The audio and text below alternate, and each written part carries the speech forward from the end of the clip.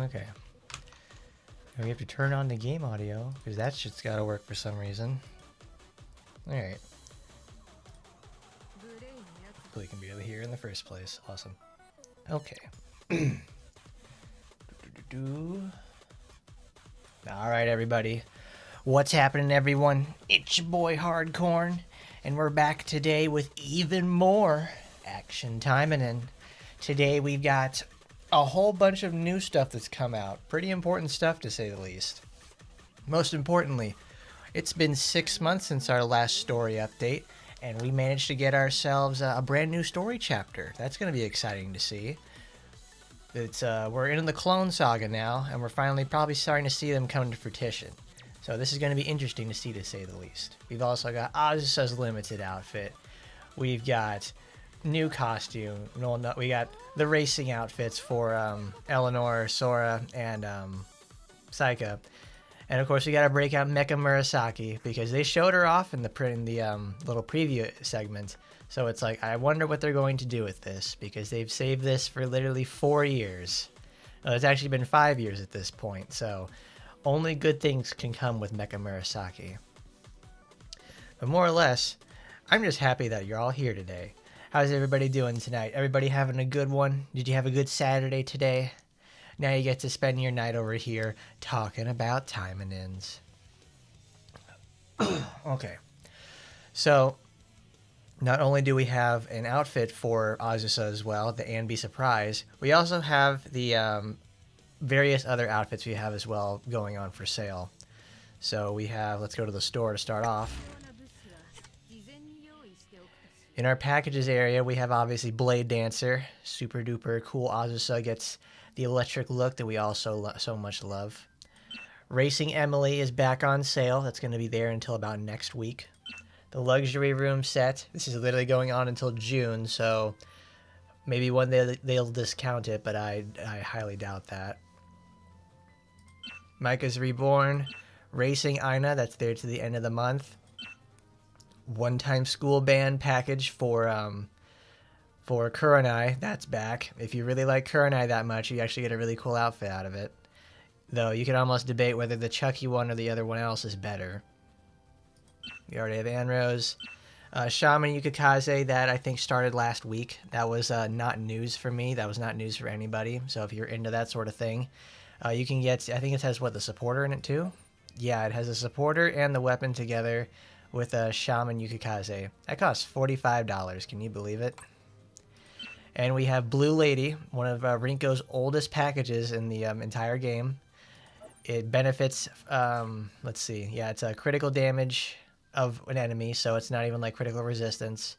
And 1 debuff removal, I think it's 2 at max, and a chance of 10% when attacked. So not the best supporter. Did not change her in any sort of way. It's still outclassed by good old Shosu. Because Innocencia Bloom modifies, what is it? It's the one where it's her full green skill where she shoots bullets at enemies, and it's not that great. It's like fires 2 Rose Kutan bullets when dodging that deal 30% of the damage, max of 60, and decreases the remaining cooldown time of a skill by 30% and reactivates every 10 seconds. And of course, you pay for an active, it increases damage dealt. Not good. It's not good then, and it's certainly not good now. But it's a really good look for her. It's her idol outfit. Well, she already has an idol outfit. This is just fancy general dress. The only really one that I'd say like go pick up would probably be Micah's Reborn because it's $17 for Deep Impact, Demonite, Gems if you have that, and the Gacha Coin Box, which is effectively it's free 10 rolls for whatever you wanted. It's certainly worth the money, though I wouldn't say that this version is either, because it's you get that, but you also get like a whole bunch of gems as well if you've managed to pick up all these. Well, you don't even need to get the costume as well. You can just get the gems. But you actually get access to this supporter, which is very hard to get by because it's limited Micah, and it's not that great. It was not good then, and it's not that great now because it even gets outclassed by its limited supporter. But either way, we've got to take a look at Miss Azusa in the first place.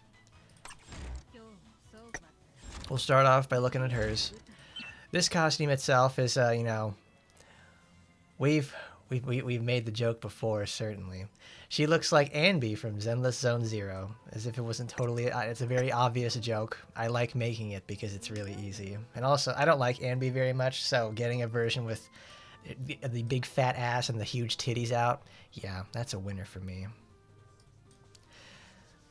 Thanks, Kimura. You brought me into the next great subject we're going to be getting into after Azusa stuff. Yes, the time has come, and it has been confirmed. Mirabelle herself is finally going to be getting in the game. She's going to be our next playable. Super hot black lady is going to be getting in the game with her massive muscles and gigantic tits. She's going to be a protect machine. So it's like every single thing is happening all at once in the game. It's fantastic. I can hardly believe it myself. I just hope she doesn't play like crap, because I don't think she's going to be exactly like the kind of character who shakes up the meta, but is going to be fun to play in general. Or until she gets something that's like weird tech we'd end up discovering, and then she turns out to be the best character in the game. Let's see. But for Blade Dancer, you can change your hair, you can take off the giggles, you can change your colors too, you can take off the jacket. It's really great. She can't open her eyes, but you can surely see what's going on back there. Look at that. She's huge. She's got it going on in the back, in the front. It's like, how can you say no? There's not really much going on here with like the dress itself. It's very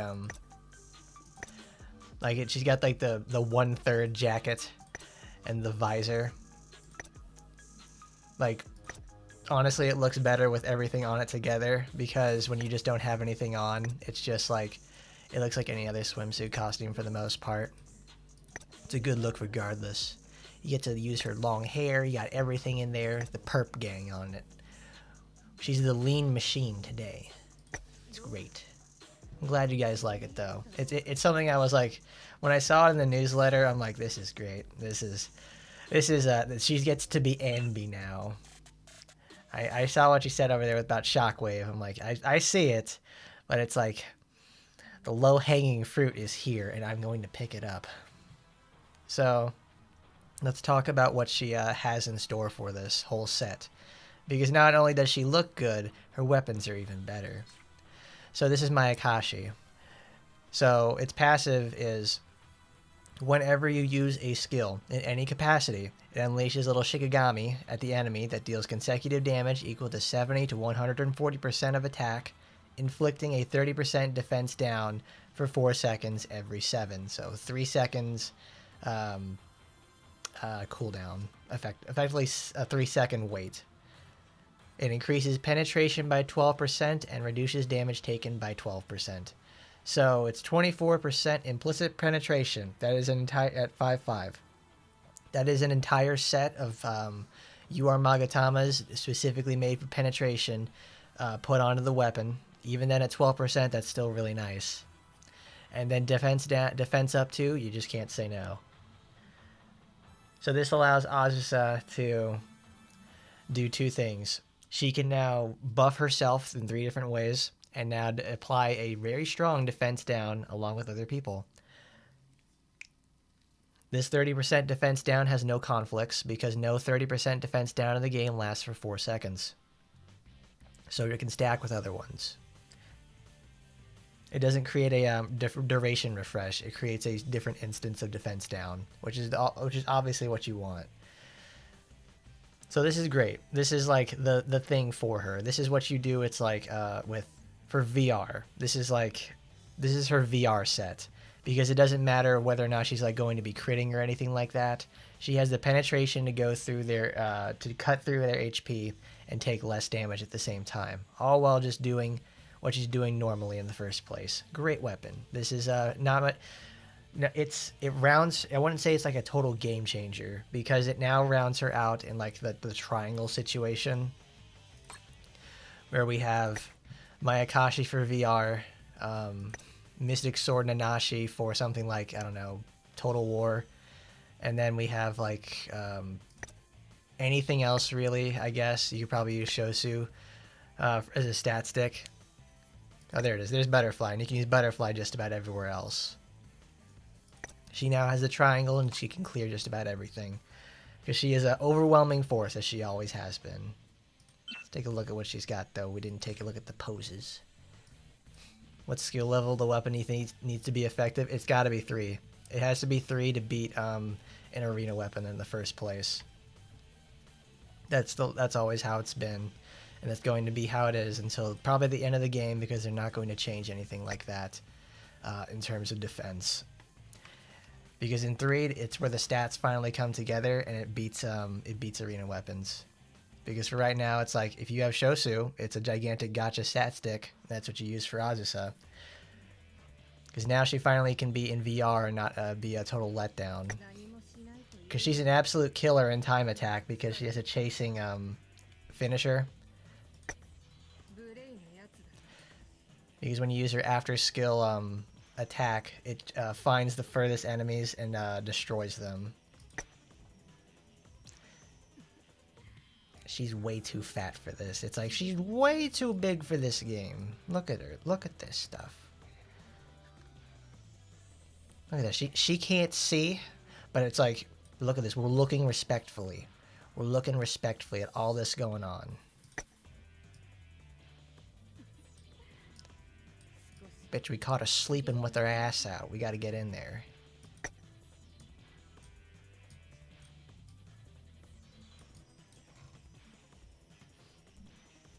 Look at that. She's even got like she's even got Astaroth's like platform shoes. As if she wasn't tall enough.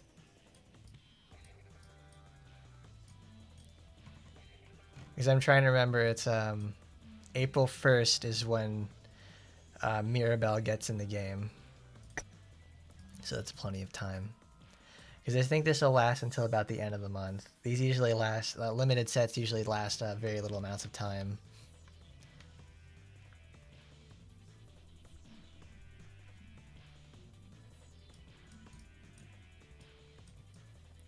And look at that. It's one of the high leg stuff over there. Really accentuates the grip that thing has got going on over there.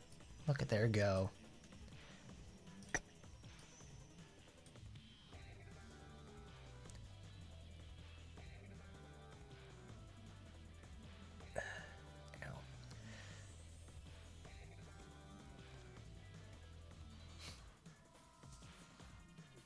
I mean, 3 is where it starts being actually effective for the most part, so that's the goal of the weight, pretty much.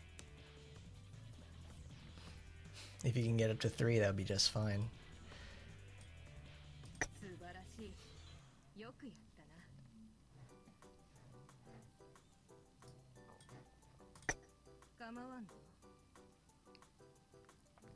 I always really appreciate what they did with Azusa.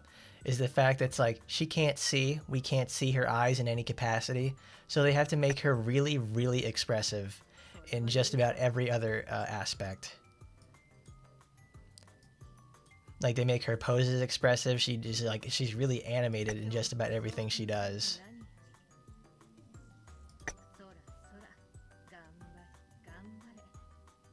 And we need to turn up the voices. We actually have to turn those up because it's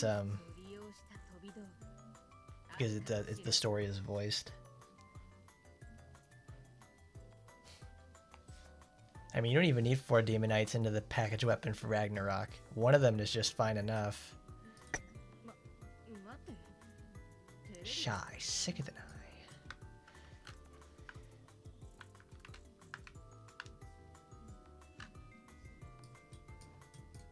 Look at that. Her ass is too big.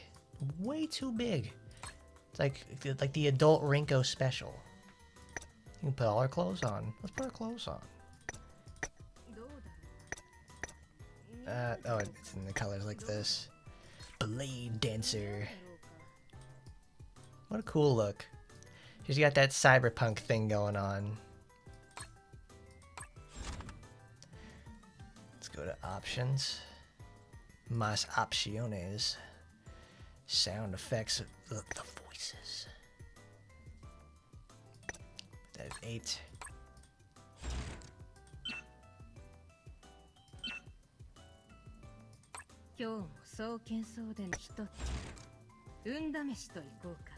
That's to the 31st. Oh yeah. I don't even know how she uses in VR, because you typically don't use Azusa in VR because she's very reliant on critting all the time. And as of late, she doesn't really do this for the most part.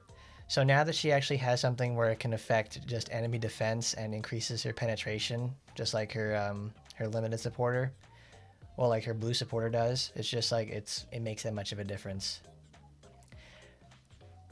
I don't even think, are they going to release a swimsuit Azusa in the first place? It's like, I don't know. It's like you're kind of like, they're putting themselves at a standstill because it's such a good idea. It's such a good looking costume. It makes you go, wow, wow, woo, wow. Her VR goggles. She's got like a cochlear implant. They stream the data to the inside of her eyes. She's got like eye augments like in a Limbus company. But also, we have this supporter. This is Punisher Yukikaze, not Punisher Yukikaze. It's yeah, it is Punisher. This is a very special supporter. Hold on, it's like she has AR VR goggles, but she has no working eyes. That's right. That's right. Her eyes don't work. With that VR goggles, sure do a good job. Who knows? Maybe that's explained in the supporter, which we probably have to go get because we can't read about it yet. Let's see. But Punisher Yukikaze, this is a very important supporter in Action Taimanin history because of this effect. So it strikes a single enemy and with a bolt of retribution that deals 666 to 1377 damage.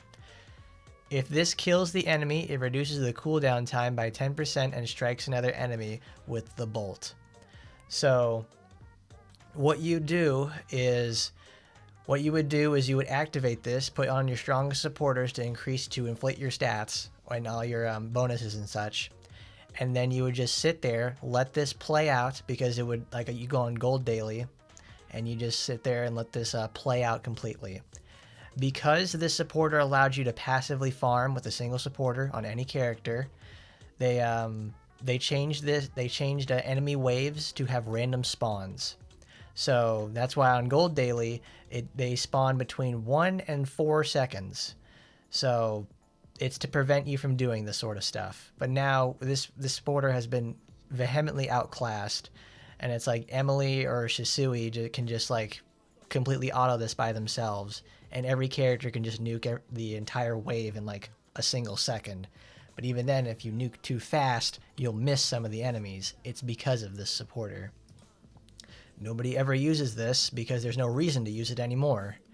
And all it's useful for is for the what is it? It's a supporter formation effect. And you only need like the single copy for it. I'm surprised it took so long for this to get reran again. But I guess it's it's important to have it because it's in the story. We're going to be seeing this today. We're not rolling on this. It's not worth it. I mean, whoopee, candy. You guys got candy? I have candy. We're going to get on this. Look how cool that is. Super swaggin' Azusa. What do we have? We have 85. We'll need some for Mirabelle when she comes out. Though it wouldn't surprise me if I'll just find some way to pick stuff up. Let's go gambling. Okay, cool. Yeah, dude, the supporter set's mediocre for it, too. You just get it for, like, the collection. That's it. Ooh, Maboroshi. Oh, dude, Higurashi reference. Cattle Scarred. Tusk of Treason. Fucking yeah, that's it, baby. Thank you, Azusa. Fantastic. I don't have to use Desire on the supporter.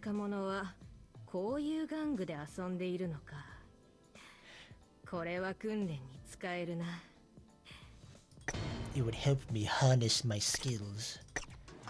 500, let's see what we do with this. Okay, looking good.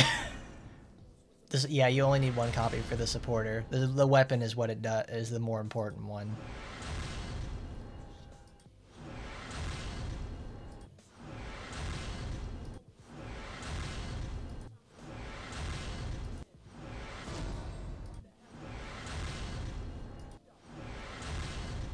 Shadow Side. Another one. Another one. Oh, you gotta love it. One more time, everybody. Let's go gambling. One more time. Okay. Fantastic. Well, the supporter is really nice because it's red Kaoru, because now you can put it in like every set that you have for red, and you just get a massive critical boost. But you have to have it it's in the character. It's in this. You have to go to the whatchamacallit, in the main slot for it, from what I remember. Yeah, it has to be main slot. And it's not as good as Kaoru, because Kaoru is a 2-part nuke and is modified, and has critical damage modifier attached to it. So it's like, this is good for single target. It's good, but it's like, Kaoru just has that one step up where she can be in like any slot and she can do just fine. Because the passive effects for this are like, when doing a critical attack, increase penetration by 7%. Upon attacking an enemy, reduce critical resistance by 10 for 5 seconds. So it's nice for like, well, this is the only thing we've had so far that is very easy to apply critical resistance to, because critical resistance is always so hard to come by. They're almost always unlimited gear, and even then it's not worth like stacking for it in any ways. Like, I want the weapon because it makes that much of a difference on her.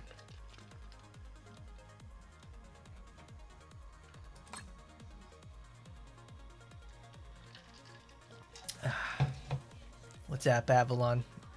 We managed to pull 2 limited Azusa supporters and 30 pulls, so I'm happy about that. Let's see if we can get like 500 gems and go for another one, because it certainly is worth hitting the pity for this. And so it's like you can just go spark yourself a Mayakashi, because Mayakashi will make the difference. Let's see. We have more event stuff. We have the racing event. I haven't finished that at all. We did Micah's stuff. Okay, now it's time to do it.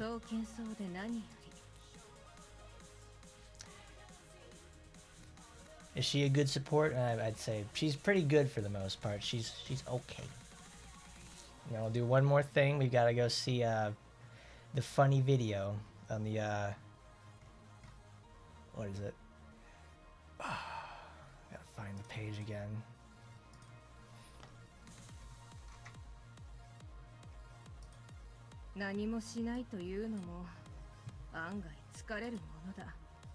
Isn't there a thing where it's like Azusa's VA and something else actually share, like within something else in the game? I'm not quite sure. No, we're gonna get to the chapter later because we need to see the new Mirville video, not the one that came out like they're probably gonna have something next week for her too. Because what is today, the 22nd or something? Yeah, so 2 weeks. I can't find her. Oh God. Okay, no, I can't put that on there. I gotta be careful. You wouldn't believe how hard it is to find pictures of Mirabelle that aren't her getting totally railed or just being naked. People don't draw art of her that's just like nice, I guess. Or she's not totally just getting reamed at like massive back shot professional. Let's check this out though. Is that muted?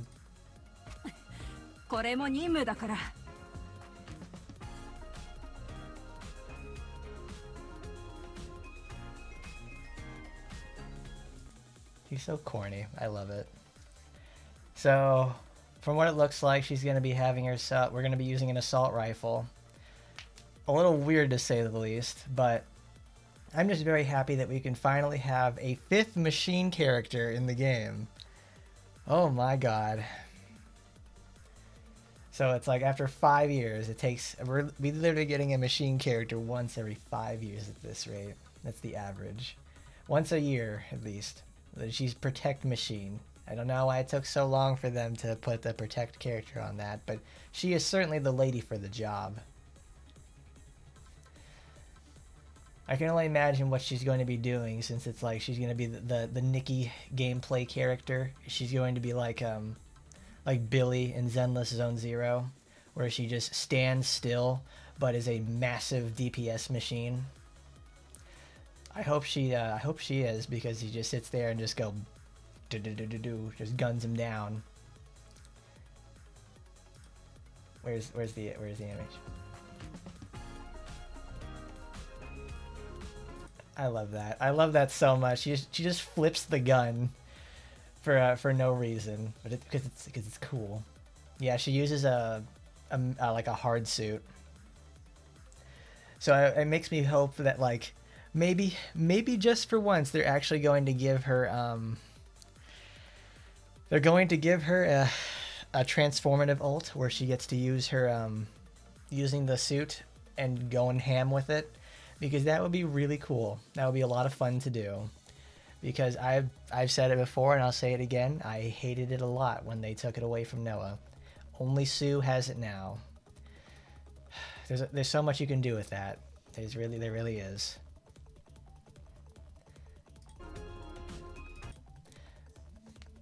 What is she like? I know they're copying some sort of weapon. It's some sort of bullpup design. Is it like in some sort of L86 or whatever? It's like she's supposed to be from like the UFS or something, but it's like she's got her own FAMAS or whatever. Fantastic. Alright, let's go back to the game because I can't open that one up again. I'm just happy we finally got Mirabelle in here. What a good girl. She knows what the hell she's doing. That was a good week, like 2 weeks ago when we pulled all that stuff for Mirabelle. It's custom, of course. They gotta have something for her squad. What is it, the Battle Cats or something? Not Arena, we're not there yet. But it's time. It's story time, everybody. Look at that. Punisher Awakens. Oh, man. We're gonna have Frank Castle here. Oh, wow, this is great. I can't wait to see the Punisher. Alright, let's put it on for Azusa. Let's use the supporter. She needs something else. Not skill damage. I want damage all. There we go. Let's level her up.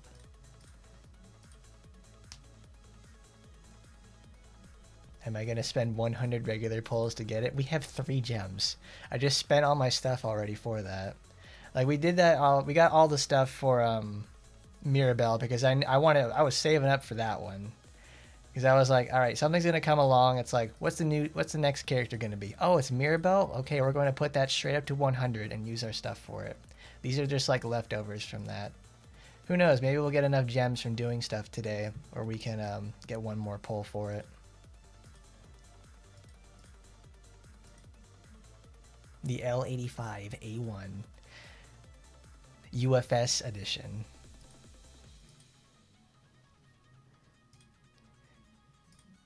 There she goes. She's got the funny weapon. She does 71,000 character power because it's also on easy.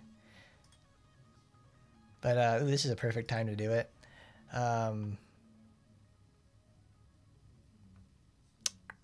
It's unlimited supporters. It's all the way down here.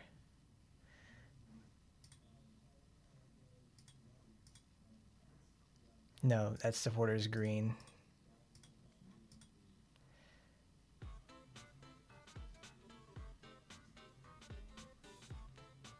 It doesn't support it. Oh, it's sorted by effects. I don't even remember what the one for Yukikaze's is. Is it May when we get Ragnarok Limited? It's supposed to be, but it could be anybody. just perfect. She was a very early supporter. It's like there's Punisher, there's Surge Yukikaze. That actually, there it is. Increased damage dealt with ranged attacks by 10%. It doesn't give that good of stats, and it's used, I think, for this one supporter. That's it. You get it for that, and you get insanely disappointed. It's not worth it. Not at all. Well, I also don't like Yukikaze in the first place, so that's more of like a personal thing for me. I'm pretty sure that's like the only one. Yeah. All right. Library Girls is consistently the best one because it's just damage all, and they're all like. But the thing is, it's also one of the hardest to get because it's Mary, one other girl, and Shisui. Shisui takes like 1,000 rolls to get, and Mary has only been re-ran once. And the other girl, I think, is an SR. But it's story time, everybody. Are you ready? The Taimanin who attacked the UFS congressmen, including those who are pro-Nomad. Fuma, who had suspected it was a clone, went to the Chinese Union with a small team and visited a lab with the help of Su. And Su's former colleague, Lan Xiang, who was hired as a guard on the surface but was actually a commander of the lab, suggested that the clone was probably made by the UFS task force. Oh no, you suffer like G did. Based on that lead, Fuma set out to investigate further. Oh my god, it's Mash Taimanin! I need to unmute the game.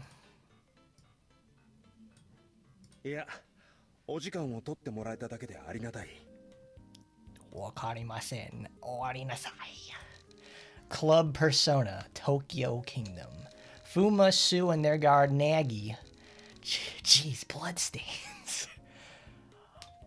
Oh my god. Who was waiting in a reception room greeted Mass Taimanin, who arrived late.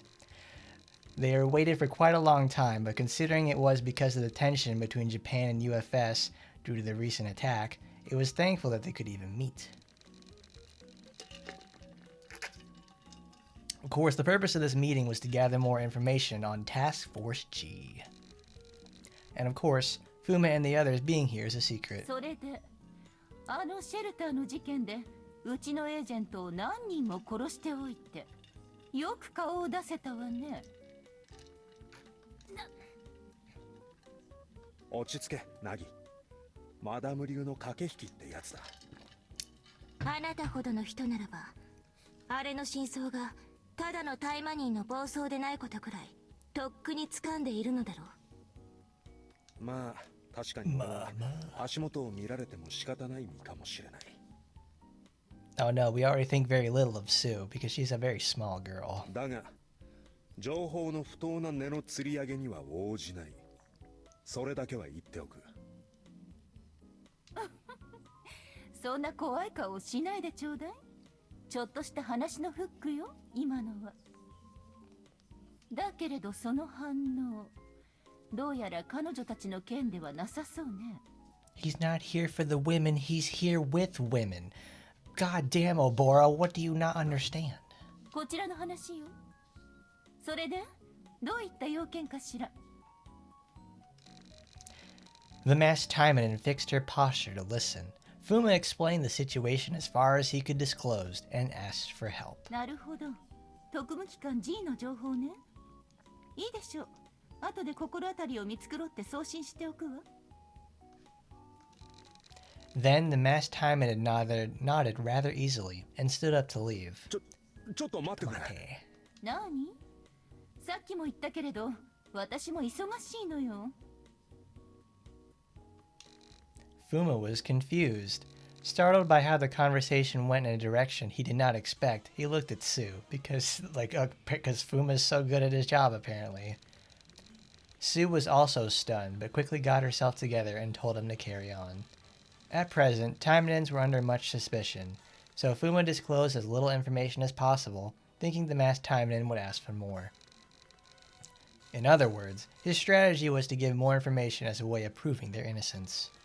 But at this rate, there's a possibility of them exchanging minimal information. どうしてそこまで信用しているんだ俺の He couldn't just reveal his plan, so he asked instead to try to stick to the plan as much as possible. さすがにその質問はお粗末ね。 Yeah, you tell him, Oboro. やれやれ、戦略式はともかく、政治や策謀はもう少しお勉強が必要みたい。 The masked Taimanin chuckles as if she heard a funny joke. Only then Fuma realized that she was acting from the very beginning. Oh, he got played like a fiddle. Fuma thought she said, "How bold of you to show up," because the DSO was still suspicious of them. But even that was a trap, hidden beneath another trap to confuse し him. かしだとすれば DSO は本当は最初から俺たちに疑念は一切抱いていなかったということか。また考えが顔に出ているわよ。 Oh, she can read minds too? Man, she's great. 疑念を抱かないのは当然よ。アサギはそういったやり方を最も嫌悪しているのは昔から知っているから。それにあなたの隊に協力して当日も現場に居合わせたアスカ。あの子は一切あなたのことを疑っていなかったわ。私と違って何の情報も持っていないうちからね。あの子の人を見る目は結構買っているのよ。 Wow, 私は that's like the first time she's actually expressed her trust towards Asuka in the first place. いや証拠もなくそういう人だからで納得しちゃうのか。どうもこれは本当の理由がまだ裏 That にあ can't る be よ。 true. She's gotta be hiding something. 主様、少し強引な手段で真意を問いただします Nagi, don't do that. No. そんなことはしなくていい。俺が未熟なだけだ。それにこの人はそんな手段が通じる相手でもないしな。 Dude, Dano, everybody would love Masked Taimanin as a playable character. If anything, since she's now like involved in the story in some way, I imagine they'd probably get her as like an anniversary character. It just makes too much sense. あらあら、ちょっとからかいが過ぎたかしら。疑心暗鬼にしたいわけじゃなかったんだけれど、まあいいわ。どうせ後で全ては明かされるわ。その時までにいろいろと考えて糧にしてちょうだい。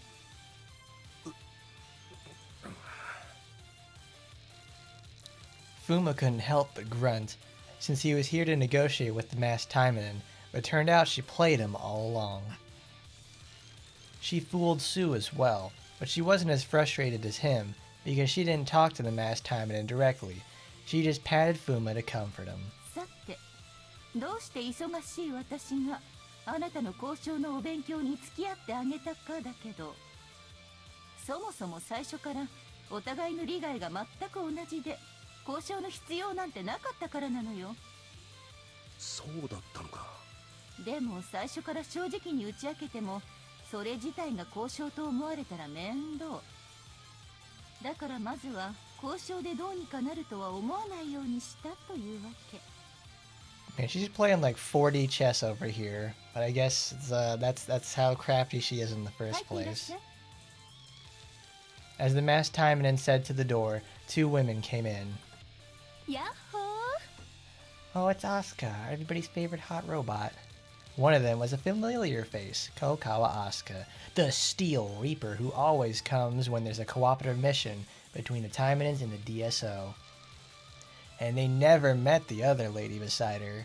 結論から言うわね。本日付でこの二人をあなたの部隊へとサポーター隊員として派遣するわ。ところで彼女は Who is she? Oh, let's find out. Camilla. Oh my goodness. Who is...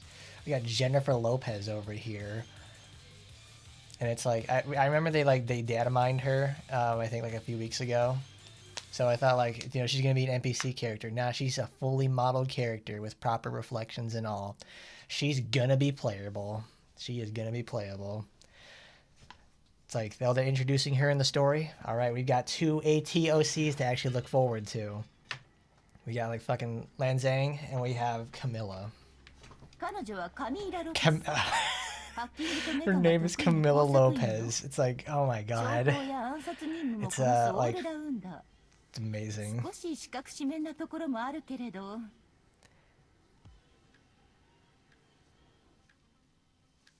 Espionage and assassination. She's a 5-tool player. Oh man, although she's by the books and can be inflexible sometimes. Look at this. She's a loose cannon who doesn't play by the law. Oh, she's the perfect woman, everybody. There we go. Brown women. Brown women. It's the year of brown ladies. Last year was about all kinds of demons. This year it's going to be about brown ladies. We're starting off not very strong because our first one was the white lady demon. Now we got like brown lady for this one. そうか。カミーラ、よろしく頼む。 Are you a voiced character? 命令だから随伴するだけだ。慣れ合いは不要。Good choice. Good choice. 私が提供するのは完璧な任務遂行。あなたに求めるのは完璧な計画立案、完璧な指揮。それだけだ。As Fuma put out his hand, Camilla turned her head away dismissively. ああ、そうか。よろしく。 Oh, dude, sassy Latinas? Fuck yeah, this is the fucking great direction for the game. Awesome. この無礼な女を。Monagi, don't get jealous. 話がややこしくなるから少しおとなしくしていてくれ。 What a great day. ごめんね。この人ちょっと極端なのよ。まあ、実力さえ示せば話はできるから心配しなくてもそのうち慣れるわ。相変わらず生意気なガキだ。まあ、こんな風に良くも悪くも能力と結果が全てって感じ。でも気をつけてね。実力を示さない相手にはすごいから。わかった。 Upon hearing Asuka's words, Fuma retracted his hand. Sue, who put out her hand to shake as the assistant captain, also retracted her この hand. 2人にはこの前から特務機関 G 絡みの調査をさせていてね。だけれど2人組では限度もあってどこかと組めないかと思っていたところなの。 Is he really overhyped and kind of forgettable? Well, he also has like 8 or 9 years of history with RPGX and Taba, which is where he has most of his interactions we're familiar with. This over here is just like he's the player insert, but he also has like minimal interaction with what's going on. Because it's like Mast over here, Mast and like the other members over here have just like talked straight through. He is here for talking, but it's like just to move the plot along. They effectively can act without him. なるほど。情報が欲しい俺たちと人手が欲しいそちらと確かに完全な利害一致だ。こちらとしてはもう一人くらい回してほしいものだがな。 Oh, dude, Ina, yeah. アイナだとかいう女がいなかったか。あら、あの子はただの傭兵よ。うちの所属じゃないから勝手に動かせないわ。よく言うよ。あの手この手で実質専属みたいに扱ってるくせに。まあ、要はこっちには明かせない要件で動かしてるってところか。とにかく、さっきも言ったように、うちも大忙しで人手不足なのよ。本当だったら G の件もアスカ一人でさせるつもりだったんだけど。任務遂行の安定性を考えれば単独での出航はありえない。誤射勢力はあくまで協力関係、仲間ではないのだからな。私のこと心配してくれたんだよね。まさか誰が好き好んでわがまま娘のおもりなど。万が一の時に口を塞がれて被害と責任を一方的に背負わされては困るからだ。理由はともかく、任務には忠実でそつがなく優秀なのは確かよ。電子関係の解錠やハッキング、機械設備への知識もかなりのものよ。つまり技のカミイラ、力のおっと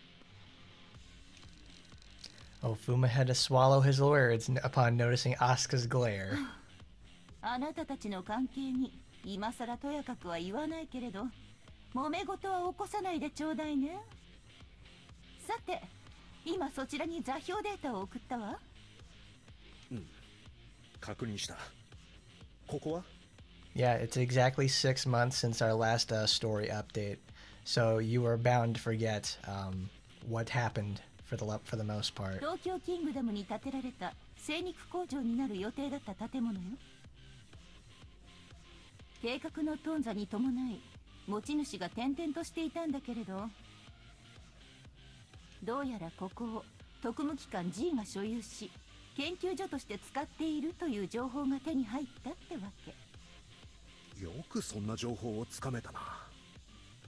少し前にそこがセキュリティ問題を起こした騒動があって、その時にね。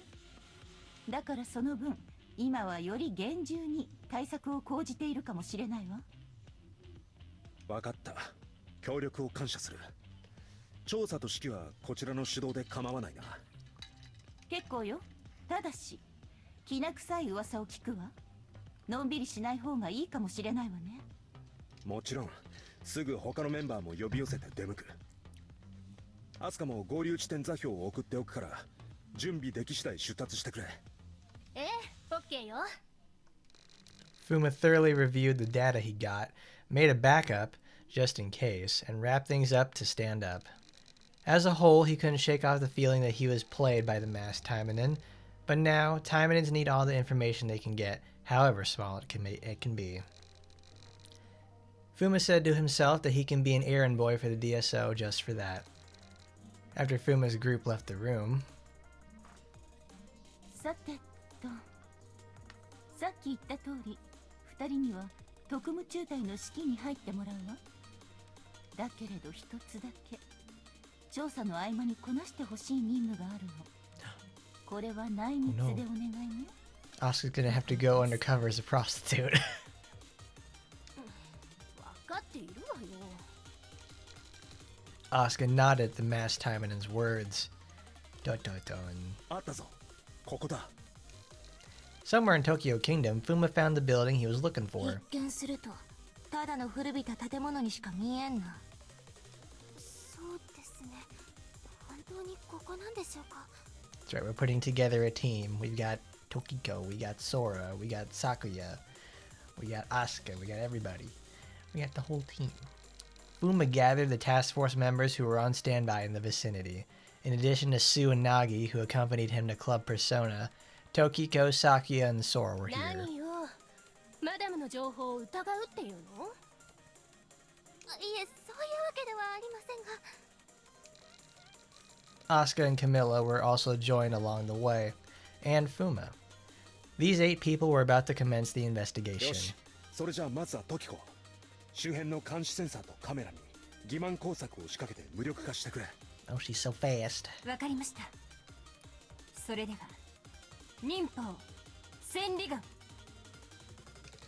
Tokiko activated her ninja art. Her clairvoyance not only expands her vision, but allows her to manipulate networks, domain expansion, dick sucking. But Tokiko trembled in hesitation, deactivated her ninja art, and looked at Fuma どう confused. した何かトラブルかいえ、それが妙なんです。施設の少なくとも外周に設置されている全ての監視カメラとセンサーがすでに無力化されています。なんだって。やはり廃墟だったのでは。いいえ、この断線は物理的なもので、おそらくは数時間以内に行われたものです。それまでは作動していたと思われます。嫌な予感がするな。急いで中へ入ろう。念のためスーとナギは出入り口周辺に残り、退却時の安全確保を They're leaving Sue and Nagi, the powerhouse hitters, behind. Oh, that's not a good idea. The rest of the group moved from cover to cover and entered the building. なんだこの状況は。Fuma was shocked to see the catastrophe inside. The inside, unlike what it seemed from outside, was lit brightly. It looked old, but it surely was not abandoned. Clearly the worn-down look was a disguise. Oh, man. No, clairvoyance, it lets her see into, like, clairvoyance lets her, like, extend her vision into other objects and see through them. So it can connect to cameras as well. I think this is in, like, her character diary. When you, like, open like the character page, you can read about that there too. Everything here was destroyed. Debris everywhere. まさか別の部隊や組織から襲撃を受けてる？いや、おそらくはそうじゃないだろう。少しは分かっているようだな。それはどうも。もしこれが襲撃なら、あちこちに怪我人や死体、そうでなくとも血痕など人同士が争った跡が残るはずだろう。しかし、これほどの瓦礫の中でそれらの痕跡は一切ない。でもじゃあこの施設の中の警備員とかはどうしているの？ Is this like the first time Sakia has spoken in like 3 years? たった一つだけ筋の通る予測がある。だがそれが真実だったなら、今は説明している場合じゃない。急い。And with that, Fuma changed the mission from a careful infiltration mission to a fast-paced entry. Fuma and the others kept marching further inside the building freely. The further they went in, the louder the sound of destruction became, which helped them move towards it. あれは。At last, they arrived at a large research wing and found cyborg soldiers and drones destroying なんだ貴 everything. 様たちは。まさかタイマニンども。早すぎる。破壊を急げ。A から C 班は私に続け。何なんですかあの人たちは。私たちにも向かってきながら施設の破壊も続けています。やはりそういうことか。ああ、あれは米連でも最新鋭のまだ特殊作戦部隊などでしか使われていない装備やドローン、そしてアンドロイド技術だ。つまり特務機関 G 所属の兵士たちの可能性が高いというわけね。つまりどういうことですか？戦いながら説明する。まずは向かってくる相手の迎撃を頼む。 Asuka and Camilla seemed to have figured out something. Sora and Sakia were still confused. But the enemies didn't wait for them, so the battle began. Imagine being contracted by a studio to read a single sentence. Yeah, that's accurate. こいつらは一体。 Look at that, she's gonna have, these are like the first lines she's had in years. おそらくこの研究所の警備兵や警備ドローンなんだろう。普段はな。じゃあ自分たちの施設を壊しているってことですか？そうだ。じゃあ問題だ。普通なら守るべき研究資料を全て破壊し破棄するのはどういう時だ？情報流出の恐れがあり、それを防ぐことが困難な場合ですか？情報そのものを消してしまえば奪われることはありませんから。ああ、そうか。 Oh no, a data compromisation. じゃあこいつらが破壊し Looks てい like る they're のは destroying 守るため their ってことで background. すね。でもそれにしてはあまりに乱暴じゃないですか。よほど切羽詰まってない限り。 Unless they're in a hurry. 確かに妙だ。元から予定していた撤退ならば破壊なんて手段を取らないだろう。そういえばトキコがセンサー類が俺が仮面のタイマニンから情報の提供をもしその時ちょうど俺たちの襲撃をしたがどうやって。 Oh no, she's leaked the information. They're destroying everything. She's a double agent. I cannot believe what this has happened. それどころじゃない。そら、昨夜はサイボーグ兵の相手を。トキコとカミーラはドローンの対処を頼む。私はアスカには頼みたいことがある。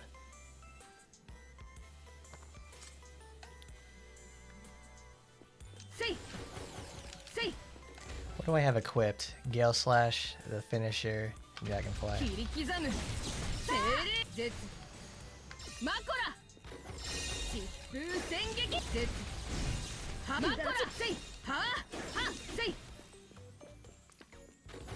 せい切り刻む精霊絶マコラ Oh, dude, new enemies. Nice. We got fucking the guy from Short Circuit. 戦撃せいせいまだやれせいせい切り刻む精霊絶マコラせいせいせい風戦撃絶切り刻む精霊絶マコラせい They have really long death animations and are super loud. My favorite. せい切り刻む精霊乱舞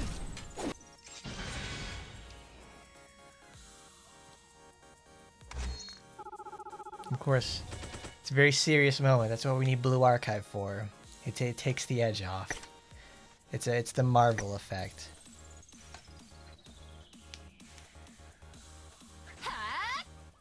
Hat.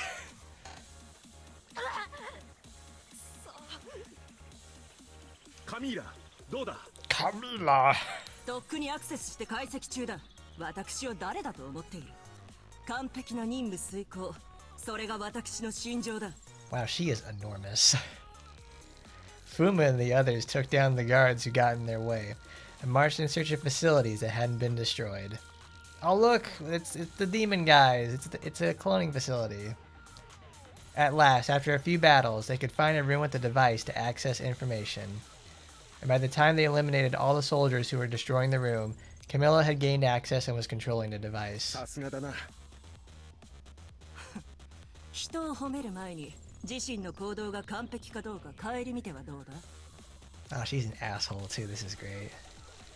Fuma once again realized how she was entitled to show off. Camilla casually reacted to the compliment and pointed things out.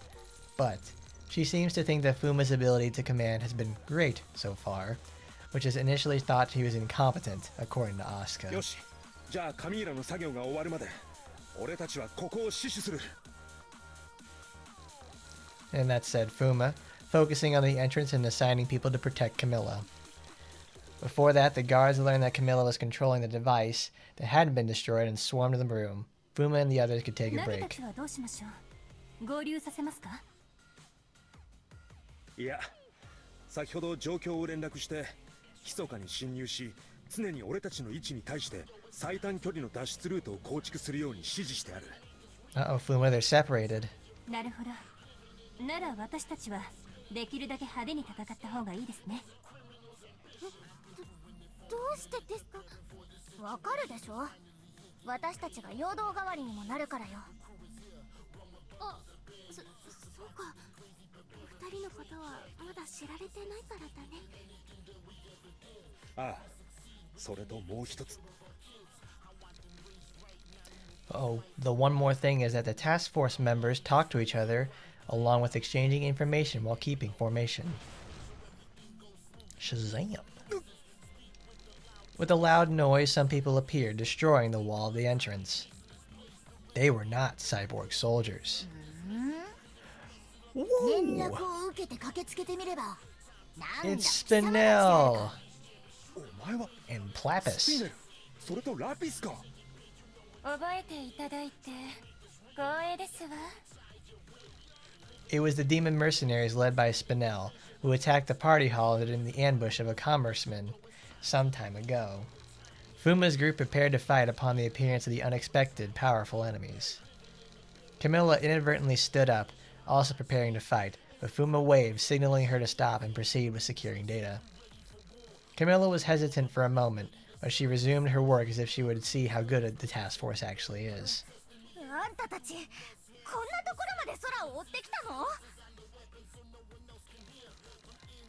Sakuya, who knows how persistent they are, shouted in shock, but Spinel shook her head, smiling. そうだと言いたいところだが、今日のところは見逃してやる。今はもう一つ大事な用があるのでな。その言い方、やはりあなやめろそら言うなああのクローンを作った組織とつながっていたのですね。 Fuma tried to shut her mouth, flustered, but it was too late. The reason that Fuma tried to stop her was because it was the same as telling them that they came to a conclusion that the attackers are the clones, which Task Force G are involved in, and are attacking this place. おお、よくぞ調べたものだ。その通り。スピネルいけません。この研究所こそクローン作成の根幹施設。そして我々はそこのデータの流出を止めるようにと派遣されたのだ。 Meanwhile, Lapis, too, tried to stop Spinel, but it was too late. It was almost acknowledging that this lab is involved in manufacturing clones that attacked them, and the mercenaries were hired to protect it. No, that's exactly how it is. Fuma and Lapis sighed at the same time, and they both looked up to the sky, face-palming. When they turned, they coincidentally looked at each other and felt a very strange bond. But that feeling soon faded away by the killing intent Lapis dispersed. まあいいでしょう。知られたならば、知ってしまったものをすべて消せばいいわけ They're で just す。 playing around. See, there you go. That said Lapis. Then she attacked Fuma and the others with her subordinates. 迎撃いや Fuma tried to give an order, but stopped upon seeing that Lapis and her subordinates didn't move. なるほど。やはりあなたは他のタイマニンたちと違って少しは頭が働くようですわね。ですが、今回は私たちも遠慮なく戦える。 You won't be as lucky as before, you little bastard. That send from Lapis, of course. 陰陽年流喜一あずさ What is this, the space colony arc? What is going on? さて狙うべきはと。お前たち、もう待機はいいぞ。あの端末をいじっている女を襲え。やはりラピスは陽動だが二手に分かれれば甘いですわよ。そして私はせいやなんて破壊力だまずいあれじゃせっかく生きている端末に You 繋が can ってい you る can tell they had a lot of fun designing Azusa and everything like that. Like it's very much an Awoi Nagisa character, but it's like that it's the time where it's like I need to draw a really ornate set of armor, but also it's like now she gets streetwear too. 果たしてすべて防ぐことができますか？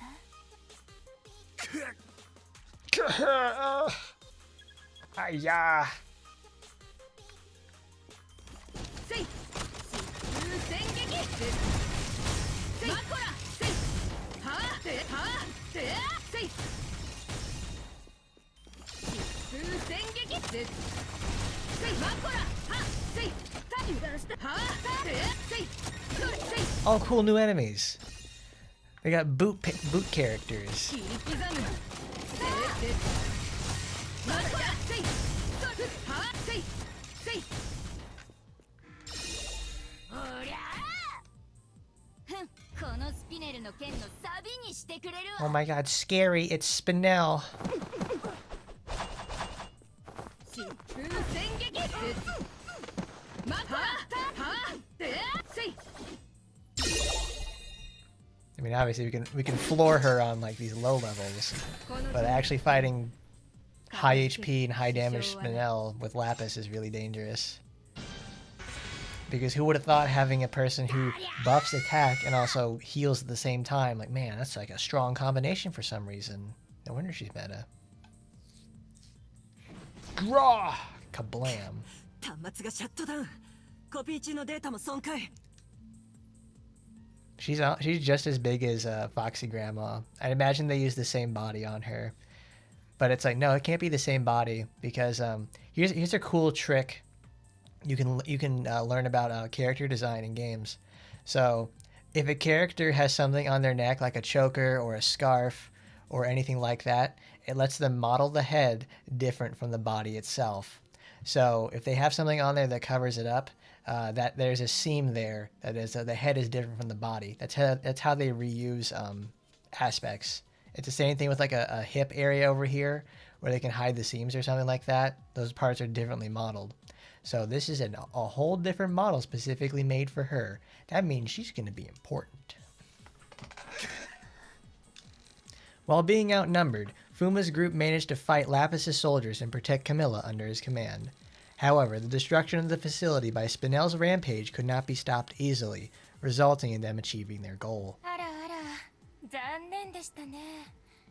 これであとはもう、この施設の警備兵たちがデータを破壊し終えるまで、あなたたちをここに釘付けにすればいいだけ。やれやれ、風魔小太郎。どうやら完璧な指揮には程遠い実力のようだな。あら辛辣、お仲間にもこう言われていますよ。落第指揮官様。どうやらあなたも完璧には程遠いようだ。なんですって。What? 先ほどの言葉、2つの間違いがある。我々はただの協力関係、 What 仲 was 間ではない。 that? そしてもう一つは、完璧には程遠いだけで、少なくとも9大点は拾えている。落第ではないということだ。あなたとは違ってな。どういう意味かしら。 What's that supposed to mean, slut? それはね、何？ At that moment, a gust of wind, no, a shadow stormed in the room with a flying kick at Lapis. フーマ、はいこれ、お目当てのデータよ。It was Asuka who sneaked into the very inside of the room with her wind art and got the data in hand. Yes, she was Fuma's ace, a diversion which even used Camilla as bait. お得意の二重三重の手はお前たちの1000倍特許じゃないってことさ。 At Fuma's words, Lapis, who thought she was completely saw through Fuma's plan, frowned in hatred. Look at that. Look at Spinel. She's just like, she's having a great time. She just wanted to destroy stuff. Like Lapis is out here being the brains of the operation, and just like, can I destroy more stuff, please? Lapis, can I destroy those clones over there, please?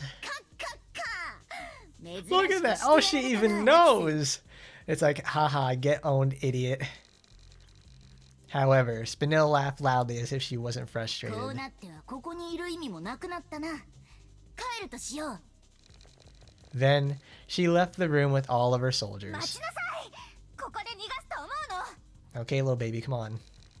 For that, Sakuya stopped them to tie the knot, knowing that Spinel will attack them again if they let her go. 待て、さすがに今は多勢に無勢だ。あいつらのことは特務中隊でもいずれ対応する。だから今はこらえてくれ。そんな。 But Sakuya can't do anything alone if Fuma stops her.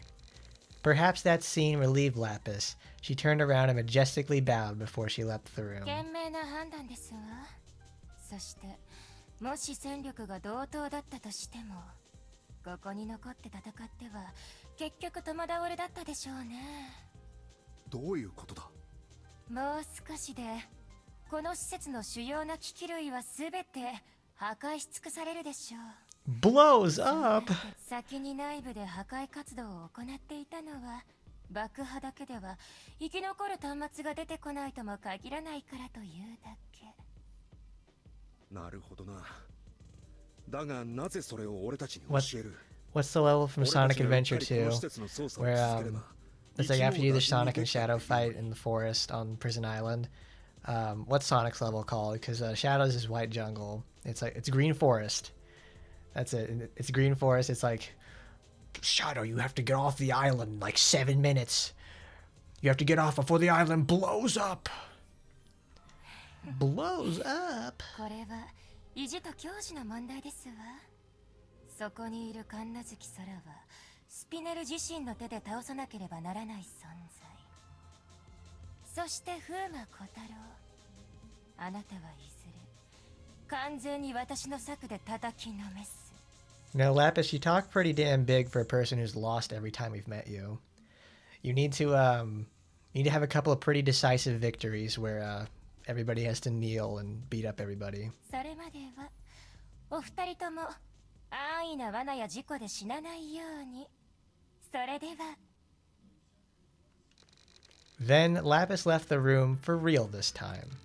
Upon being pointed out by her, Fuma and Sora inadvertently looked at each other and can only smile bitterly at each other. ただまた私のことは眼中にもない認識すらしてないふりをして Uh-oh, Sakuya's jealousy slowly increasing. And for that, only Sakuya, whose presence was forgotten, clenched hard enough to bleed. Oh man. Shazam. At that moment, the sound of an explosion and vibration came from inside the facility. どうやらのんびりしている暇はなさそうだ。スーたちに連絡を取り、直ちに脱出する。トキコ、サポートを頼む。ええ、了解。 That's probably the point is you have to forget about Sakuya, so it's like then she comes back and something happens to her. Whoa. Fuma and the others started escaping the collapsing facility. 意外に間一髪だったな。みんな無事か？ After escaping the facility, Fuma arrived at the safe point and looked around. Only smoke and flames were left where the research lab once was. 特務中隊、欠員なしだ。こっちも2人とも問題なし。 Fuma collapsed on the ground after hearing that everybody was safe. He finally could take a break and look at the data Asuka gave him. ああ、時間がなくてとにかくデータを片っ端から移してきたから全然まとまってないけど。 That's right, Asuka stole a bunch of tax receipts. She scratched her cheek because she didn't think Fuma would check it on the spot. いや、その方がありがたいよ。もちろん整理は後で御社に戻ってからするが、ざっとは目を通しておかないとな。Can you even read Fuma? しかし、見える範囲だけでもクローンのデータはないな。何？空振りだったのか？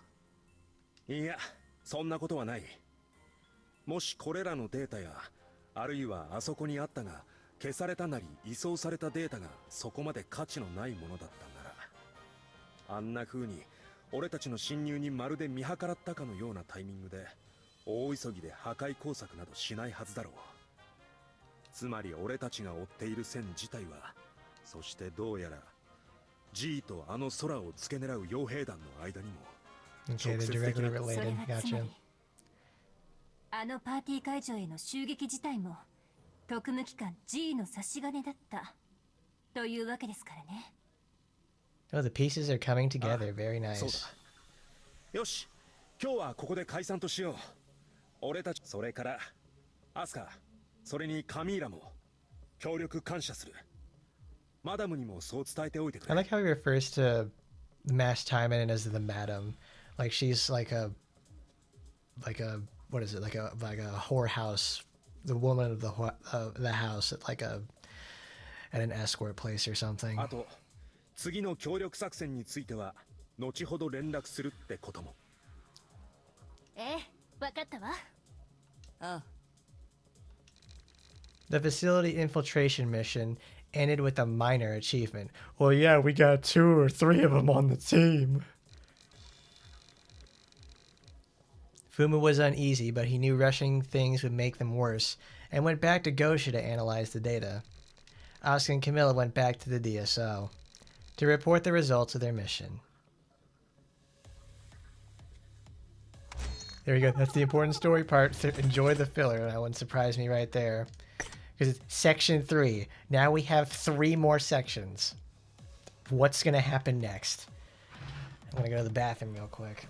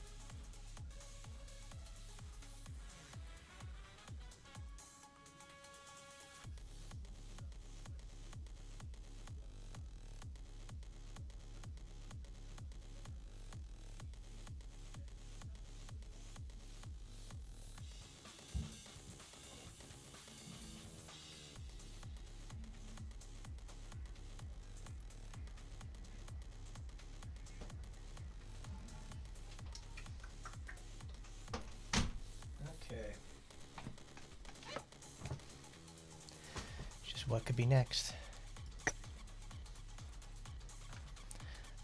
So we're finally going to see the clones that they even showed in the opening part. A little black in the past.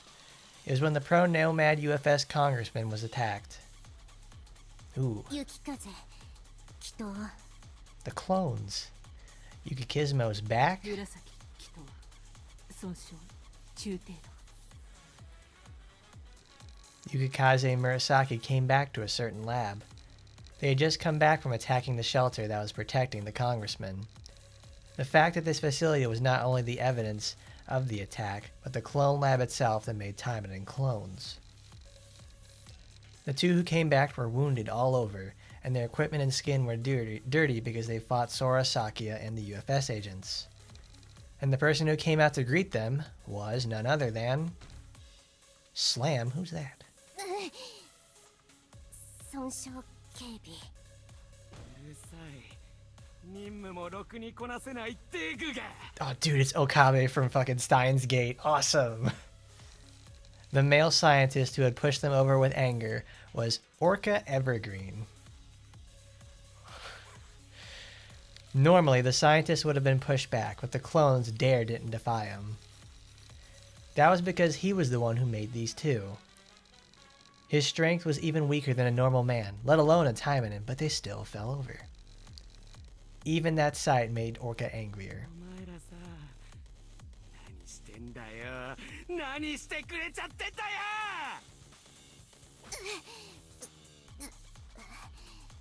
素体への蹴りは非推奨です。うるさい。お前がいなくなったところで代わりは作れるんだ。それよりなんだあの行動は。 Orca was talking about the behavior of both clones when they attacked the congressman. Said congressman had serious complaints about being... What?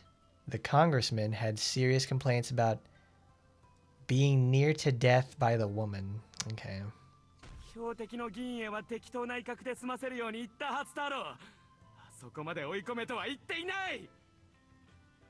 邪魔者は全て排除。うるさい。口答えをするな。あんな茶番でうっかりスポンサーを殺してみろ。お前らが明日を生きるための調整費すら入ってこなくなるんだぞ。謝罪します。申し The reason for their mistake was because of Orca's ambiguous order, make up a moderate threat, but he just took his anger out on the clones. When he was soon out of breath due to lack of exercise, he turned his back to leave. ドクター Doctor. 損傷のチェックを。カプセルへ戻ってろ。バイオ液をつけておけば治る。 He left the room, not looking back. いいぞ殺せ。めちゃくちゃに破壊しろ。やはり僕は天才だ。こんなクローンを作れるのは僕しかいない。 After a few days, Orca was killing people in the experimental room, pretending that this was a battle test. Collecting data with the demons from the demon realm, slaves, or humans the clones abducted. He was putting them in various test subjects, and enjoying the scene of them running away from the murderous clones, begging for their lives or trying to do something. Well, that was not a good usage of spawning the iPad. Most importantly, the Forsaken Man didn't know that he was enjoying this massacre, and only thought of it as a necessary sacrifice for the research. He was so arrogant to twist his own sadistic mind, and he was truly believing himself to be a genius scientist that develops technology even by sacrificing all these people nobly. What's worse is that this man's clone technology was truly genius. さて、次のクロン隊だが、こいつの識別ナンバーは確か僕の顔に泥を塗ったあの雪風型クローンだったか。後で廃棄に回しておくつもりだったが、ローテーションから外し忘れていたな。ならば、ついでにここで最後の一働きでもしてもらうとするか。He used the control panel to let out heavily armed drones or cyborg experiment subjects, rather than the poor weak subjects until now. This was also logical in Orca's mind, but he just wanted to destroy her subconsciously because of the creepy feeling he had that day, and would just decommissioning her wouldn't satisfy him. どちらが先に潰れるかな。面白い実験データが取れそうだ。Orca smiled menacingly and licked his lips. 陰陽年流喜一あずさ押してまいる。聞こえるか。 You know, I kind of wish they had like an echo effect when he's doing that. 聞こえます。よし、いいか。これから投入されるすべての戦力を殲滅せよ。それまで実験は終わらない。お前がどうなろうとだ。承知。今度こそ命令遂行します。本当に理解してるのか。まあいい。実験開始だ。せい疾風戦撃です。マコラせいさあはあせいせい疾風戦撃です。マコラ切り刻むせいぜマコラ Hmm. 疾風戦撃です。 Okay, they're doing the shuffle. まだやれせいせいせい They're doing the E102. Oh, they're doing the E101 shuffle. マコラ Mode change. Ooh, cool. New enemies. 疾風戦撃ですせいマコラ切り刻むせいぜマコラさあ Makora. Ja. この程度の任務片付けるのに支障はない Well, I mean, this is the setup for the villain. How flimsy he may be. 予測の3分の1の速さで殲滅だと。 Orca's eyes bewildered at the sight in front of him. まさかまさかこの僕が自分自身の能力を見誤っていたとはね。やはり天才。 So we're seeing Mr. Orca at his absolute worst when he's an angry, spiteful, outlandish individual. So does he have multiple sides to him, or is he just going to be like, I'm evil? どうやらこの雪風型クローンは頭が残念な分、性能としては頭一つ抜けていたようだな。 Because we're building him up, and two, we're building up the strength and so-called prowess of these clones. Because like we have the Punisher, so this is the punishing version of Yukikaze, and we're showing off that she's very strong compared to the original form that it was. Who knows? Maybe we'll actually get to play as her in the future. とはいえ、あの問題行動はお咎めなしとはいくまい。いやいや、しかしこの性能をただ目をつぶって廃棄するのも。そうか。こういうのはどうだ。この応用力。 Orca muttered to himself and pulled out some data from his tablet. He recorded a new experiment plan on it. Oh, look at that. He's got ideas in his head. Now his clone isn't actually that bad after all. Ooh, it's a cinematic. What's it gonna be? After the day clone Yukikaze showed her unbelievable skills, Orca personally adjusted her more. She had to go through that much hard adjustment or experiments and had to grow rapidly from it. But she was a clone, so she didn't disobey or question his orders. Ugh. After days passed, she suddenly thought of her partner who was scolded the same after her attack on the congressman. She had just thought of her as somebody who had just gone on the mission together, and she didn't know why she remembered her until now. 黒紫はどうしているのですか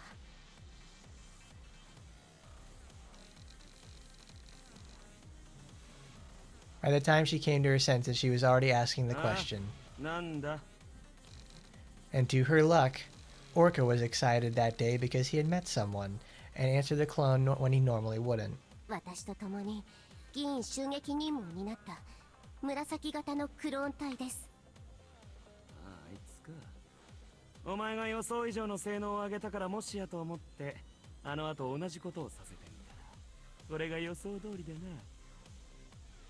お前と同じように調整し仕上げているところさ。私と同じ？ Orca didn't answer Clone Yukikaze's question this time. Maybe he thought she was saying a rhetorical question, or maybe he had no reason to continue on with the conversation. Orca just kept silent and continued on with the adjustments. And Clone Yukikaze did not ask anything more. It's time for testing. A few days have passed. Murasaki and clones were reunited in the experiment よ chamber. し揃ったな。では僕はこれから準備を行ってくるからお前らはその場で待機しておくように。了解しました。 Clone Yukikaze stood up straight and answered. On the other hand, Clone Murasaki looked anxious. 久しぶりだな。元気にしていたか？ She started a conversation, but Clone Yukikaze couldn't understand what it meant, so she just tilted her head. Answering wasn't part of Orca's orders. ああ、そうか。お前はまだなんだな。まだとは。 Although the speaker is turned off, they might get punished for small talk. Clone Yukikaze tried to advise her to stay still, but a different answer came out of her mouth. Clone Murasaki's eyes widened at her words and nodded as if she figured out something. 何の話？いつかわかる。私もそうだった。調整を受けるうちに自 Ooh, 然 they're と being mysterious. わかる時が External 来た。 information. また話そう。 Clone Murasaki stood up straight like Clone Yukikaze after saying that. Yukikaze could still prioritize the doctor's orders and didn't ask more about what Murasaki meant. 思ったより時間がかかってしまったな。おいクローンども、今からデモンストレーションを開始する。準備はできているな。 Oh, Orca's voice suddenly reached out without even explaining about the delay. Yukikaze nodded right away while Murasaki nodded slower. 陰陽年に喜一あずさ押してまいる。今からお前たちにはあるミッションを行ってもらう。それは全ての殲滅。その区域に投入される全てを無力化せよ。お前たちのような知能でもできるくらいにシンプルだろう。ドクター、無 Doctor. 力化とは？ああ、無力化とはどういう状態でしょうか？ What do you mean by neutralize? Like, I don't know. It's just like it's like they're supposed to be like clones, but if they're supposed to be like a mirror of the original people's intelligence, because like I understand he wants to make them, you know, dumb enough to where they can be controlled by him, but it's like, what do you mean by neutralize? It's like it's such a general and it's not even that vague. It's just like, come on, man. そんなこともわからないのか。やはり知性はいくら調整しても向上しなかったか。いえ、ただ以前の任務でその点に齟齬が。無力化ってのはぶっ殺せってことだ。わかったな。大賓の皆様を待たせてるんだ。もたもたするな。了解しました。雪風。私も了解し。それじゃあ始めろ。 So what could this be? せい戦撃。 I keep forgetting she doesn't have the dash attack attached to her because it's like it's so nice. You just open up with that, you get a 20% boost, and it's like you just go from there. マイコラ。はあ、せい。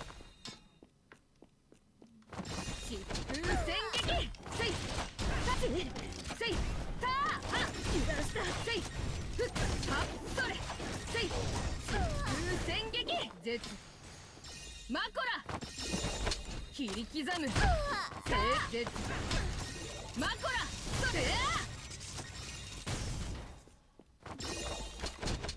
風戦撃マコラパワー The speed is really nice for butterfly weapons in the first place. 雪風なぜ The two clones eradicated the demon beasts and drones in a flash. Yeah, I know. It's like, even in these last two chapters we've seen him, he limits their awareness and learning capacity, and then gives vague instructions and limits their ability to learn in the first place. So they have a hard time understanding what he wants to do. If you're gonna make them that dumb, you need to be like comically levels of clarity on that. I don't understand. It's very, very dumb to say the least. After that, when Clone Murasaki tried to appraise her partner, she was hit by the Yukikaze's lightning attack and fighting her. 知性の面では雪風型の方がまだマシだったようだな。僕は区域内のすべてを無力化せよと言ったはずだぞ。Oh, cool. She's got like a blade thingy. This was the method that Orca thought of to decommission a clone that has good skills but cause trouble. He would show them fighting to his customers or to the UFS officials to give a good impression. At the same time, he would compare their skills and take out the one that falls behind, killing two birds with one stone. He was very proud of himself for that. さあついてこい Oh, dude, Clone Murasaki! She gets to be the boss! Sweet! 刻むマコラ戦闘不能だと Have we ever had Murasaki as a boss in the 片 past? 付けるのに支障はない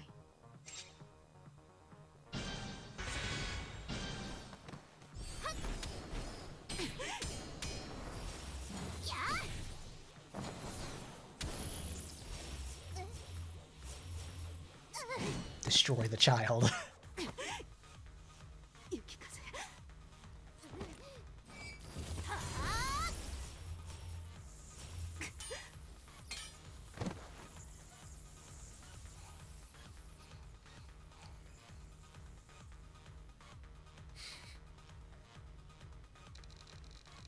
Clone Yukikaze stood back up and attacked Clone Murasaki, turning around and blew away her weapon with her arm. There was no use in moving faster than Yukikaze now.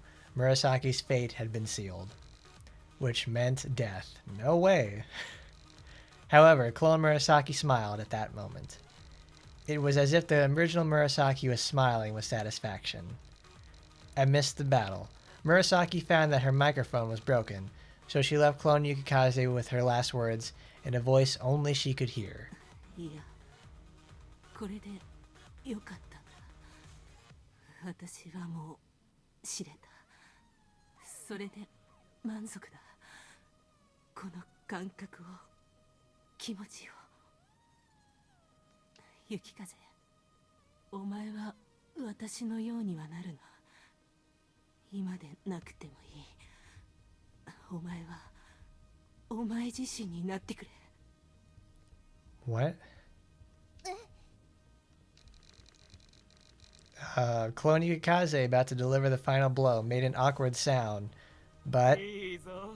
そのままとどめを刺せ。雪風型クローン。 after hearing Orca's orders, she prioritized it and sliced Clone Murasaki's carotid artery. Clone Murasaki's body fell to the ground, spewing blood. However, her limbs still moved reactively. It was because of her incomplete ability of Awakened Immortal as a clone. It would have been much more painful than a swift death. おい、まだ生きているぞ。さっさととどめを刺すんだ。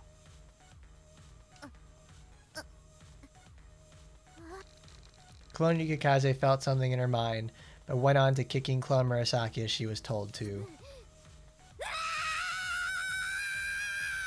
Okay. Clone Yukikaze was confused. Not only Clone Murasaki had given up the again with this. Not only Clone Murasaki had given up the chance to kill her. No, it's not only had Clone Murasaki given up the chance to kill her, but she was also smiling until the end. Yukikaze attacked the Clone Murasaki again and again until she didn't move. Clone Yukikaze could not understand the meaning of the smile and was ordered to go back to her capsule.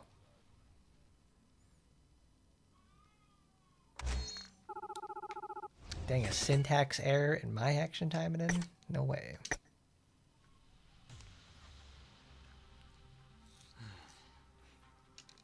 It should have died deeply. The cause for it was because of Clone Yukikaze's decreased ability after the fight. Orca studied the reason for it every day. Actually, he didn't do such a thing. He was just thinking about how to get rid of Clone Yukikaze, who was useless again. Because the showcase went well, he just couldn't get rid of her, since that would affect his funds. そもそもデータ上の性能ではあの時紫型クローンの方が上回っていたんだ。僕もあの瞬間まであっちの方が生き残ると思っていたんだが。 Orca finally realized that Clone Murasaki had the upper hand then, but her arm was blown away soon after. Although they were clones, they were still Taimanin, and that small opening made Orca finally realize. He also remembered how Clone Murasaki acted weirdly when he was specially adjusting her. It was the change he missed because he only cared about their skills and efficiency. クローンが自己意識をバカな。 Of course, Orca knew that sometimes clones develop their original's conscience, or an independent one. However, Orca saw clones as tools for war or to sell, and he would have adjusted them properly to prevent such a thing. If there was a possible reason, maybe it was the day that they attacked the congressman, and something triggered it. And because he believed in himself and not caring what they do or talk, he couldn't notice it and let it grow. どこまでも欠陥品だったってことか。いつまで僕の顔に泥を塗り続ければ気が済むんだよ。 Orca struck the desk and let out his frustration, but at the same time he held up his head as he realized something. 今のあの雪風型クローンはあの時のやつと同じような状態というわけか。ならば実験中の事故としてうまく処分する方法があるじゃないか。 His frustration was gone and he smiled slyly. Clone Yukikaze was in her capsule, deep in her own thoughts. She knew her skills decreased since that day, and she was failing the doctor.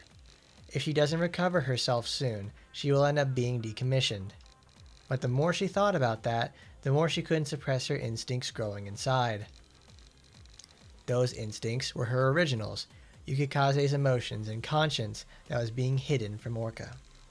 The last smile from Clone Murasaki had triggered it. Ironically, even every time that she tried to suppress those feelings, it became bigger and bigger. Her conscience as a clone and as Yukikaze, they were both herself. Clone Yukikaze was maintaining a perilous balance that not even Orca had noticed. The liquid in her capsule started draining. Was it a mission or an experiment? Clone Yukikaze wiped the liquid off of her hair and vowed to show her true skills, putting aside her own distracted thoughts. One more time. Go get him, Azusa. Clone Azusa. どうした？今の話を聞いていた。はい。目標は敵の殲滅。目標 Rinko? 排除。 Oh, clone, is he like Clone Rinko and Clone Murasaki? 殲滅。ドクター。なんだ、無駄話をするな。Da da dun. 戦撃です。待て。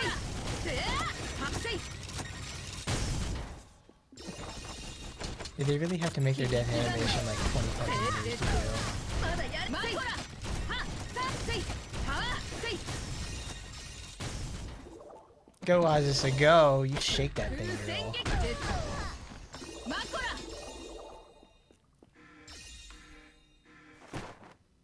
みんな行きますよ。 Alright, mom's back. Clone Rinko, Clone Shiranui, and Clone Murasaki. 精霊絶マコラ Cool. この程度の人 So now we have confirmed clones of at least, like, what, 4 people?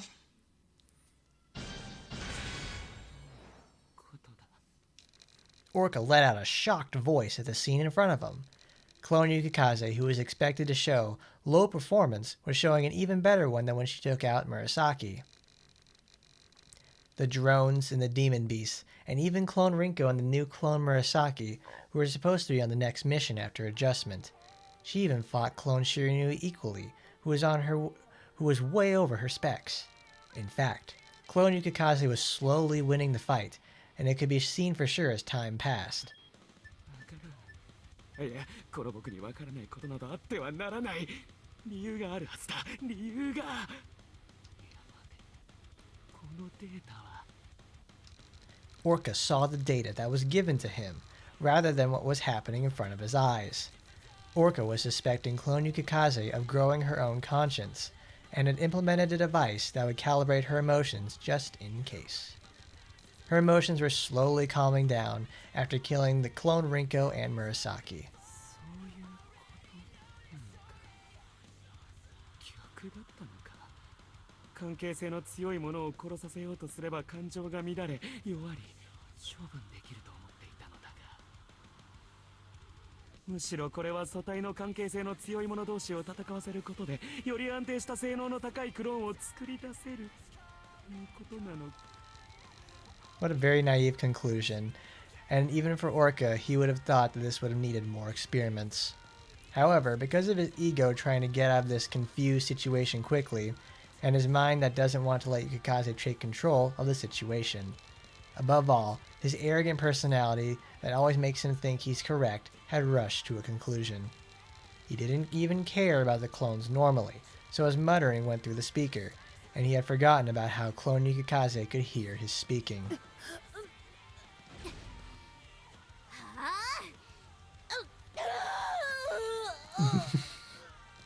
Meanwhile, Clone Yukikaze was delivering the final blow to Clone Shiranui, almost screaming.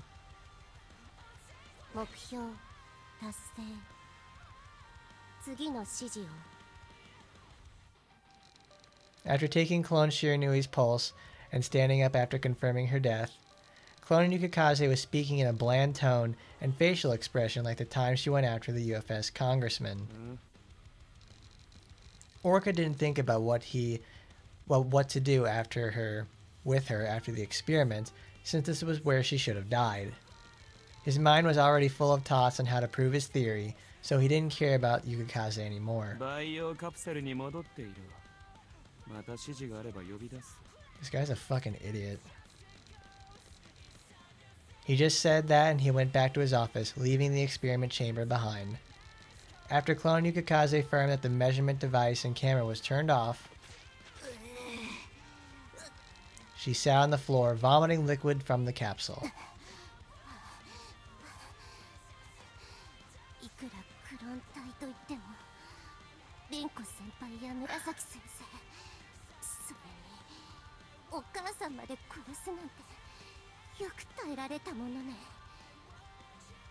あいつを騙すために脳に自分から電気信号を送って動揺していないって自分ごと騙してなきゃすぐボロが出るところだったわ。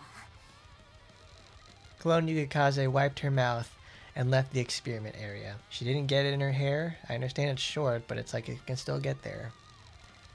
After reaching the capsule, she didn't go in, but instead used ninja arts to make it look like she went inside. A thorough investigation would expose her, but Yukikaze knew that Orca wouldn't have much interest in her based on his reactions back then. Then she infiltrated the research area within the lab. それにしても大変な目にあったわ。囚われちゃっただけじゃなくて、自分がクローンだと思い込まされるなんて。 Crawling through the vents. Oh, dude, sus Yukikaze?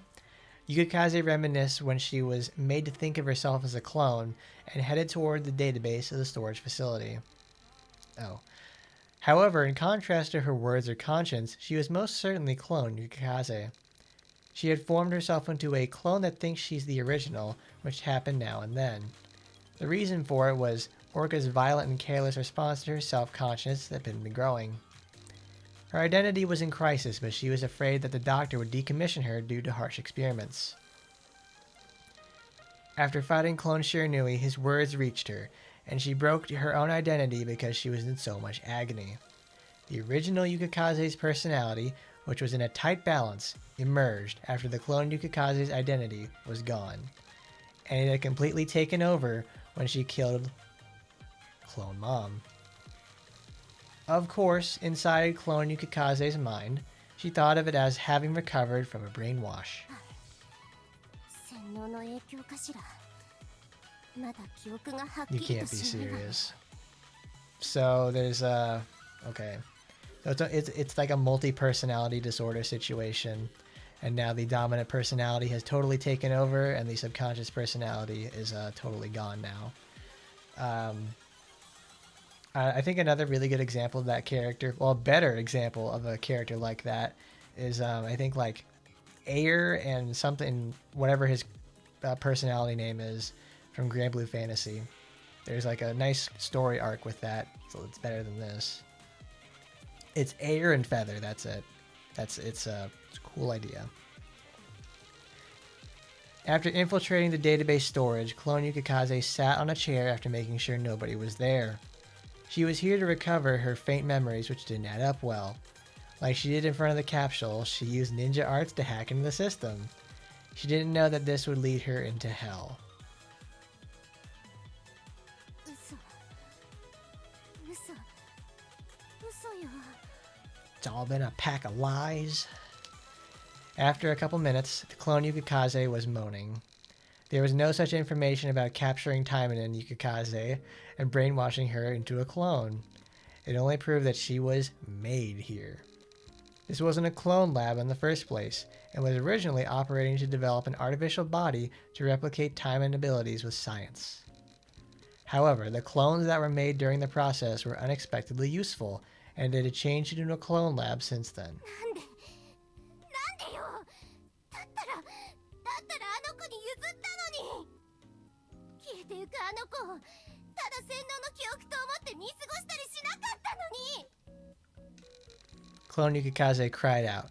Her was the other constant she had fought over the body, who had grown up inside the clone. But she wasn't coming back. どうすればいいのよ。今さら自分が本物じゃないだなんて分かっても。 If someone in the lab finds out about this, especially Orca, she would certainly be decommissioned. To prevent that, she has to keep on living as a clone, being controlled by the lab. She thought it should have been her who disappeared then, and she couldn't do anything but cry on the floor. After that, the lab was scrapped because of Fuma's infiltration plans. Orca and the clones' related data were all deleted, and the necessary things were moved to a new lab. But how Clone Yukikaze felt when she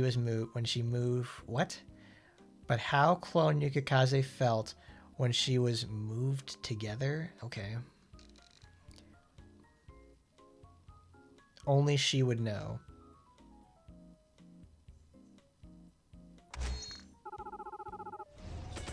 Huh. I can already tell this is going to create a bunch of discourse because this is a clone story. So I kind of figured this would happen at some point because either in terms of clones they're going to be like fighting between each other or something. Now we have the clone personalities thing, which is always like a bit of a struggle to say the least in terms of understanding. Let's turn that down.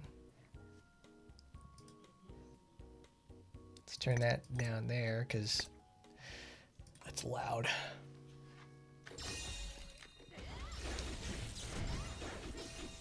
I mean, honestly, they needed more time to actually, like, the clone memory and then like implanted memories. That could have been like a whole, like, you know, multi-personality situation and really built up into the imposter syndrome thing a lot better.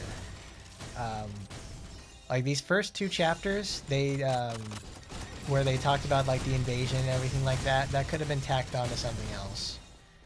That felt like the conclusion to something that we needed. We needed a whole hell of a lot more development because I do not care about like what just happened. Because you can make a cool story about clone personality and implanted personality. They're 2 different things that have developed inside one body. That works. That's a fun idea sometimes. This needed the entire all 5 levels to do.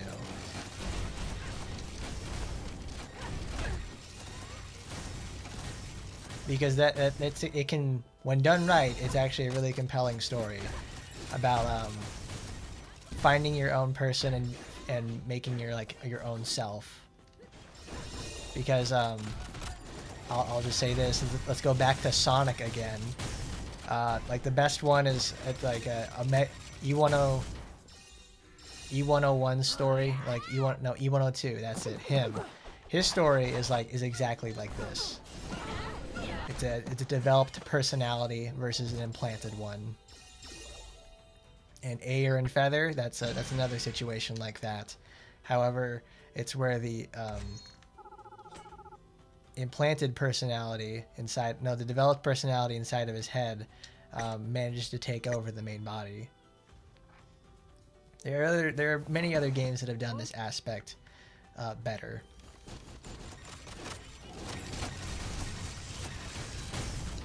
Well, I mean, that's the thing. We were supposed to care about, like, you know, when Murasaki was murdered, and then and now it's like, okay, now it's like it's got come down to it. They had clone Yukikaze go kill her mom, so it's like, all right.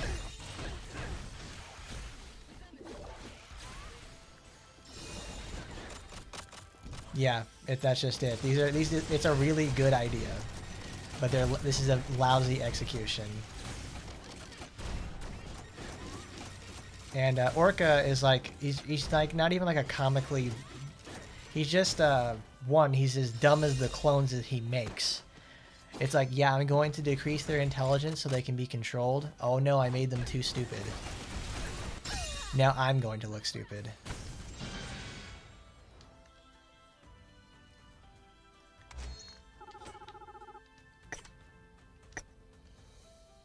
Wow, who would have thought that, you know, spending more time and developing the personalities inside the body would turn out to make it a much more memorable and better story.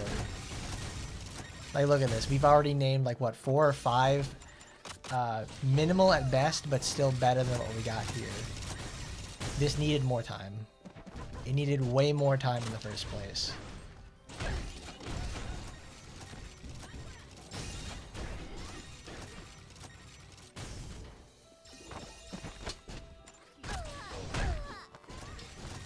I mean, it would be a good idea like that. It's like clone them up a whole bunch and turn them into working girls. Fuck yeah.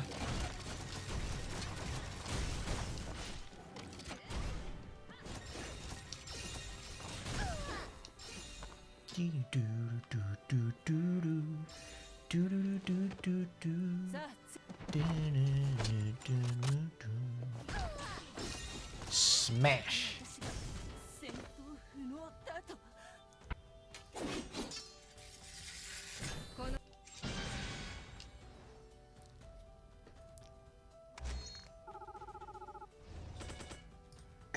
I mean, they even did the thing with him where it's like, he's not even looking about the,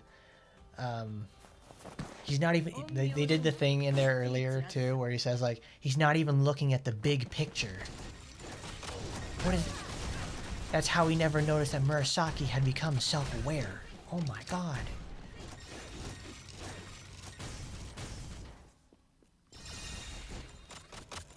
See, here's the thing. It's like the team that had to flee Gosha. Okay, that's gonna be like the first 2 chapters of in the next 6 months, and then we're gonna spend another 3 chapters at the very end developing another set of characters. I kind of hope that's not what happens, because the one before this actually set stuff up.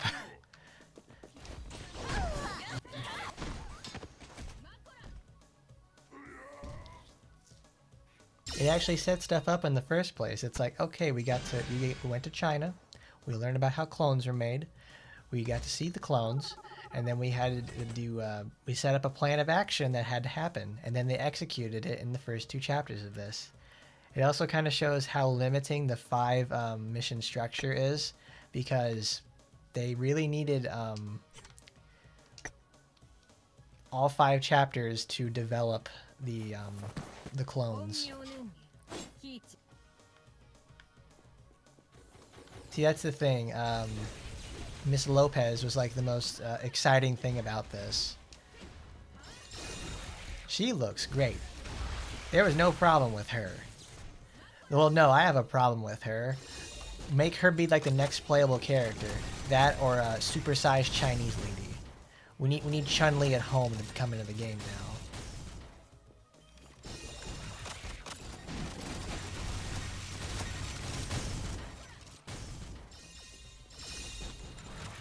Yeah. No, here's the thing though. In events, characters usually get a hell of a lot more development.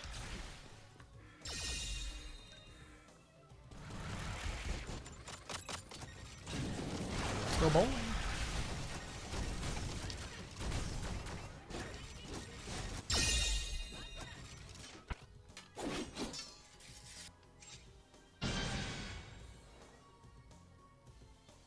No, I'm not much of a fan of Yukikaze in the first place, but it's like, I can certainly see what they were trying to accomplish, and it doesn't make me like her any more than I already don't.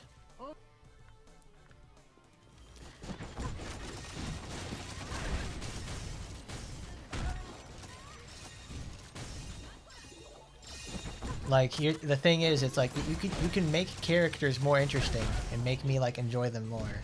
Because, like, Tokiko is like the best example I can give for this, because I don't like Tokiko very much, but over time I've actually grown to appreciate her because they've developed her more and also made her mechanically better.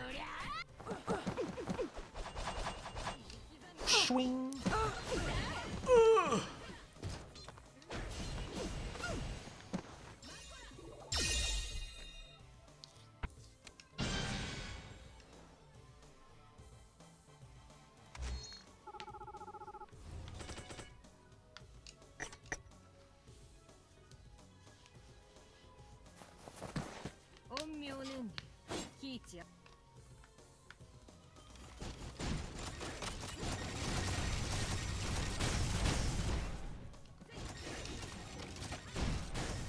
Boom, boom, ch, boom, ch.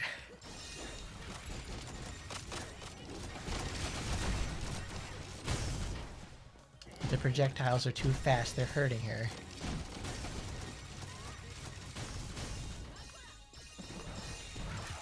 Would you say that Taimanin Asagi 2 is like the black sheep of the Taimanin, like the mainline Taimanin franchise? Because so much stuff happens in 1 and 3 that it's like 2 ends up getting overshadowed for the most part. Because even in the OVA that they made for you know, Taimanin Asagi, they combine elements from 1 and 2 together. Like in some cases it almost feels like an expansion pack or something.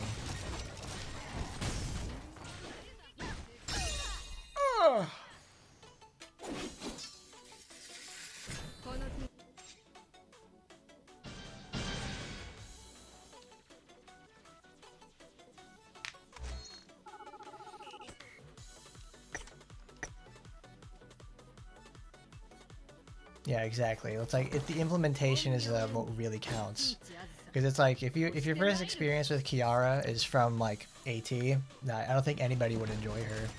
She's very one note, but it's like at least in RPGX, she's a much more complex character, which is also what helps keep her so damn relevant in the first place.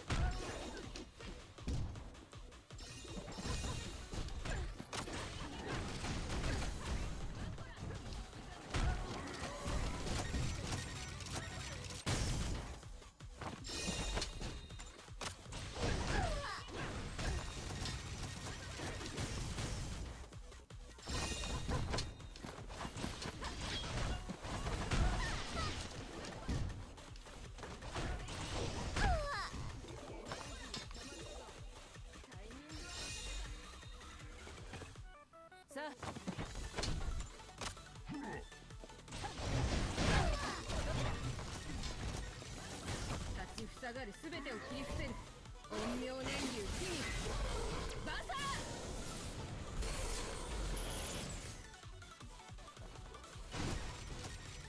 Wow, she really is the Undying.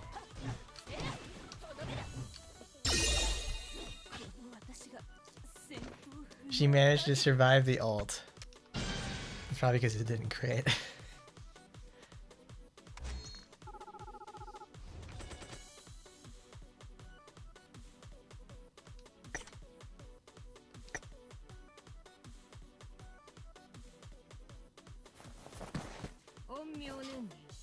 Like the thing is with Kiara, the last time I ever used her was when when her mom was released, and that was to go show off that freeze is not double damage, it's just 30% defense down with the added ability of immobilization. But it wouldn't surprise me that it's like, oh, in a sudden update, Kiara now crashes the game because of something really dumb that they changed. In fact, that happens a lot usually when they release something like a new character. It ends up breaking the game in some way. But not in like, oh, she's so strong. No, it's because it like makes the game crash a lot.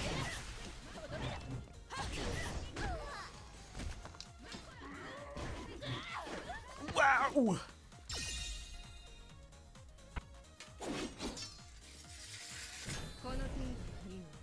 When you saw her kid on Taimanin TV, you lost all the will to play with her. Floating balls. I know.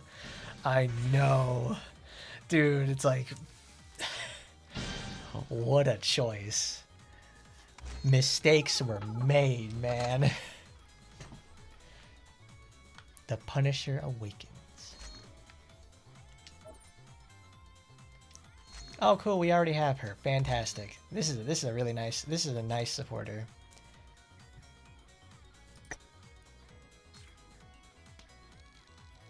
One day in March. Oh, we're in March. Well, this is a repeat. We already have her in the first place. It's a cool event.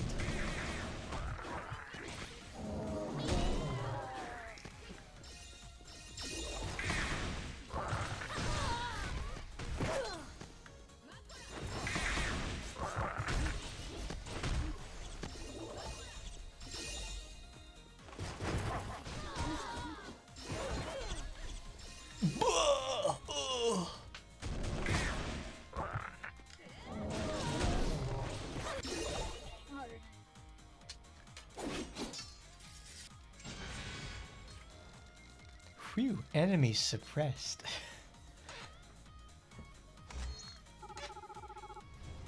There's a really cool, I think there's a GIF out there somewhere where it shows like Sue and some other person fighting, and it's just like two JPEGs clashing together. It's like I'm really reading a visual novel. Holy shit.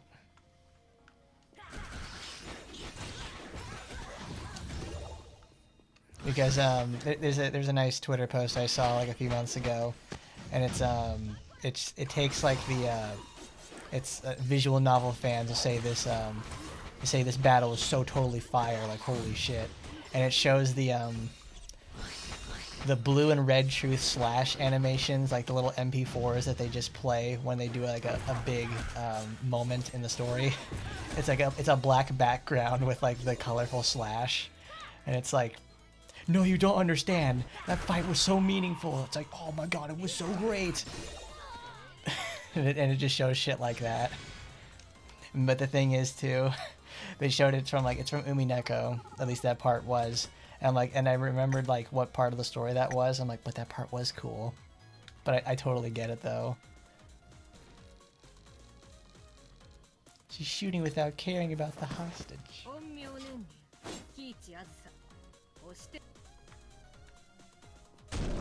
Yeah, Kiara in RPGX is like, she's a melee fighter. She's supposed to be like an ice-cold monk. She's blonde Chun-Li, but uses ice. But the thing is, it's like, nah, in here we have to make her a ranged character, and a very bad one at that, too.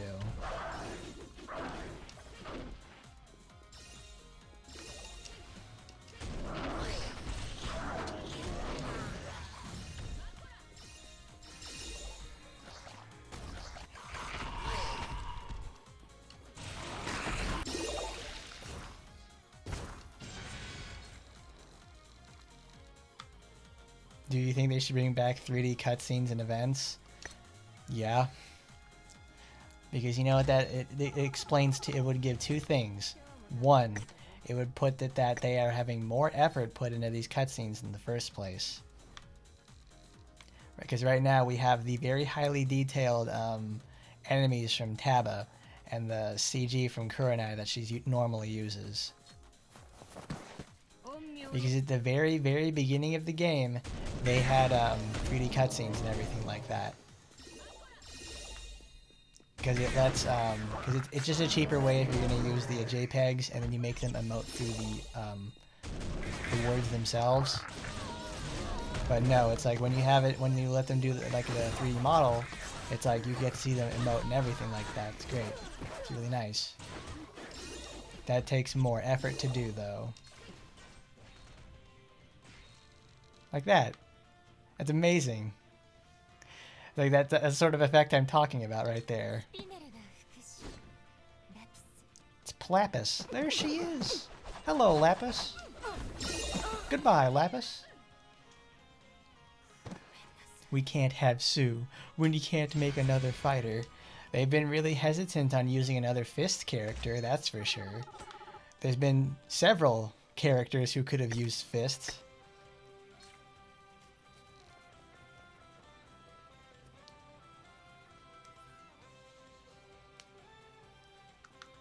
Because,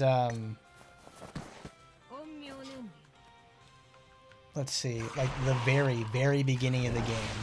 Like the most recent early game event we had reran was exactly 6 months ago. When we had the Sujin Lei's Day Off, where we got the Onigumo supporter. That was in 3D.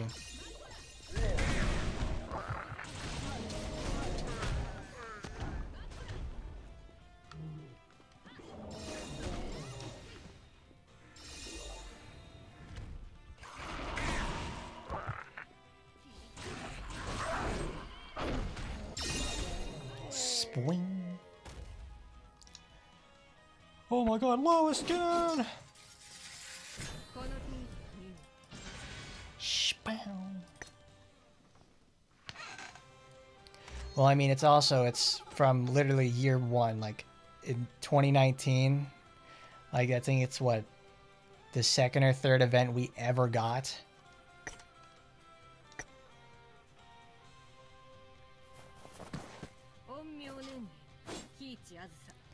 I think it's that they gave her balls because it makes it a very easy way to implement that for new characters. Because look who all shares with Kiara in the first place. Because Kiara has like Eleanor and Phantasma. They both share with her, and both of them use balls better. Well, they handle balls pretty damn well. But Eleanor has like what, the crystal ball outfit that she uses. That's a good one to use it for. I liked that. That's thematically cool. And Eleanor's is like uses a crystal ball like Manat or something. Like she's a sage of sorts. Great. How many characters were in the base game? This game on release day released with 3 characters. And then I think shortly after release, like the first month, the fourth character to ever get in the game is Rinko. Rinko was the very first addition to the game, which is understandable because she makes money. Because the game started off with Sakura, Yukikaze, and Asagi. And I think to this day, Asagi is still the most chosen character. Because she's honestly better than both of the other characters in the first place. She requires so little investment to get started. And all of her skills work.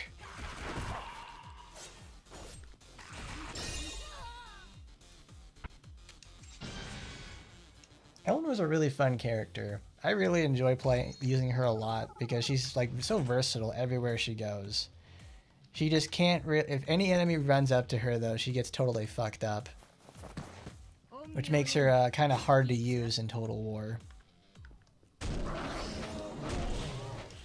Swing dwing.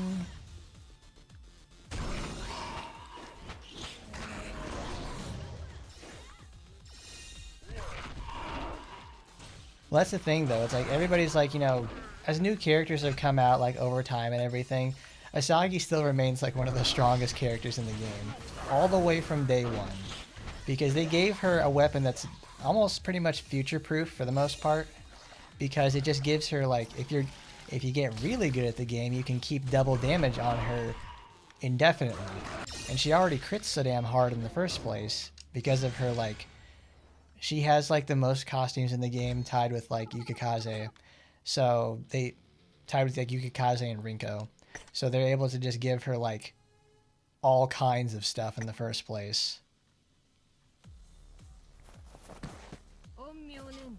Like I think if you like use Asagi, look at Asagi's stats.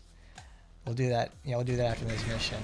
Because like if we look at all the costume stats for her, she effectively permanently has applied like 2 or 3 weapons worth of critical, like 2 weapons worth of critical damage, and like 2 or like a full set of supporters all at the same time.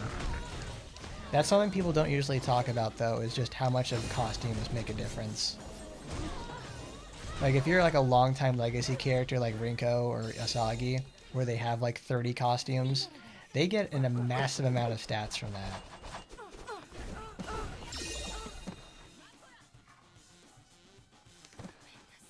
She's reach out and touch her, guys. Bam, get you a load of that.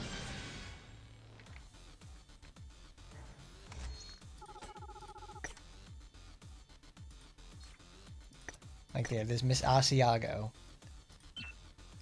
3,000 health, 2,000 attack, 2,800 defense, 3080 on crit. And in terms of attack and critical, that's 1 fully upgraded weapon on her.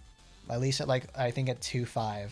For HP and defense, that's like a fully upgraded supporter equipped to her at all times. That's just sheer stats too.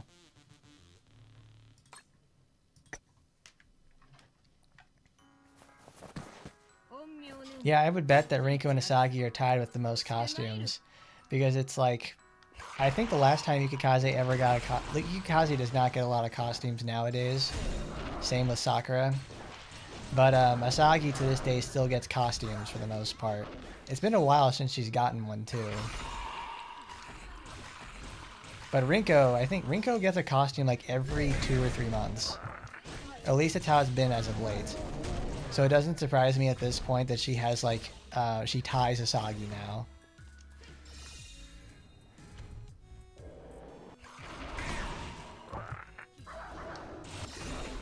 I guess they just decided though with like Blade, they probably decided that for the most part it's like Kiara doesn't bring in the money to some extent.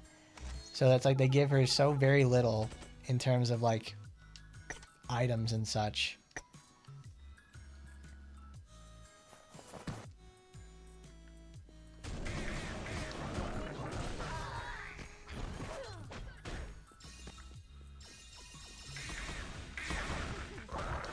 Like, I mean, just look at the renewal for Kiara herself.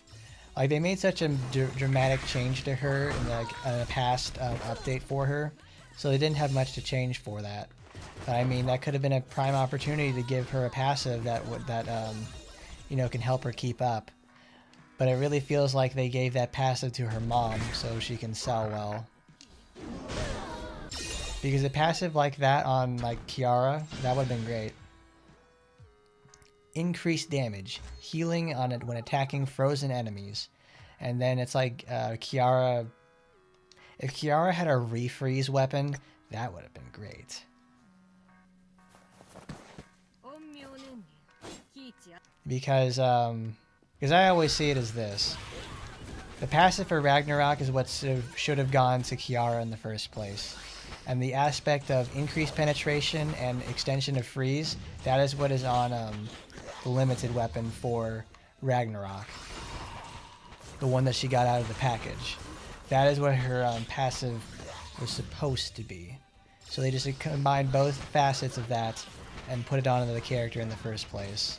And then it makes her just like this unstoppable force that's like actually has shook up the meta pretty damn well. She certainly is very fun though to like just bulldoze down all kinds of content with her.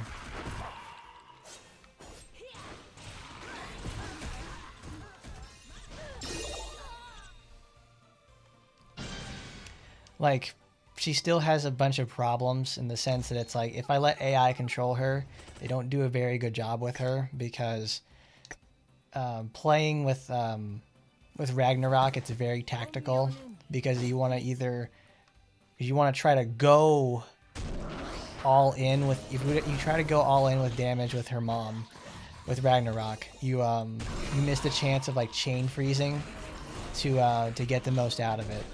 Even with the limited weapon, it's still a % chance of it happening.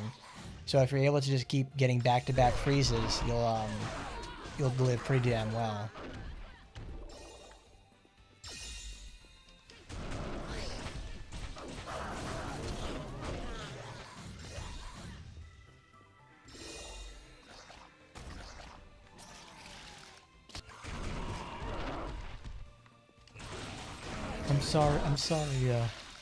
I'm sorry, Kiara, but your mom's just cooler.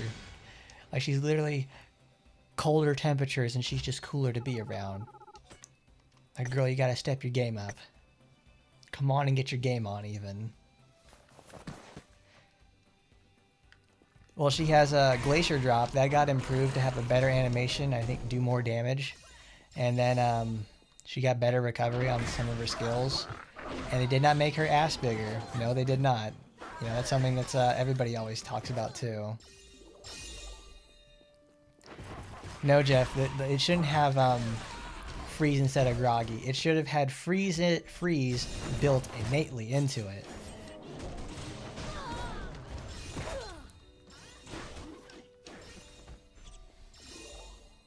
I love her mom versus I love her mom. Oh yeah. Kiara's mom has got it going on.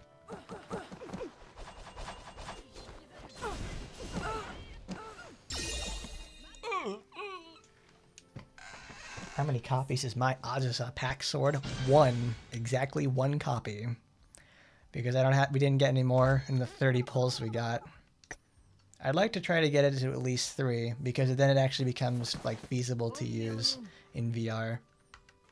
Because that's the thing that Azusa was missing for the longest time, is getting some sort of usage out of VR besides on like a top floor. On like higher floor situations, because she lacks the penetration to do so.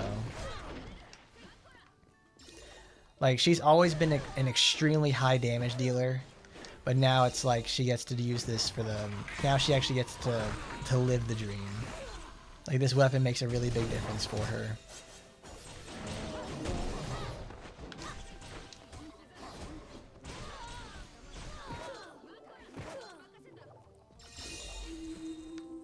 I always repeated the mission, son of a bitch.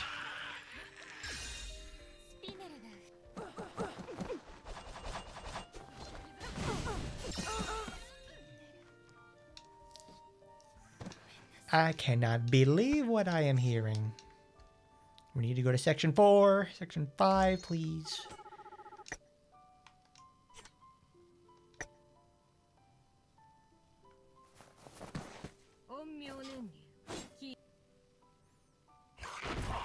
I don't know, I liked Pirate Kiara. It's just really cute. You know, it's nice that everybody gets sexy costumes in this game. Let's get some cute costumes. She's got the funny mustache. She's got a little pirate costume. She just looks like Majima. It's fun. Oh, Lapis is a massive Depeche Mode fan. Like, you see her reaching out there, she's making a reference to Personal Jesus.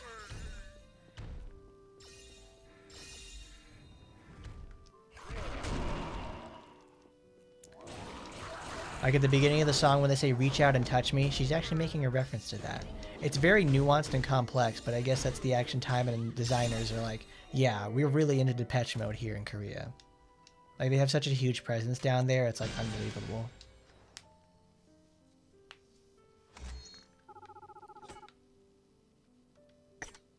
Alright, the bonus section. Oh, dang it, they only have the plus 11. Ugh. Only plus 11? I can't run it at 16?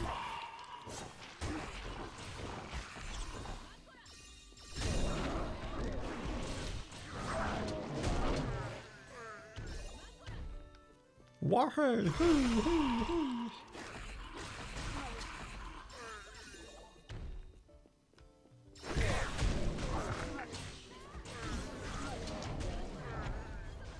Oh, Poopy, come on. Girl, you're getting interrupted by the fucking moose. This is just like my funny CG sets on X Hentai. Like, oh dude, she's being defeated by goblins. Whoa! We're fucking retarded out here. Ah! Swing.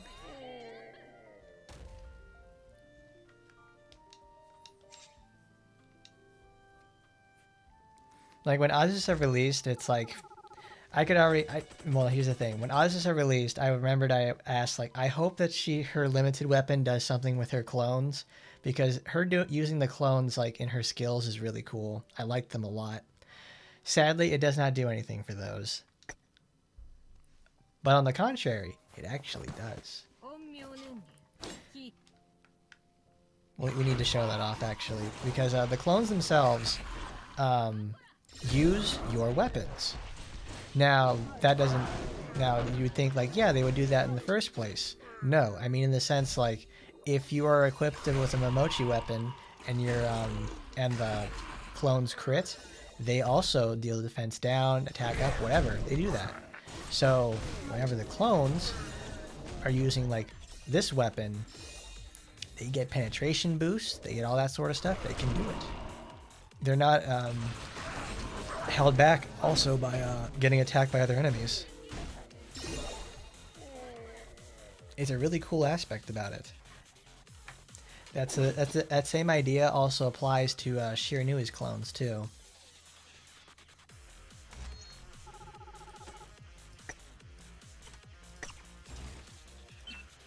Like we'll go as much as I want Makora because that's really great at clearing waves.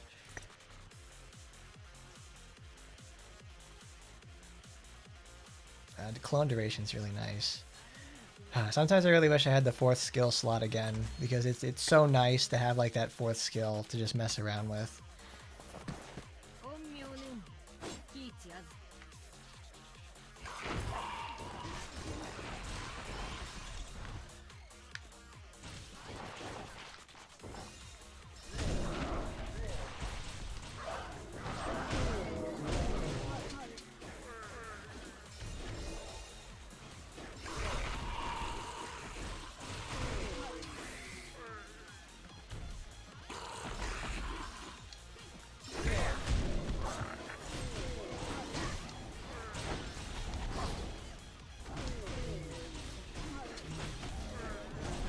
Look at him go! Look at him go! Insanely fast. I love the clones for her so much. They're just so versatile.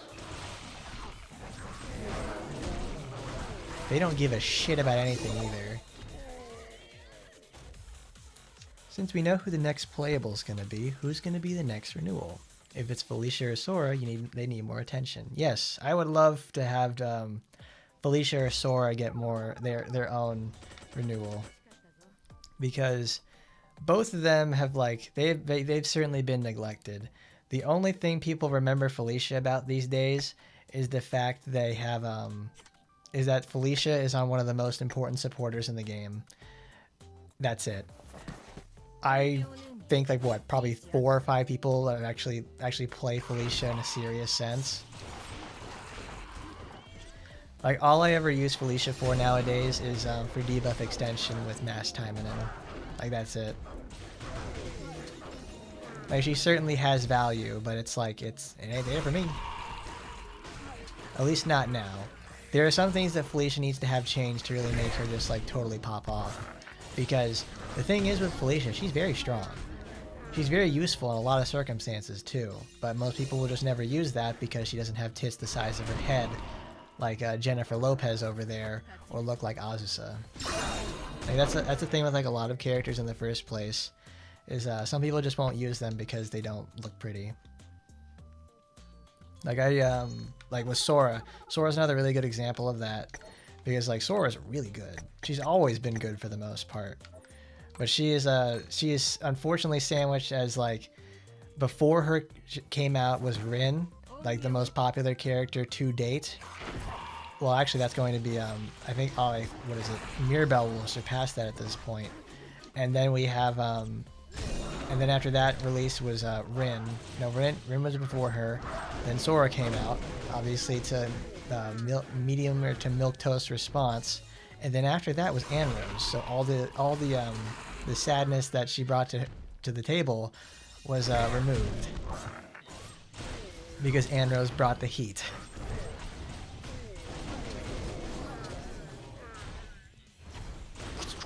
Look at that, fucking ninja.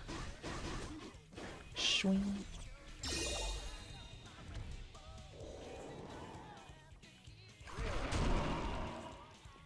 Sora is a character they spent a lot of time developing, and it really shows because there's a lot of detail in Sora's animations, and she feels for most part really good to play. Like she's so they made a really good character, and I'm like, most people will never see her in the first place, but I'm glad it's like, you know, they're finally giving her a little bit of more representation. Like they didn't forget about her. Like, look at that, she's actually managed to get 2 costumes in 6 months. As you can see, I'm a copium addict. I pick up my Copanol from behind the CVS, and I huff that shit daily. It's like, oh dude, Sora costume release, renewal soon. Oh yeah, that's the shit. That's the shit right there.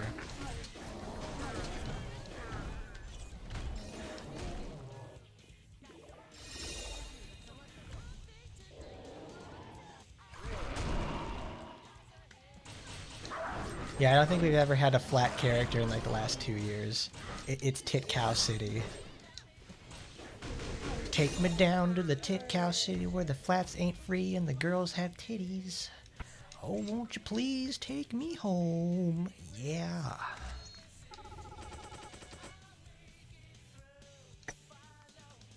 But yeah, that's how the clones work for Azusa.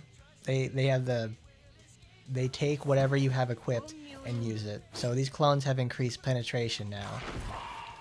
So whatever you're packing in terms of like whatever's going on, it makes a significant difference to your clones.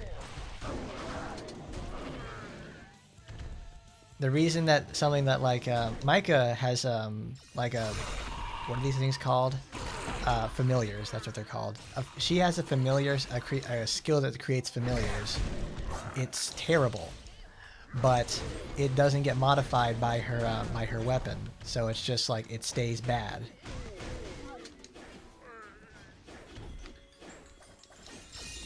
Is there a supporter that buffs familiars and is blue? I think there is. Oh yeah, it's Sakura. It's Halloween Sakura does that. It's like the most important supporter for like familiar builds. Because it's like when you max, it's like 20% at skill 1 and maxes out at 40. Like the only person that really gets like the most benefit out of familiars is Shisui, because she's explicitly designed around it.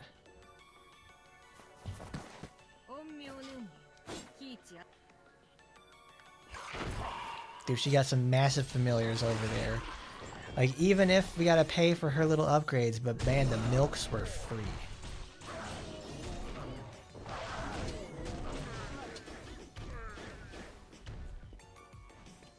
Like, I never liked that Avalon, because it's just like, you know, they've been developing these characters for a long time.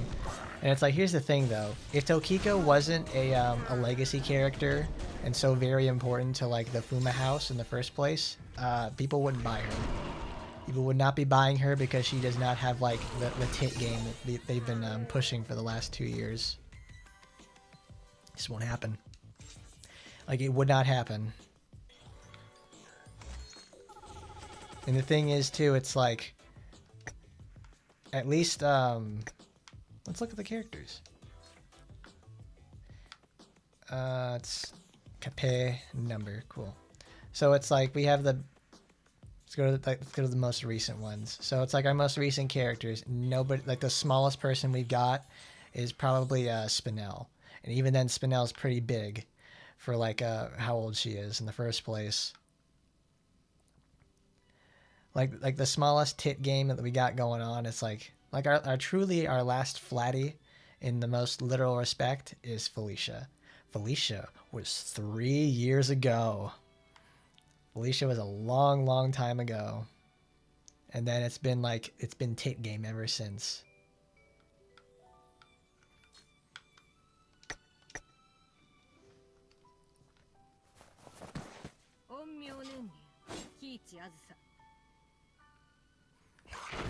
Micah had very small changes made to her, but they made such a difference in the way she plays. Because her dodge now has like a faster recovery. You don't have to sit there through the entire animation, and even then her basic string was improved by 12 frames. I made sure to measure that too, because it takes like 1 second, it takes 58 frames for her to fire and then reset for another shot. So we'll just say a second. They managed to take off almost an eighth, or I think an eighth of a second. No, it took off a fifth of a second and then made her that much faster. It is such a dramatic improvement. Like, my goodness. And the thing is too, she doesn't have to make animation travel to reset. When she resets her position, it just puts her back where it started. She doesn't have to do a full reset and put it on her shoulder.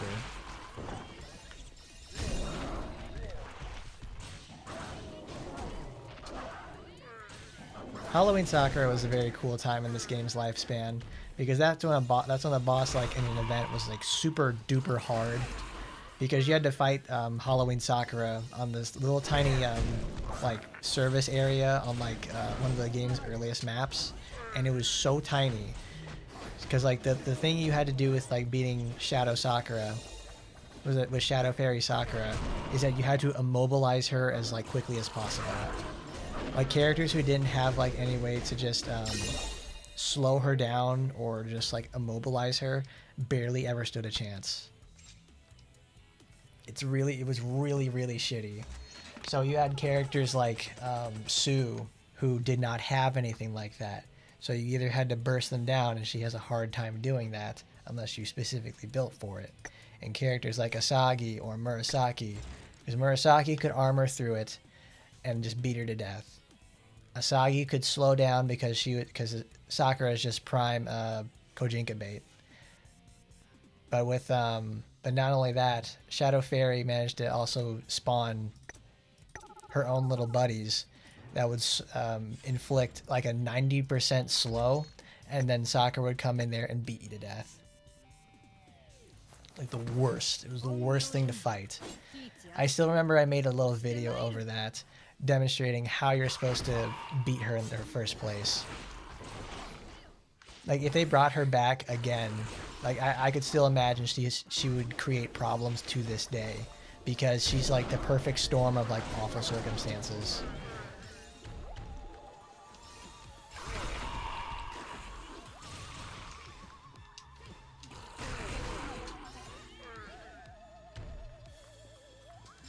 Oh yeah, I remember that too, because Tokiko, gets locked before she got her renewal. She gets into long locked animations.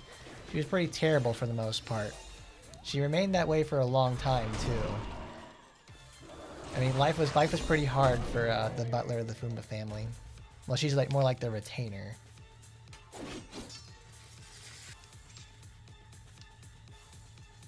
Because I remember I was using Tokiko during that event, and you had to play much more tactfully at that point. You could never get near Sakura, because at the same time she'd go and spawn her little buddy, and since the animation for shooting off those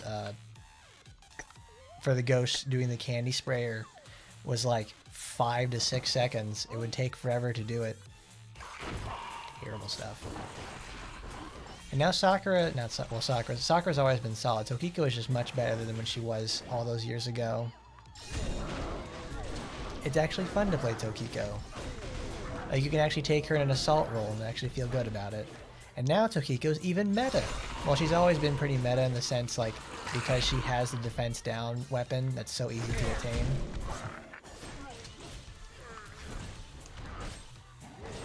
She doesn't have to worry about it.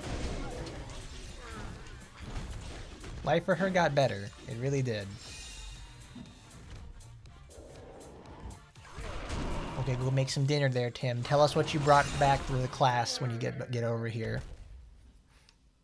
You're gonna make some dinner. Let's switch up some Azusa stuff. Which do we have? 6,000.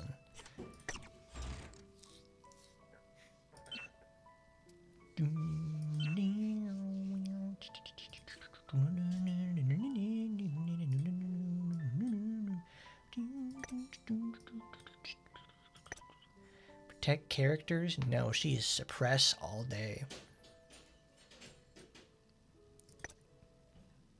Critical rate of melee attacks? Yes, please. Then we'll go get some blue. She's a demon, a semen demon, alright.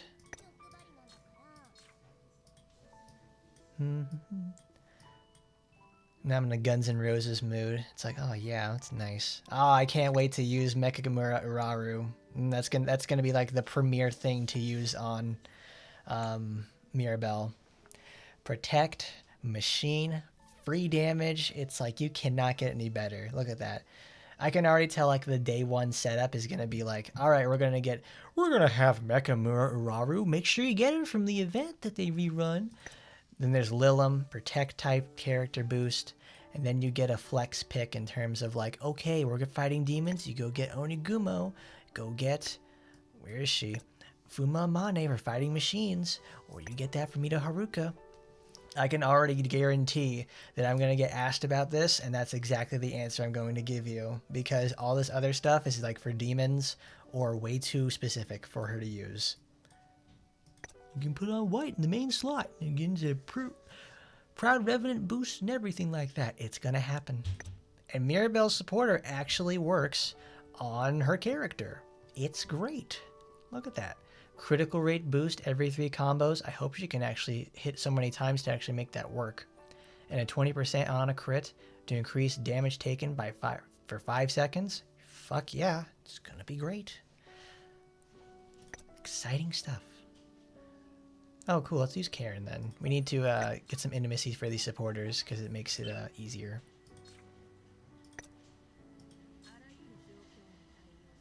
Oh, won't you please take me home?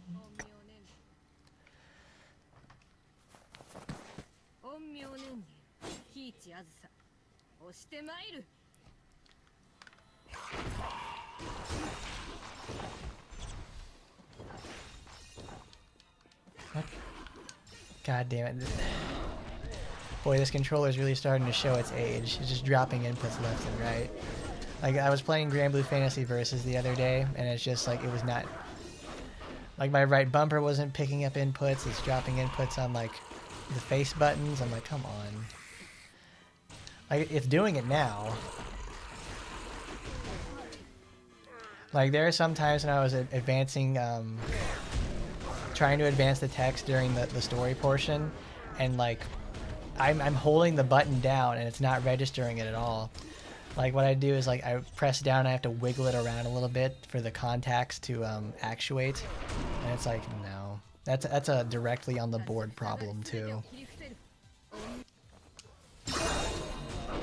Like I can choose to either get that not reset, but like I could get another board for this controller and replace it. But it's like I've already had to replace a lot of stuff in this in the first place. It's just it's getting annoying to do so. This controller is the very first series of Xbox One Elite controllers. I've had this since it released, and it has certainly served its time very well. I really enjoy it. Because as of late, I've been looking into more like, alright, I need something that's gonna last. I want something that lasts a long time, just like the one that I have now. Because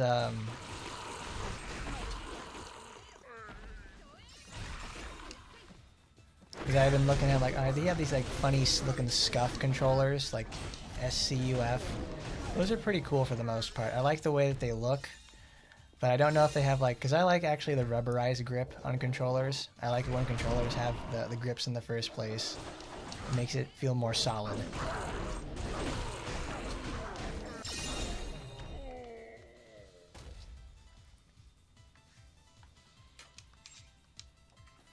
You've been using the 8-bit though Ultimate.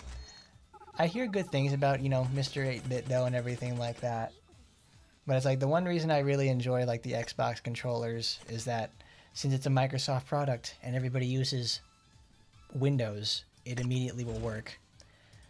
Because I used to have a DualSense controller, and that has its own set of problems. Like I used that for a year, and since I use it so much, like every day, it oh, it's during normal attacks. I use it so much every day. The thing is, it's like when that happens, like, okay, now it doesn't work. Because like it has a thing where like it's got rubber pieces in there like any other controller does. And you would push the controller all the way, the stick all the way forward. And it's like it's supposed to actuate at that point and give the value like you're walking, you're running, whatever. There it is. So, and it wouldn't do that. It would go do a situation like, because I'm trying to see what's going on with it, trying to calibrate it. I push the controller stick all the way forward, and it would either read between 0.9 to 1 to full on 1. That's not what it's supposed to do. When I depress it all the way like that, it needs to read 1 consistently. And I would notice that like a lot on like a ton of games I was playing. I thought it was like, oh, it's got to be like a game problem. No, it's directly on the controller itself. Because then I open it up and it has like the rubber in itself is worn to where it wouldn't read it. I hate it. I really hate that a lot. Because since you brought up like the Hall effect stuff, I had been looking at those as of late too. It kind of sounded like a meme at first, but it's like Dreamcast controllers all the way back in the 90s had Hall effect sensors. Those are really nice to have too, because you don't have to worry about those. Well, the magnet will wear down over time, but it's like it makes so much of an incredible difference.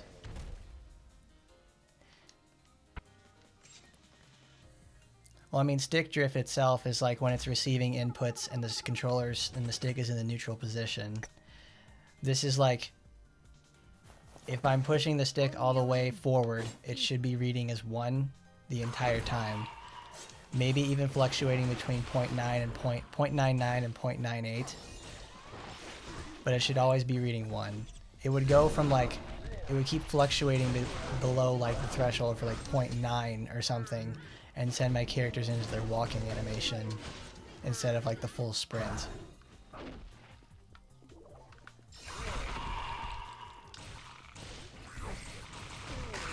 Splart.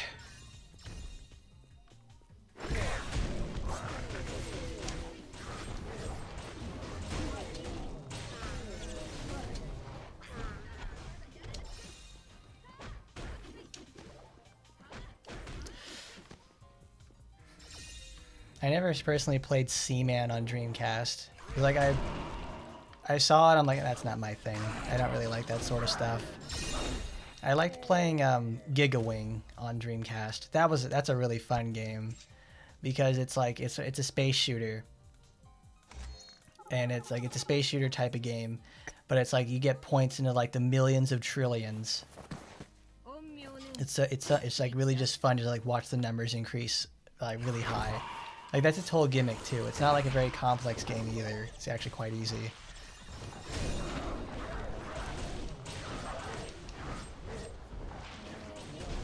Because I liked playing also Illbleed. Illbleed's another really fun game on the Dreamcast. That's one game I've wanted to play for Halloween. Like that sounds like a really good one for it too, because it's super corny.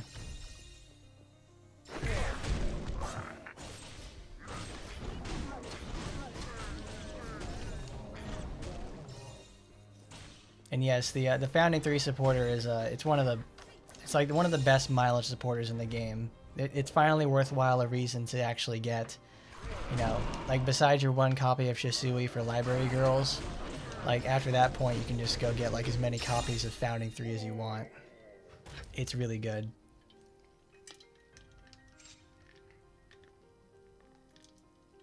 Like right now this is blue Azusa because I wanted to just mess around and like level up some of my supporters I don't have a lot of intimacy for yet. Shisui is like, yeah, you just get one copy of Shisui and that's it. Because not only is it a good supporter, it's the easiest and also the most difficult component of Library Girls to get. Because you need the Mary supporter from the event, and that event has only been run one other time. Which is why Library Girls is one, it's the best because it gives the best effect, and two, it's coveted because it's a sign of like you played for that long, or at least you were there during the rerun, which makes it so coveted.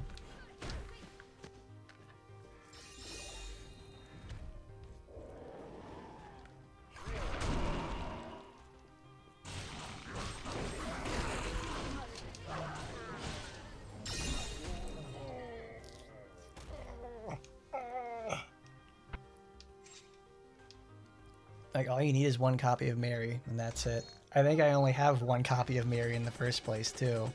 Because that supporter is from the very first event in the game. Like, all the way a million years ago. And who would have thought, it's like, alright, we're going to make that in one of the most... They've never ran it again. It's very hard to get.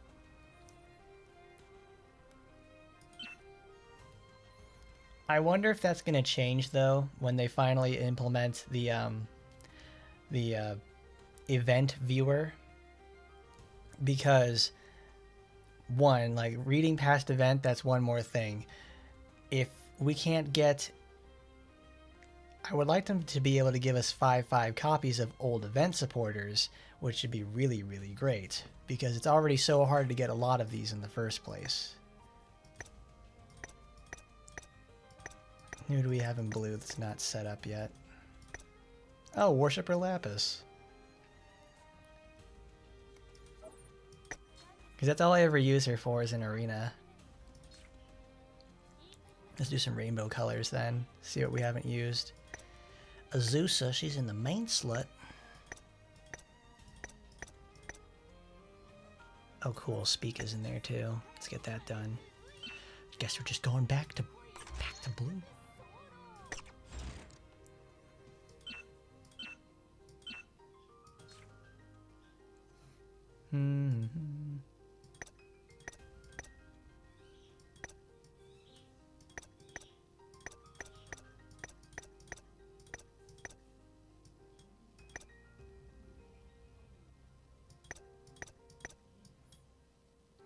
Oh, I have a lot of copies of Koro.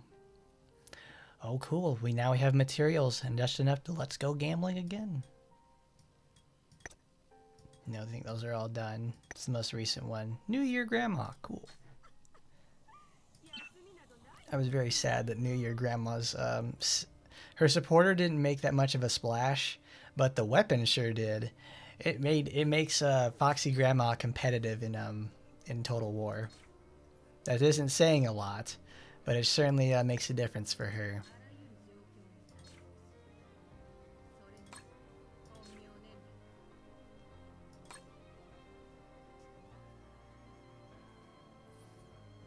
Oh yeah, Torajiro is really nice because it's just universal damage. Like we've said before, the what do you call them? Supporters that just give flat damage to like a concept, a race, or like just in general are always some of the most coveted and valuable because they work everywhere. Like they don't have any problems.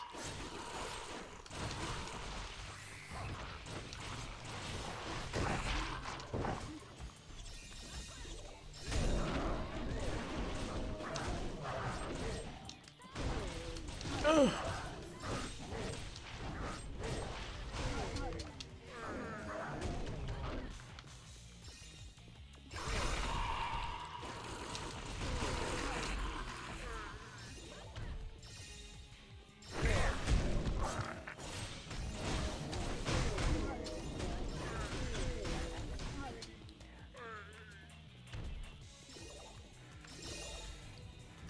Wow, that's crazy to think about though, since it's like Nagi released in October. Just before that, it was Francis.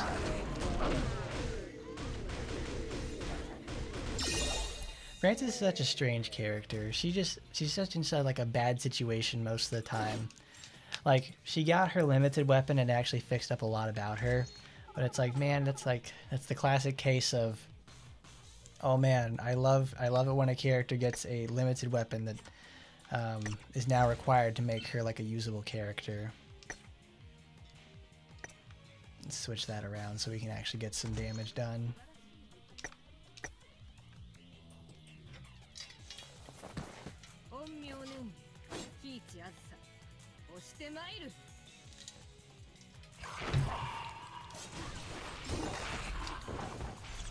Her limited weapon just makes so much of a difference because it gives damage, it gives penetration, like it permanently gives penetration to a character who is designed to crit and hit hard.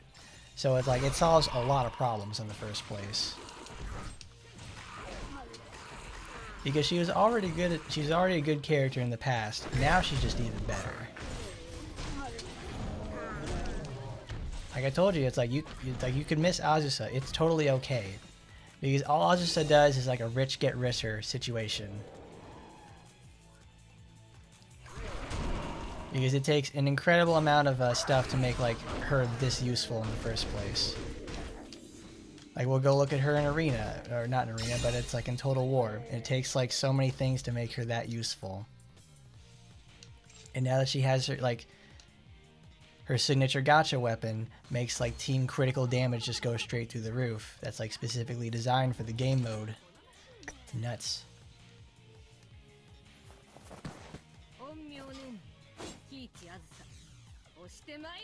This character has issues. Here's the solution. A limited set. Enjoy your $35 hotfix. It's really bad.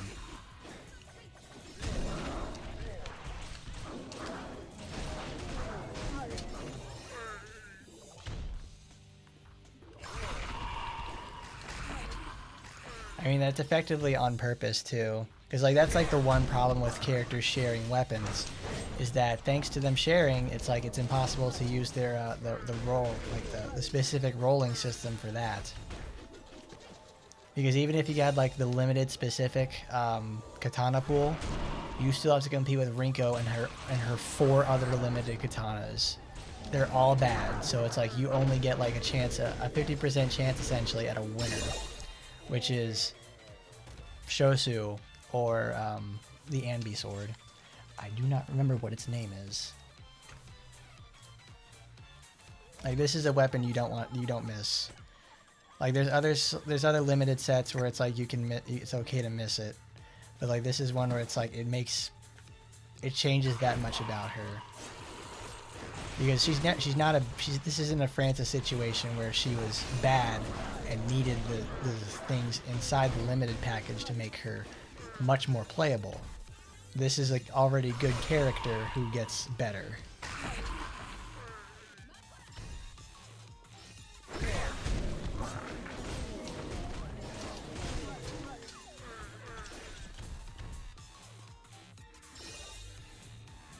Francis did have high anticipation. I hated what they did to her. Like, dude, when Tuesday morning rolls around, like I get home from work and I go get the character and play around with them until I have to go to bed. I hated that. I hated the way she played. It's like, this is a character I liked a lot. So it's like, alright, she's gonna be fucking terrible. It's like, okay, there you go, bud. There's a fucking shitty character for you. This is like when Noah came out. It's that sort of like disgust. I'm like, oh my god. They really went out here and said, we're just gonna make something bad. No, it's like they don't say like we're gonna make something bad. It's like we made a character that doesn't like, that has a lot of, it didn't feel like they tested the character, and they like let the character go out for sale for people to just have. And then at that point you're just, all right, now everybody has her. Guess what? Now we have now we've learned how the character's supposed to be played and how you're supposed to implement stack characters. And that's what she turned into. Fucking awful. because Foxy Grandma does the same thing that Francis does. She develops stacks and uses them as currency to execute like characters or modified skills.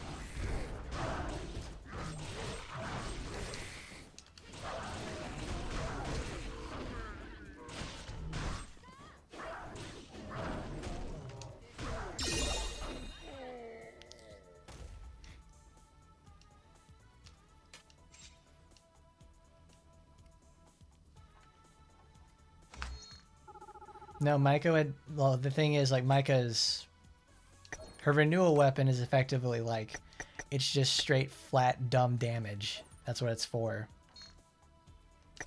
That's what Micah should have been in the first place. It's just stupid damage. Stupid damage with the caveat of having to position her better so she can actually get the most out of it, because she's awful when she gets run up on. They give her better tools so she can get out of situations, and just a better gameplay loop in general.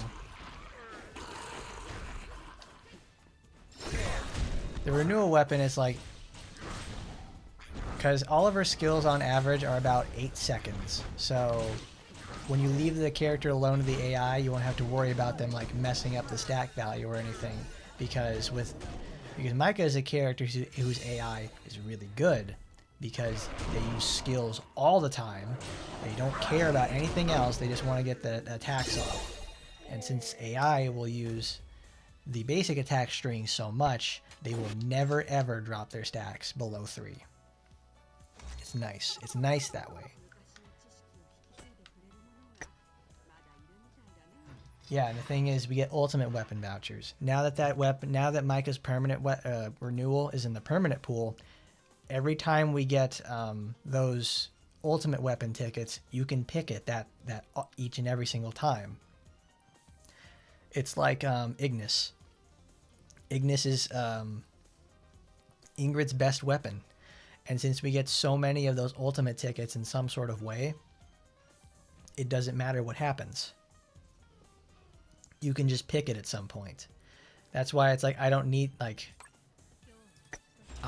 to roll on this. I have 139 coins. I can pick it up right now, but it's permanent. I'm not worried about it.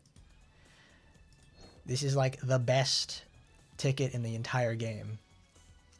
Yeah, Undying Apocalypse, Skullface. Crimson Executioner, that's 2.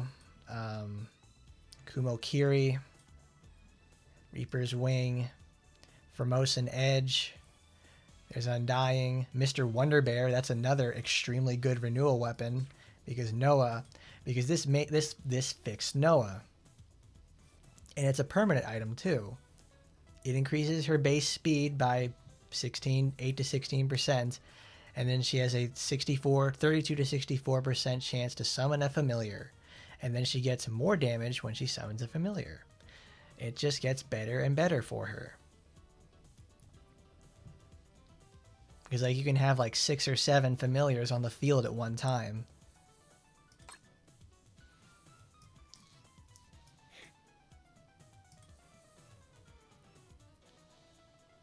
Everybody forgets about Noah until you have to go to the arena, where Noah is like one of the best characters in the game. Noah is like, she started off like Francis, very poor. Noah also got her own limited weapon and supporter that didn't really change a lot for her, but looked cool. Then she finally got her renewal, and man, she actually like things changed. He did. He worked hard in that one because he had like, you know, all the max character. He had a lot of max stuff in there, but it was the incompetence of the company itself. There's no way they could save. It's like all the money in the world can't save you from a gigantic PR disaster. Like I don't know. I think this is probably like melodramatic. But it's like gem debt and the way they handled ecstasy itself was the Taimanin equivalent of the JFK assassination. It caused so much to be changed, and it caused like an entire outlook on regards to like administration. and how things are handled. It created such a negative outlook that it sparks immense outrage every time it's brought up. And it harbors resentment to this day.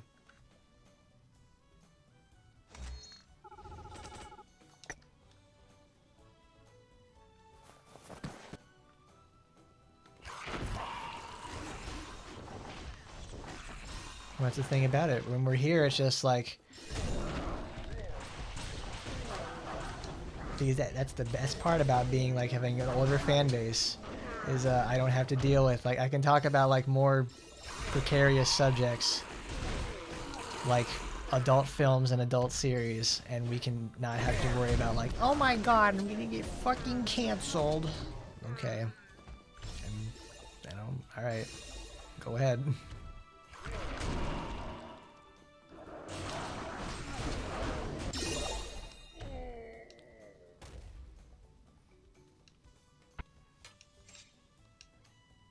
I need to find that video again by you know, I'm gonna go look that up because that's an amazing video about, because it's like it's what is it? It's by Overworked Salaryman RPGX.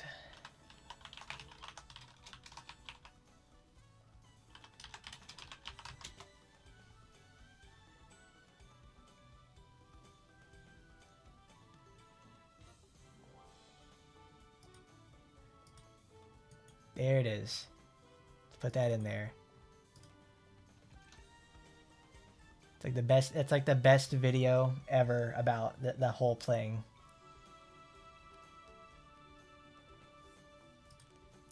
This, and there's also, he also has a sequel video about that whole thing too. It's an amazing look into the game itself, about just how poorly it's managed.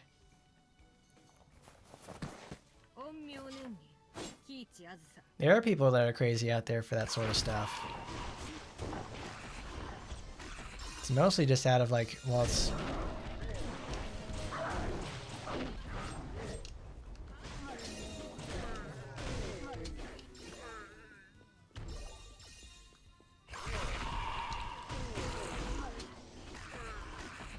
That's also the thing too, is like usually like since... I know I said this before, but it's just so relevant.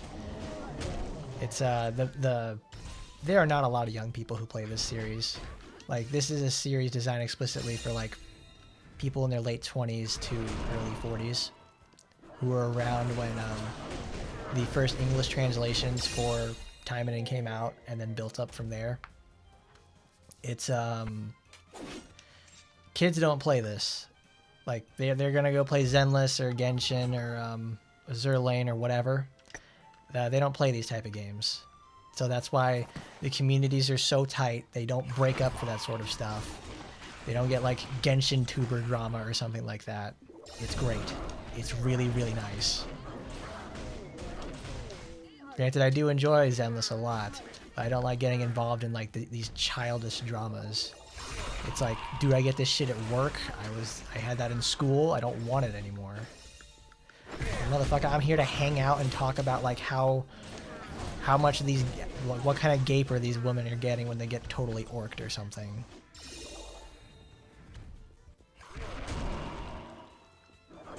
Because Blue Archive is like a really great way to, because it's like it's a very social game too. That's the thing about this. This is Action Taimanin, the Taimanin series.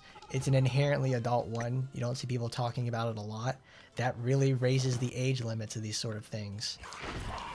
Like, you get a lot more maturity about that sort of stuff. Due to the younger all ages factor of Blue Archive, it has a higher degree of penetration, and we'll see younger people more often. Like when I ever have to talk about Blue Archive with other people, and it's like, you know, like right now is Kisaki's event, where we learned that like, not Rin, it's like what's her face is like, oh, she made Kisaki sick and everything like that. What? It's so crazy. China Hina. Kisaki's so cool. She's probably one of my favorite Blue Archive characters. All right, well, hold on. We're gonna talk about Blue Archive for a minute. So as of late, they released in the English side, they released Kisaki for you go roll for her. It's her event. Kisaki is one of my favorite characters because like when I started playing, I think it was just like right when her event started. So when I was like with using her, I'm like, wow, she's really.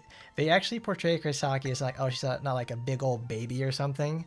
She's like one of the most adult characters in like the game I've seen so far. You can take her seriously. It's like because she has like you see the struggle of like a person in management and like really high levels who has to deal with small and big problems. And she's not exactly like a perfect, they don't make her perfect either, which I actually really appreciate. She's not like Hina, where it's like Hina always wins. She doesn't job or anything like that. She's competently incompetent. Like we never see her fail. Well, not for the most part, not until like until we get to the story with Hoshino and everything like that.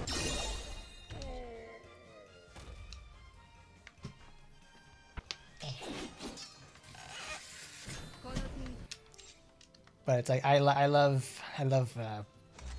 the Shanghai Jing girls are very nice. They have like the main story. It's like it's supposed to be accessible to some extent, but it's like then you get to like these side area characters for the stories, and it's like you could take them a hell of a lot more seriously.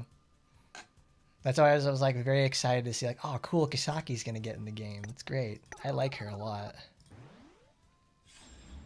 Kiki. It's like, okay, I'm gonna need you to go undercover at Cunny.school. I think the only costume I've missed for Azusa is this one. I forgot about it, and I'm like, that feels bad. The thing is, though, since it's a New Year's costume, it's gonna come back. This is a general costume, too, so it's like it's gonna come back for $325. I want to change that flesh tone in the middle again.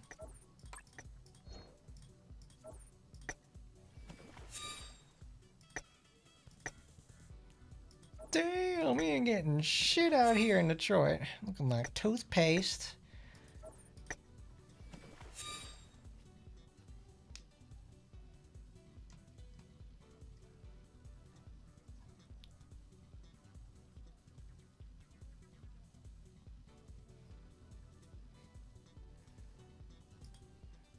Like I remember like before, like if a long time ago, many moons ago, when Blue Archive was first released, people did not really care about the game in the first place until they got Booba Game.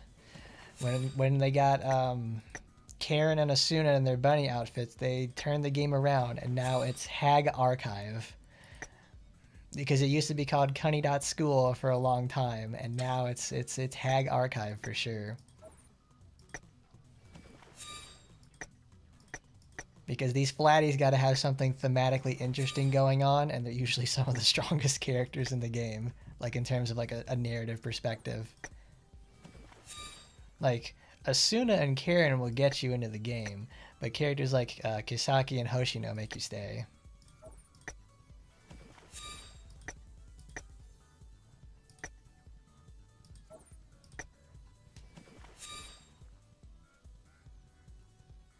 Lilith is also a company that is not known to make very good decisions. Like it's like I'm telling you, everybody go watch the video I posted in the chat. It is fantastic, because the guy he worked in Grammary. Oh, cool, nice. Is that literally the same color I just had at the beginning? Son of a bitch.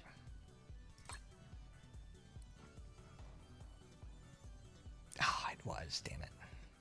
Damn it. Oh, damn it, it was.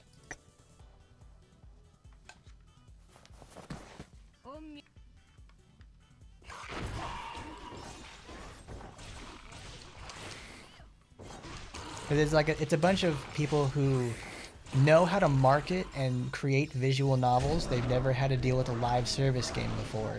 They didn't hire correctly like outside help for that sort of stuff either.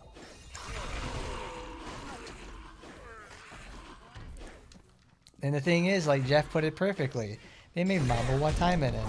That should tell you everything about the decision-making process. That game sucks. That is like a legitimately awful experience to read. I think the most recent Lilith VN I had bought was I forget what it's called. It's not drawn by Obui or anything like that. It's like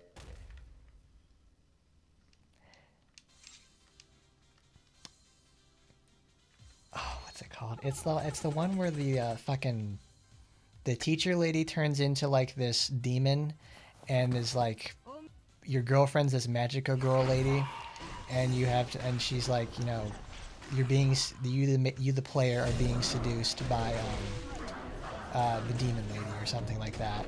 That was nice. I liked that a lot. That was a cool and fun. That was a fun concept, and it was really cool. I actually have the physical version like in my room. It's really good.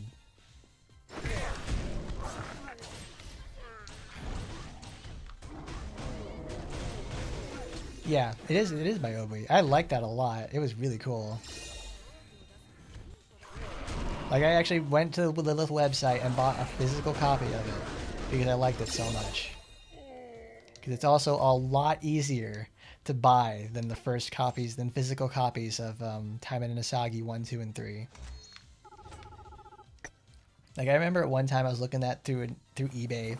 Because eBay, I think like 2 years ago, they made it so you can't sell explicitly adult content on there, but you can find ways around that. It's okay. But it's like you can't do that at any certain point anymore.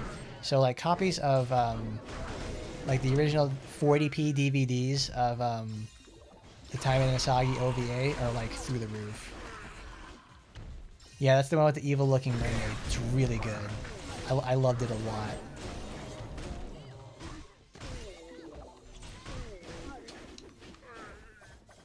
I like to read visual novels and stuff, so this is it's no problem for me. I really enjoyed it.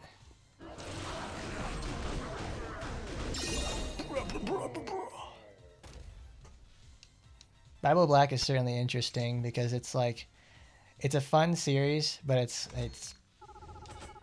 no, I wouldn't say it's not a too extreme. It's extreme for most people. That's it.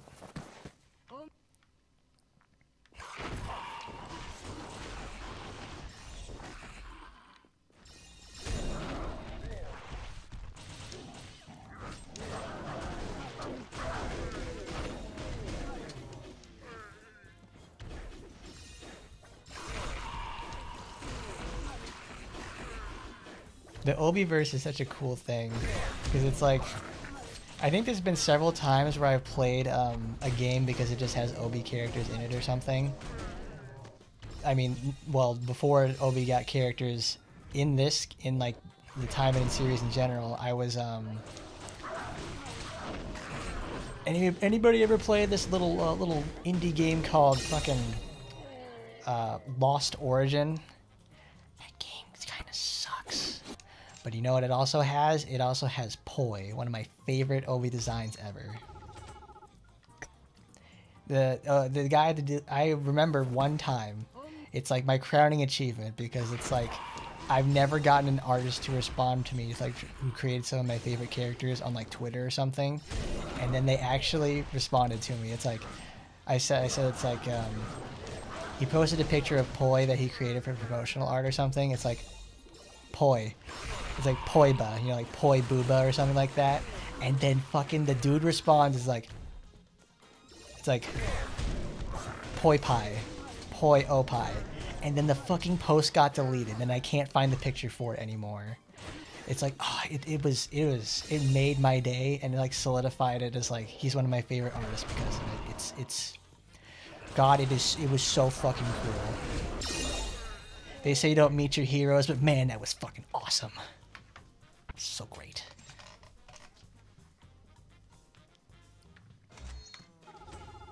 Made me so happy for that. I'm like, oh my god, he really said, I don't care, man, it's fucking great. Responded on, it's so cool. They, I think they have like a special, like, they got it onto the R18 version for DMM or something. No, it's always been that way. But since they have like their whatever version or something, they can go full on out with like I guess the the nudity or something. I don't know. Something changed in the last like 8 months for the game where they can really just go nuts with it.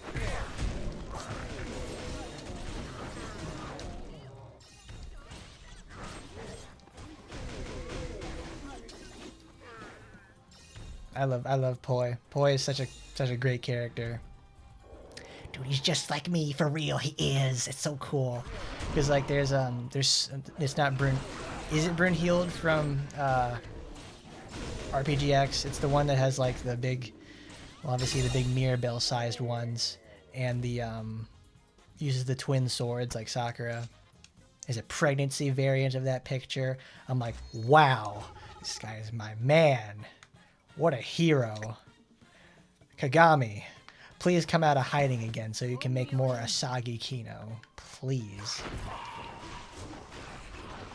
Bro literally comes out of nowhere, just drops like, oh yeah, I'm gonna do the official CGs for like the new Asagi ASMR. Oh, it becomes #1 on DL site for fucking weeks? Yeah, just let that happen. Dropping the best CGs ever, looking fantastic. Doesn't appear anywhere either because it's custom art just specifically depicted for it. Like, where do you even go? Where do you go? Well, there is actually like a machine translation for English that uses like the Korean version or something, but it's like you still have to play Last Origin. That's it. You still have to play the game, and playing that game is fucking terrible. Because it's designed to be like, it's effectively a single player game. There's no like multiplayer PvP features. You just sit there and farm for like days on end. It's good and bad in a way because of that. Like the farm for it is like debilitatingly terrible.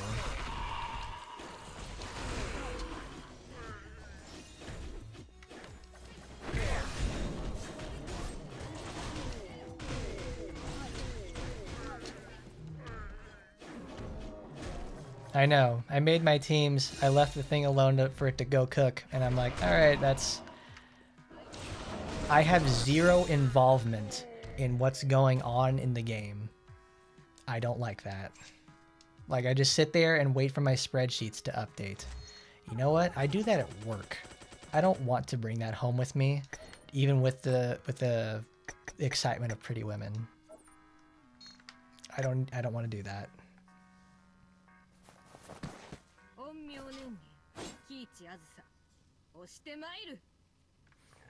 Yes, it's like the next time we see Kagami, he's overlooking a 3D model for Christmas Dancer Asagi. God, it's like you forget about Asagi for like just a minute, and it's like, oh yeah, here comes like something. Here's another Kagami classic. It's like, oh, we've been getting a little bit too vanilla. Here's Asagi getting totally fucking pummeled by by a couple of dudes or something. It's like, this is great. This is amazing. He's lost his touch. He ain't lost shit, man. He ain't lost shit. Every unit is farmable in Last Origin. Like, you can just sit there and like you get the resources and you just wait. That's why I typically don't like auto battlers, because it's like I'm not doing anything. Like I want to play the game.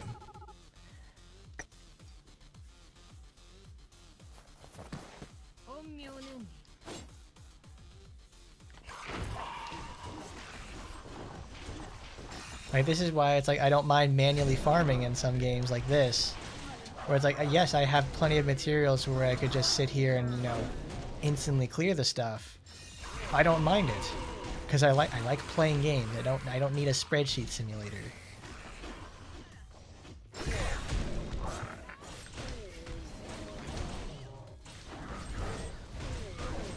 You get really good at it and it doesn't feel like you're even playing, like, it doesn't even feel like work at all. You have too much fun doing it.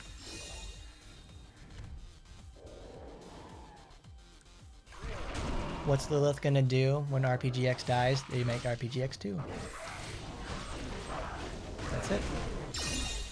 We've solved the problem. RPGX 2, everybody. Looking forward to it.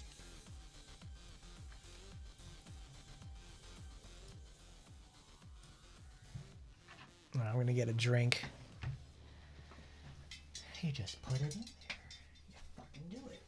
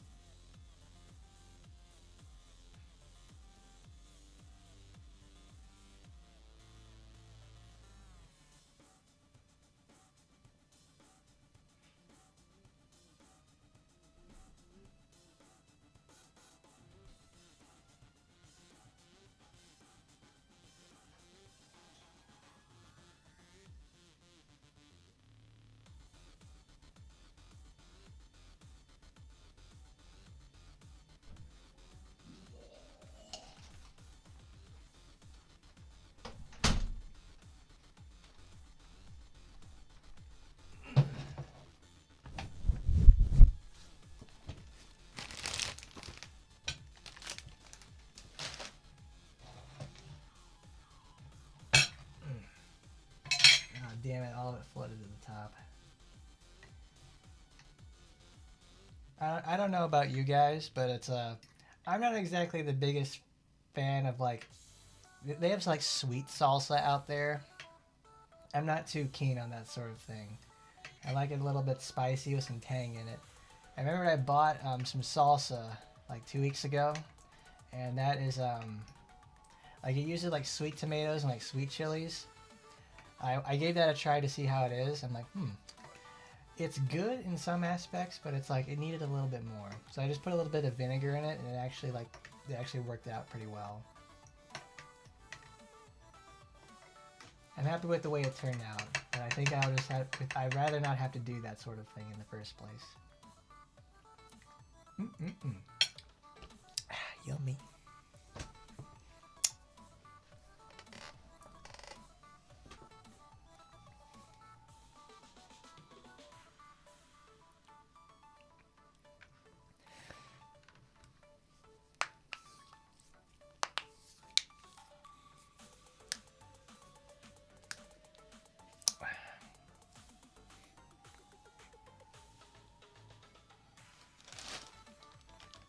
No, you'd be absolutely right there, because it's like they took that in the most literal thing possible. Is that with people wanting a translation of the game itself?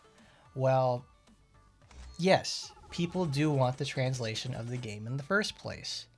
However, that creates the problem.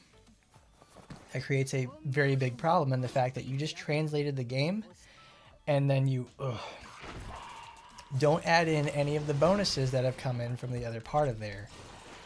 That's what the vocalized. That's the most vocal part of the people themselves. That's what they're seeing, and that's what they're hearing. That's all they got out of it too. Was okay. They just wanted the game translated, but they gave us the raw year one experience where nothing works or just feels like shit to do.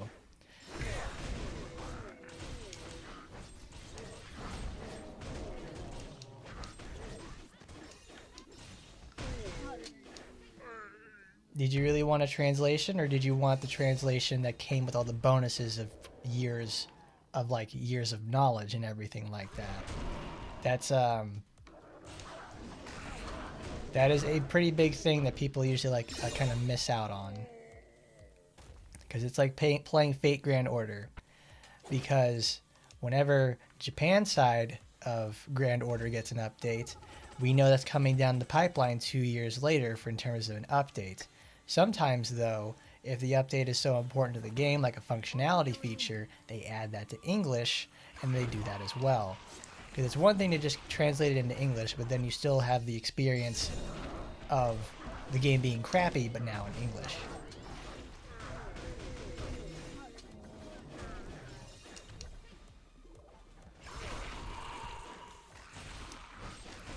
the thing is with the viewer itself, like for RPGX and Taba viewer, that's like, well, Taba is like, it's specifically done by a company, and they were like, they paid to do it, and they translated everything.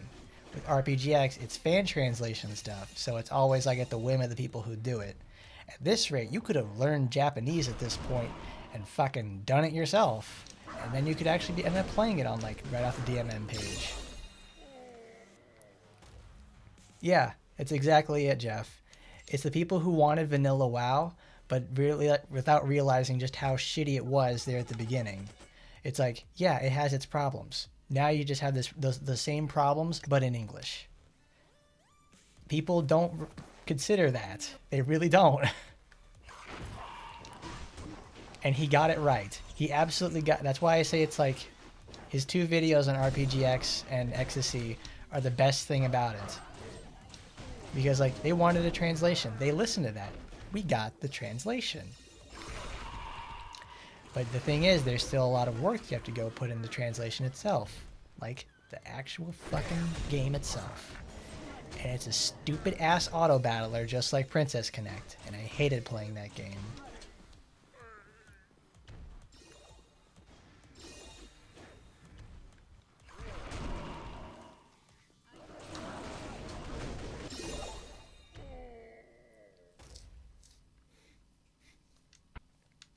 Yep, we got a worse game, we got a worse experience, and nothing good came out of it. That's exactly it. That is the doomed world that had been created.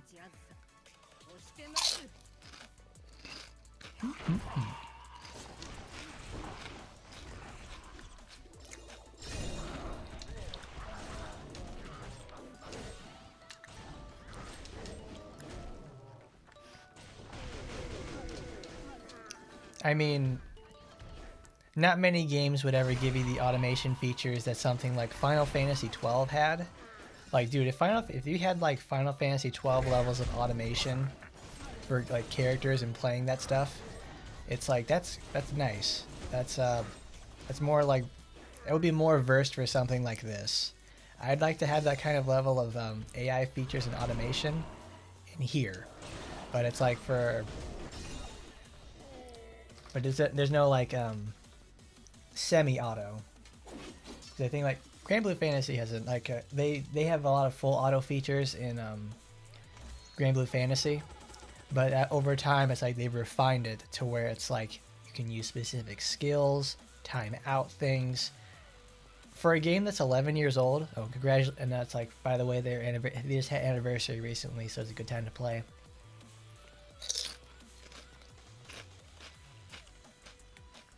It's worth it.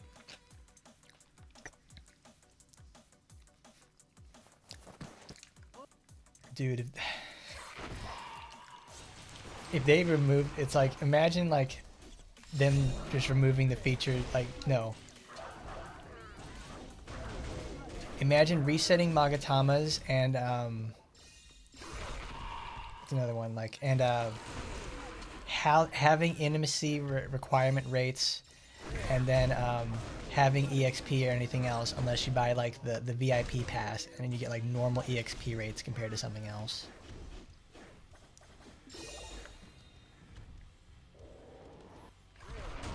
Like I remember still having to like manually do Magatamas.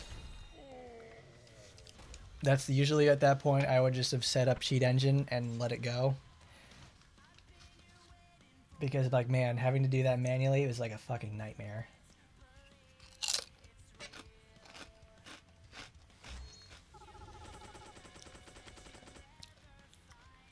How many do I have? 26,000. Oh, we're just having too much fun now. Now I have 2 of these. I can put that on like both my characters now. This is also like, oh, one more thing. This is a great supporter. This is really, really good. Because 20% chance to obtain a bonus item upon completing a quest, completely for free. It's not like Mercy where it requires like 5,000 mileage points. This is literally just here to exist and make your life better. Do not miss this. I'm telling you, don't. Fourth slot is really, well, it's the fourth slot. You get mileage points, and what is it? Fourth slot, mileage points, gems, trickle 2,000 gems across the month, and increased drops. What you're really paying for on Hebishika is the 2,000 something gems you get out of it.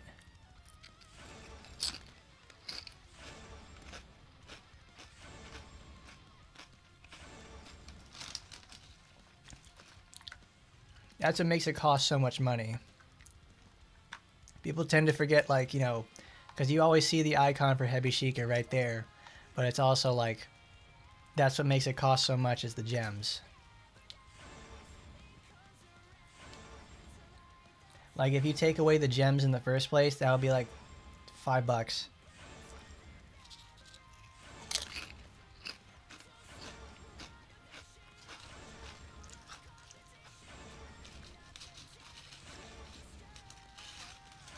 Man, you're paying Canadian for that shit? That's gotta be like 42 like USD or something.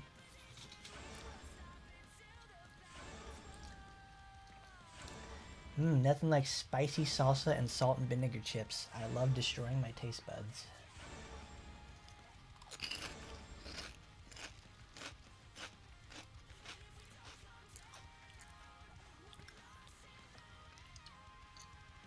Hebishika has its own separate drop modifier. Because there's I think 4 different ones, 4 different drop modifiers. Because there is this would be considered the crown ones, like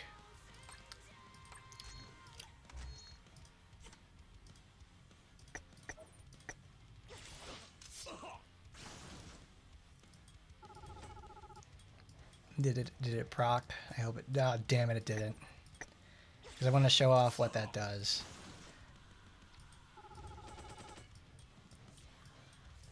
Oh, come on. Do I have them set?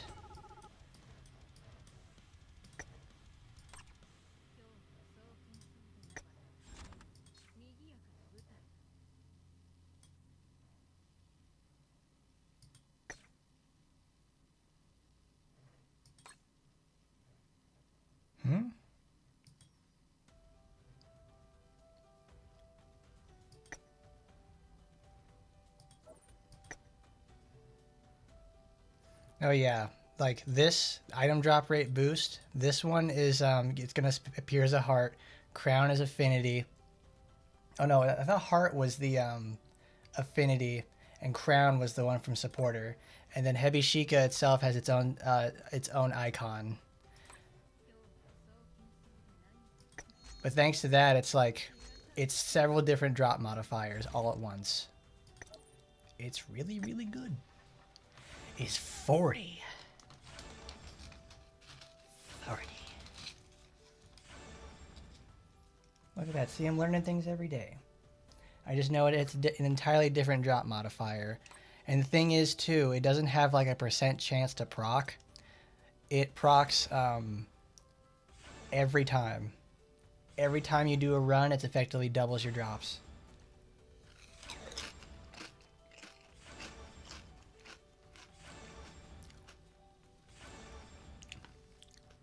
Because that's what I do, is I use the affinity boost and also the Mercy and this supporter together on Emily. I do that when I have to go farm materials for club rewards. I think it's like certain stuff like that, it's multiplicative. So it has like diminishing returns after a certain point. But here's another thing I have a really big problem with in this game, is the lack of transparency on how things work. We played Zenless about 2 weeks ago, and I talked about this. They have massive explanations about how things interact with each other in Zenless Zone Zero. To most people, they won't ever read that sort of stuff, and then wonder why they're not doing enough damage. you have to, if you look at the interactions closely and then read about how they're supposed to work, like that level of detail inside inside how these skills and effects work is actually a really huge amount of transparency about how these things are supposed to interact with each other. Not to mention, it helps in calculation. Like they'll explicitly tell you if it's additive or multiplicative.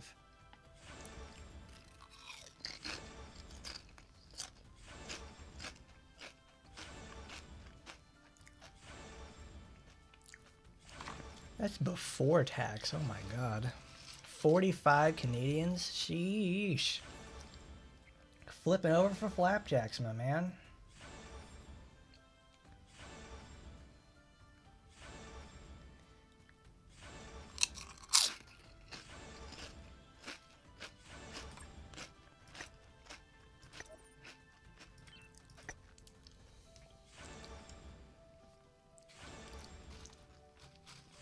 There are outfit series for $45 in this game, and that's heavy Sheikah for you guys. Holy hell.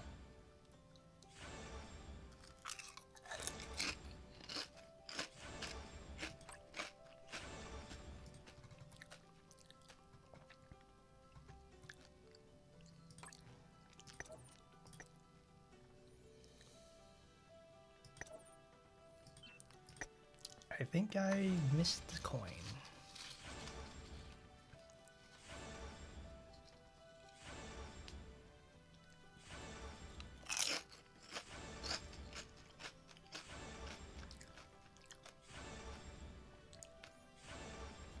Yeah, the very cryptic explanations that we get is always, I fuck you, Blade Shooter. I hate that so much.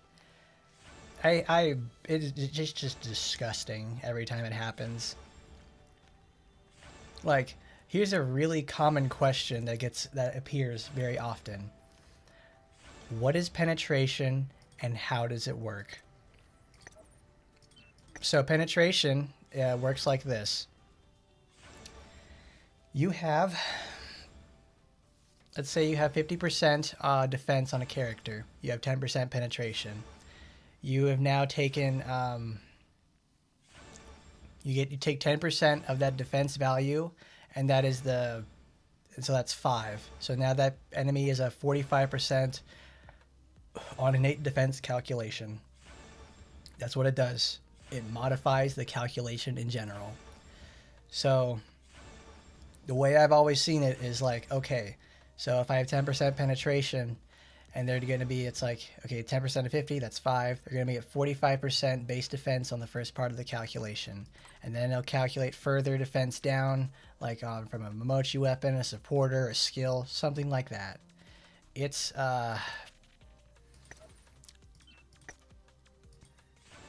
really dumb. And then they have the stuff where it's like, because I think it's like my guy got sent an email about what is penetration and what is the defense version. I think it's protect or something like that. Whatever. He got an email explaining how it works, and it's like, oh, it's like a percent chance. No, it's like for the longest time we thought, oh, it's new. You get a percent chance to negate damage or something. It's like fortitude. That's it. It's terrible.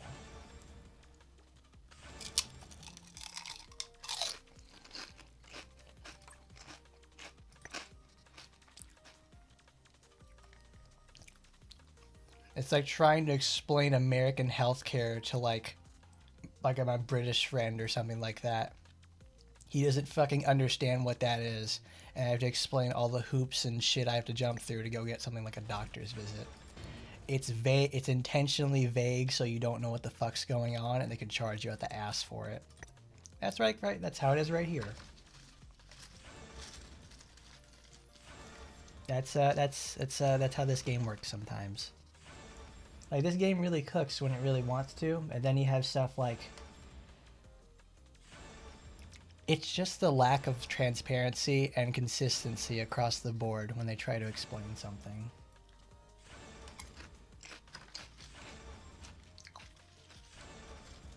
Like, why is it so hard to do that?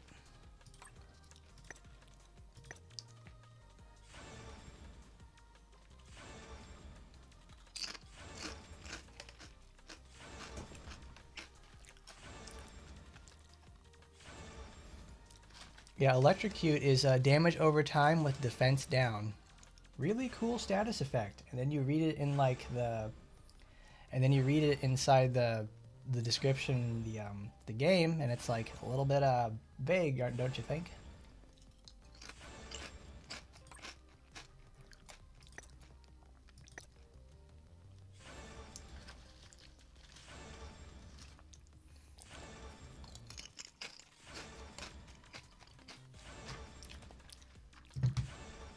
Ragnarok fixed a lot of things for a lot of people. She is, man, she's so good. And you don't really even need Nun Phantasma when you're playing against Kanaloa either, because since you're freezing her all the time, she never gets to activate her. She never gets to activate whatever invincibility she's going to have.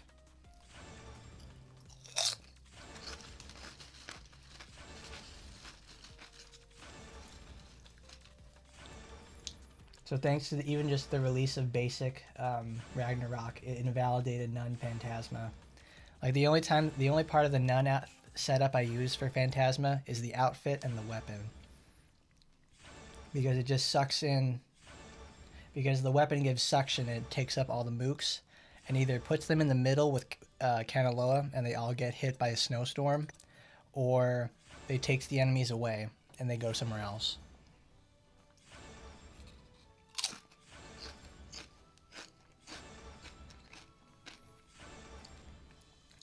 But you know who also does that better and cheaper? Kurenai. Kurenai is really, really good for AoE, thanks to her her wonderful renewal.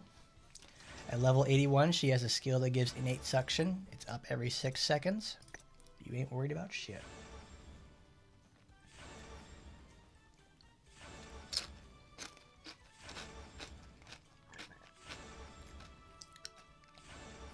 It's like the best part with Ragnarok 2. Like you said it right there. She has the option to go for ranged and melee, full or both, or one or the other. It's actually quite comforting to know that, because it gives her options. The AI doesn't play her very well, but you as a player, you sure as hell do, and you get a lot out of her because of it. Like in Total War, she's trash because on melee she's trash because she just gets like totally reamed, because she doesn't get a lot out of her healing because she gets interrupted too much.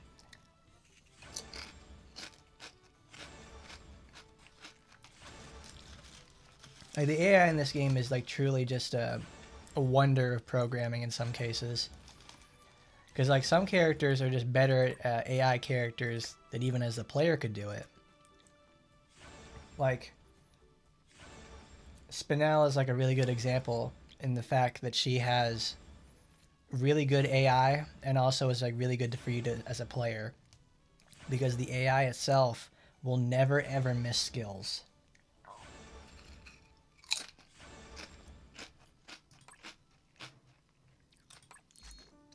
Like they'll do it at the cost of themselves. The skill won't even get off, but Spinel herself will just go over there and do like demonic arm detonate and just do thousands of damage and keep her and just keep the boost going up like consistently. You don't have to worry about it.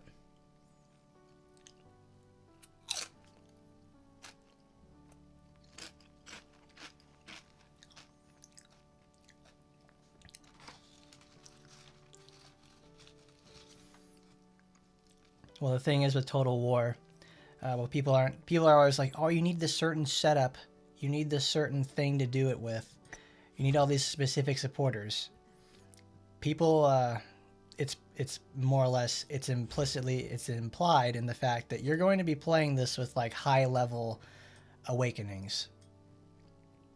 Like even then, even I have like, oh dude, I've got maximum defense in the categories. It doesn't matter. He hits so damn hard, it won't care.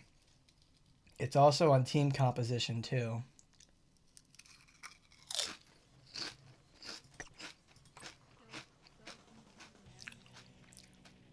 Which is perfect since it's gonna head over to Total War. I haven't done it for the week. So here's the comp for the week. It's what I make my points with, and then I just leave it alone. We're gonna have Spinel. Spinel is the linchpin of everything. She's the main damage dealer because she's got her stupid boost. She's got the team-wide boost, speed and attack. Great stuff.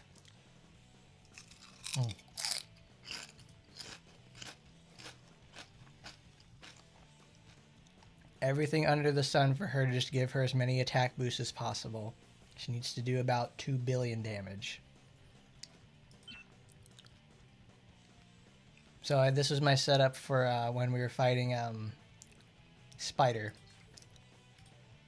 The only thing I change here is just using Founding 3 because it gives more damage, less damage taken, HP boost, and then critical damage boost inside there. Really good. It's important for her to have it. She needs one more.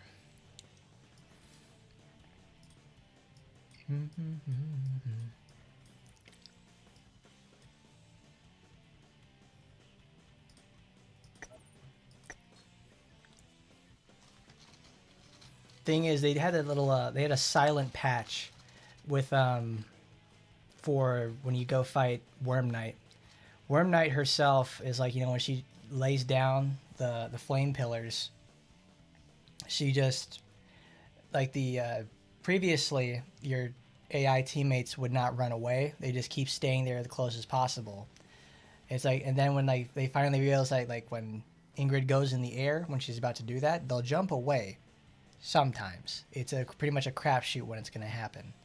But the thing is, at this point, like every time I know Worm Knight's going to do that, like I just immediately run away.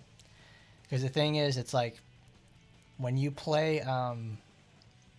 against Worm Knight, you actually let the AI do as much damage as possible. Because you need to be on crowd control situations as a player. At least that's how I do it. Alright, so with Tokiko is actually a pretty simple way to set up. We use defensive because we need to keep her as alive as long as possible.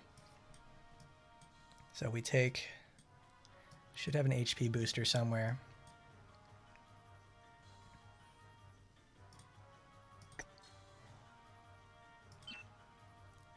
But we're using regular Mirabelle because what we talked about earlier, Tohiko likes to crit. She can do this, she crits even more. Every time she gets a critical hit, a 1 in 5. A 1 in 5 on every critical hit, and she's gonna get this often. Increased damage taken. Reduced damage for protect type allies won't matter so much, but every 32 seconds she can give a 40% speed buff. A 40% damage buff for 20 seconds. Lasts a long time. And then Phantasma, obviously she's the buff queen. We need to keep her alive. So she just has like suction. No, we don't put her with suction. We need this. Mugen suck on my nuts.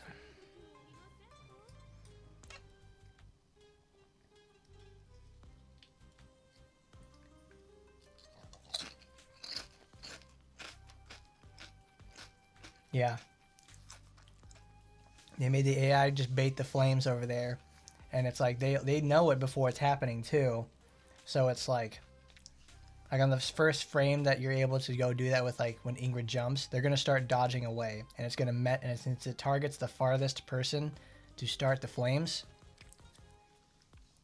it's just it's terrible from there. She needs this. Maximum HP. We don't need that. We need to keep... I don't have regular Spinel. I have one copy of limited Spinel, but I like this. I always keep a white feather in the pocket because she makes that much of a difference in the world. Literally removing someone's armor at a % chance every time, that it never gets old. It's just so very important for her.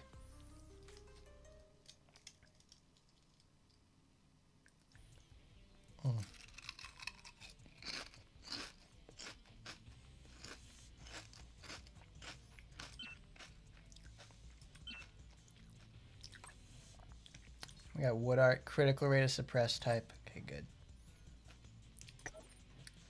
Inventory is full? What the fuck do you mean? Oh.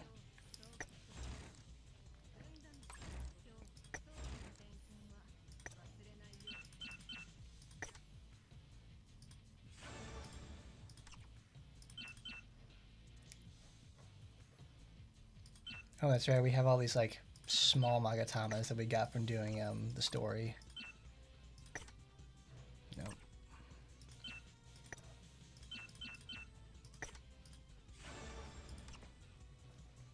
Secret Garden Phantasma is really good. You should go get it. You should go get it right now even.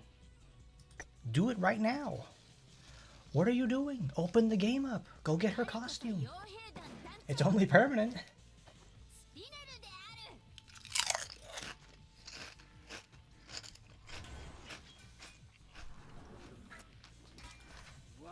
Here's another problem too.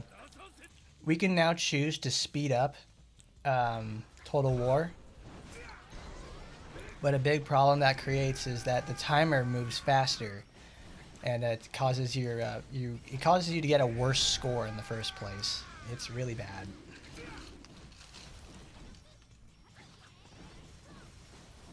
It's really shitty.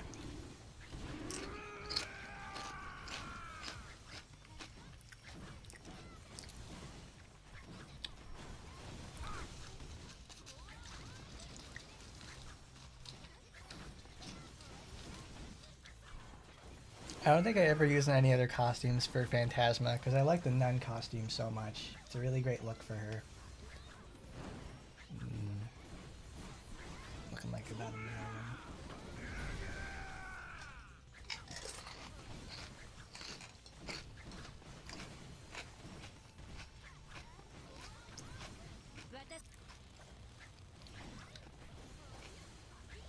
$705. Someone is not hitting their... Someone's not hitting their stuff.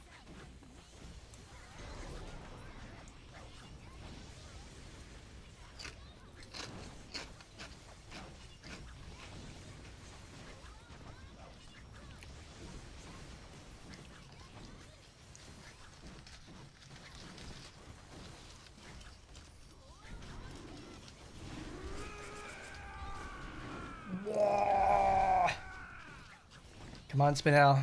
There we go. 53. Okay.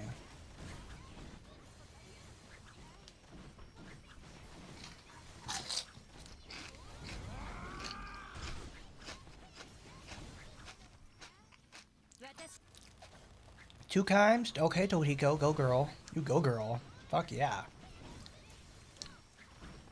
It's a 1-6. Oh, it was a 1-7. Good.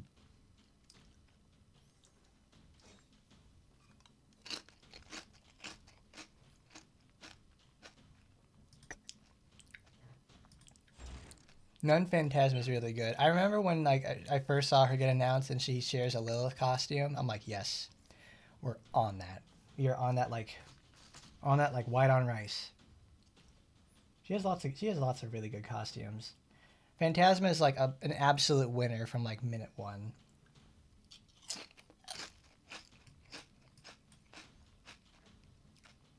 I don't have all her stuff. It makes me sad, but it's like at least these are all permanents. Pico, did you have your stuff equipped? Autumn Wind, Clairvoyance.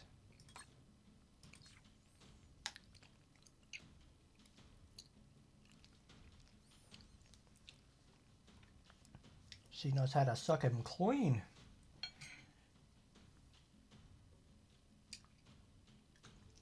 She does it real good.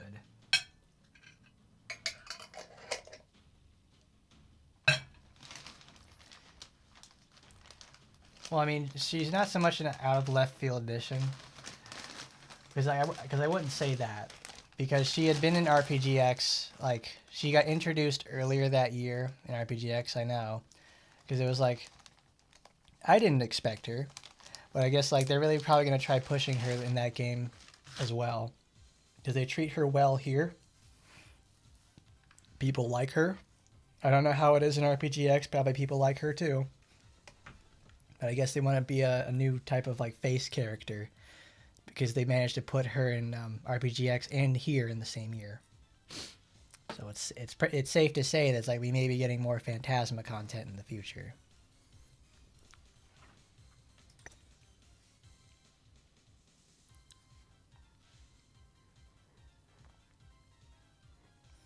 No, there's nothing for that.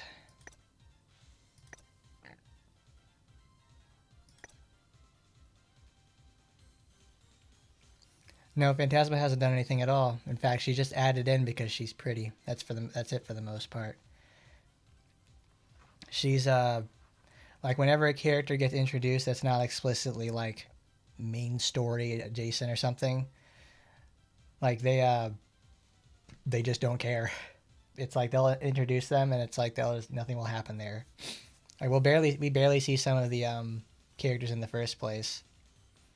Like, I think for the most part we see a lot of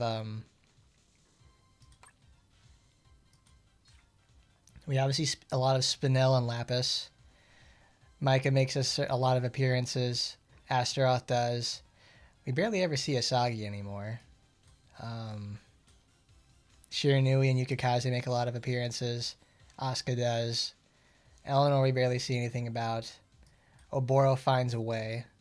So does Sue. Lena we don't see anything. Noah's forgotten. Hebiko we might as well forget. Well, Hebiko we do see sometimes hanging out with Chica. Kiara every once in a while, but that's about it. Like most of the characters we have here are not like involved in any way. They're just like either really important legacy characters or they just people like them. Yeah, Shizuru does get involved a lot too. I gotta try that again. That was a 1-7. Where are we?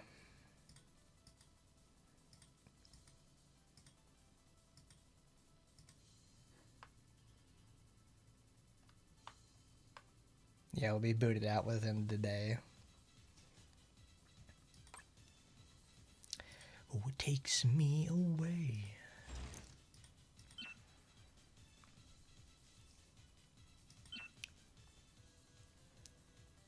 Ah, that's right. We need... I always forget, like, what do I put on these characters? She's here somewhere. Arr, there she is.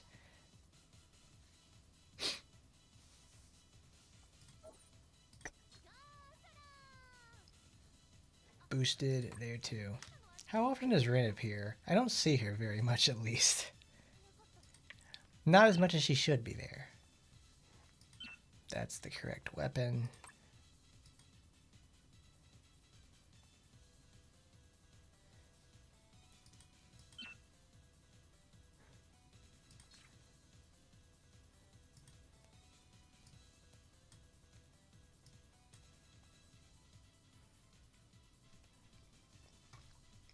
We may run the supporter blender, see what happens.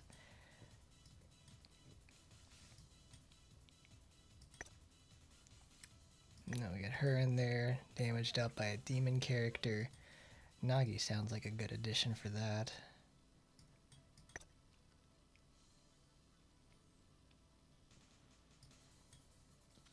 Where would that go?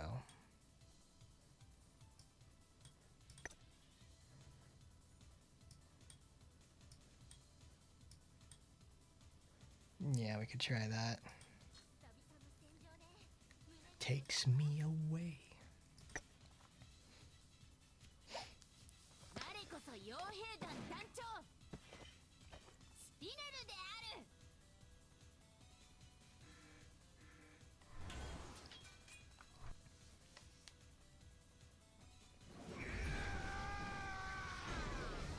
Because I mean, Asagi for the most part is generally like the I win button, and like it's what she's supposed to be in the first place. Because like everybody knows, like when you go play like a Taimanin Asagi 1, 2, 3, if these Asagi has immense strength and could easily just floor whatever she goes up against, and she does. However, the thing is, it's like whenever she gets put in a precarious situation where she's on the defensive or something, she can't show off her power or do anything like that. That's where the problems start to occur and where all the bad endings come from. Because all the good ending stuff is where she just like wins and gets away with everything. Because she's the almighty. She's the best.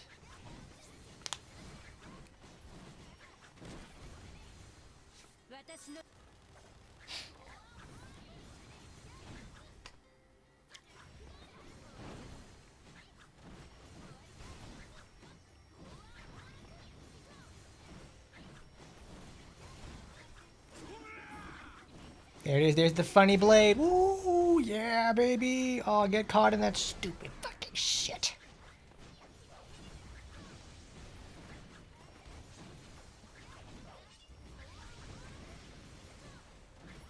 Because like Asagi just shows up. All right, the game's over.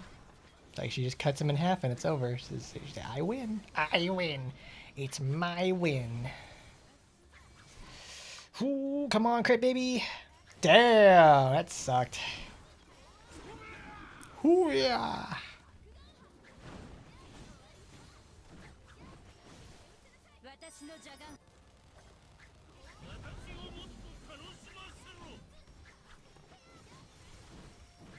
Yeah, it's exactly. She's the Superman problem. The moment she shows up, it's like, all right, that's game. Way to go, everybody. Woo! We know she's gonna win. That's better though. That'll hold the score until the end of the week. If she crit, that would have been 2 million.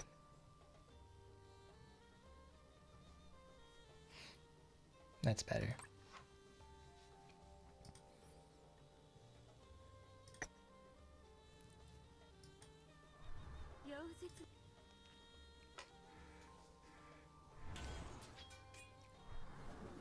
Oh yeah, speaking of Bleach, how's what is it called? Rebirth of Souls or something? Is that what it's called? The new fighting for it? I was never very much into Bleach in the first place, but I'm very into the women from Bleach. They're very pretty. I don't know anything about what's going on, but the music's very good for it.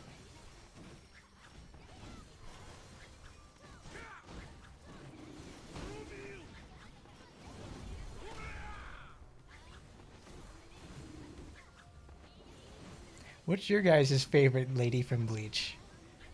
I'm dying to know because I have a couple of guesses, but I want to see what you guys say first. Why don't you guys try guessing what my favorite is then?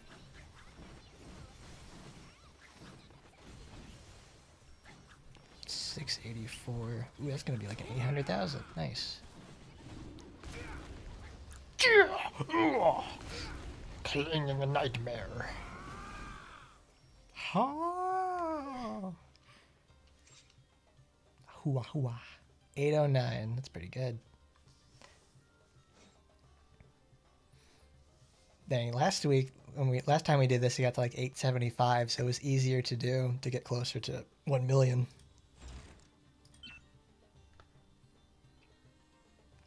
Okay, let's remember to set this up correctly. Let's give you a cool weapon, Asagi. I want to change your clothes. I want to change. It's like, look at this. It's my walk-in closet of Asagi clothes. All right, let's just.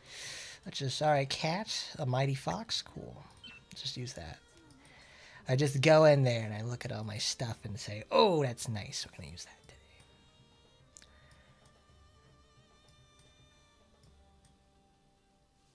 today. I'm a big fan of Rengiku. I like her a lot. She's sexy. That's the long and the short of that one. I like Rengiku. She's pretty. She's pretty cool.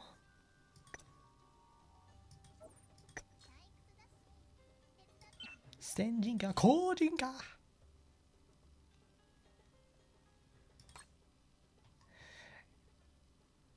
Yeah, before we do that, let's go blend the supporters before I forget. What's it under? It's in activities. Not weapon facility. I want to go to exchange. Hello, Emily. Oh, that's for weapons. What do I got?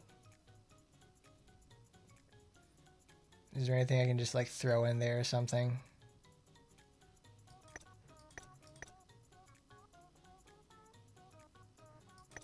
No, that's limited for hers. We'll just use the supporter version. Oh, we got lots of copies. So let's do hers. Recycle, because that's always really good to use. Battle Igawa Asagi. Alright, we got a fucking another copy of White Feather. Are you serious? Amazing. Great. Oh my god. Wow. Look at that. Coming in clutch. Let's use these for once. Sometimes I actually forget that we have those things in the first place. The speed up item, I guess. I already have both of those maxed out. Well, we're not actually going to keep it to, we're not going to put it at 5.5 because having two of them increases the chances of having the ability to break armor faster. It's like the best way to get, to immobilize Ingrid. Whew. Fucking awesome. Who is she again? Oh, that's right. She's that one.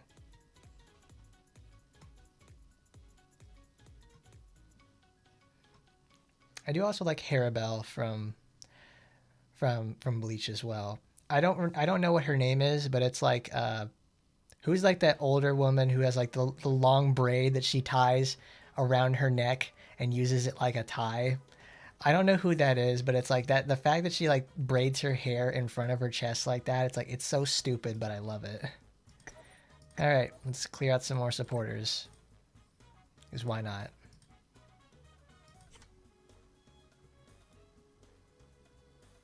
Unohana. Well, we got you. Use you. We'll use you now. Okay. Oh, shit.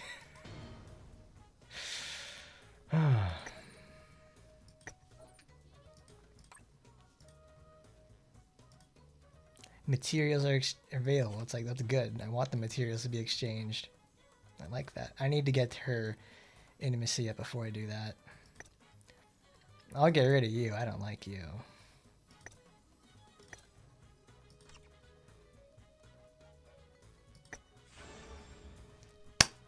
Oh, that's actually really great. Oh, shit. All right, I want to keep those other ones around. Okay. Wow. Exchange facility coming in clutch today. Wow. Because this is great. This is an amazing supporter.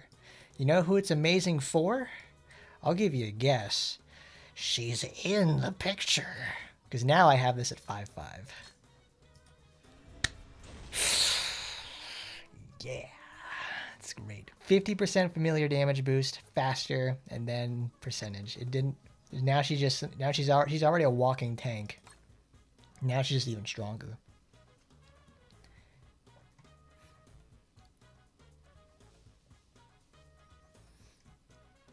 See, look at that. Like, I got the Bleach wiki over here in chat. It's like, who's the lady who braids her hair like that? Oh, that's Unohana Yachiru. She is a part of the Soul Society of this caliber. She's a very important character late in the Bleach. I don't know what the fuck's going on in Bleach in the first place. I just know like that Kubo guy really knows how to make booba women. It's really good stuff.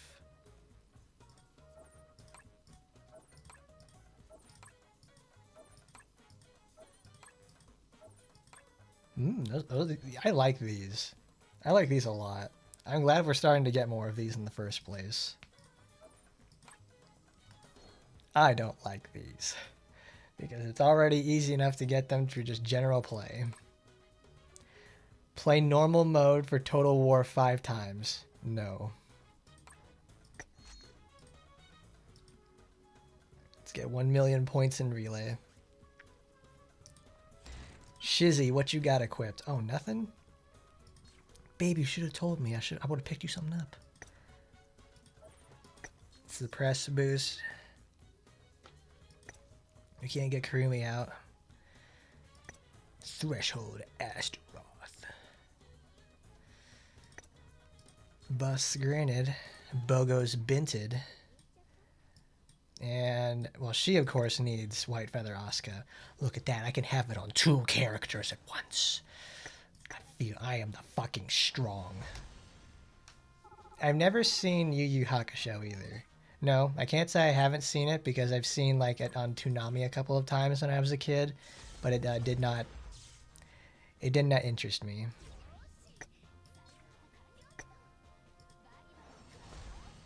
I imagine that's something you watch like when you got older or something.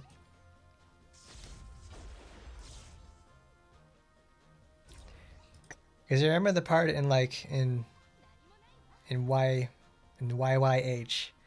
It was like this huge dude.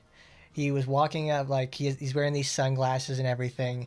They broke the tournament field, I think, through like whatever they were doing. So like they have this one guy come over there. He's like 10 feet tall. He's carrying the new arena platform over his shoulder. And that, like, I remember this one part where they're like, "Oh my God, there's Yojiro or something bringing in the new arena," and he takes the arena right in front of like our main cast, slams it down right in front of everybody, and he just leaves.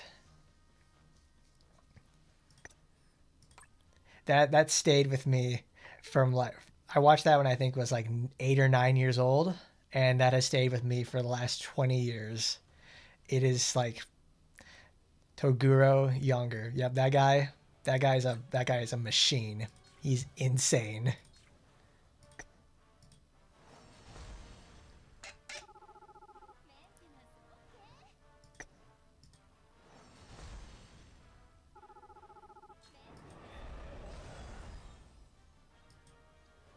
I like how Asuka goes from frowning to smiling when you awaken her. It's one of my favorite supporters for her. I don't know if you guys know this, but I really like Asuka. She's one of my favorite characters in the whole series. She's just really cool. Really cool gal all the way around. Like one of my favorite characters. Like when she got introduced in 3, I'm like, you are awesome. You're like super. You're so cool. You're so cool, bro.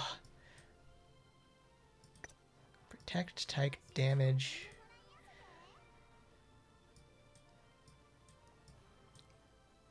Because you only ever play Ingrid in blue nowadays anyways. It removes 3 buffs. It's just a damage fixer.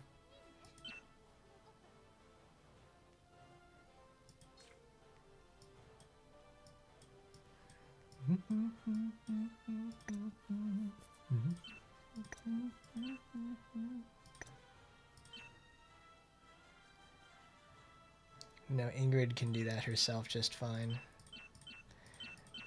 Miss Asiago herself needs it though. I don't know, maybe it will turn out to be otherwise, and then like, because Ingrid's able to stay away if you do everything correctly.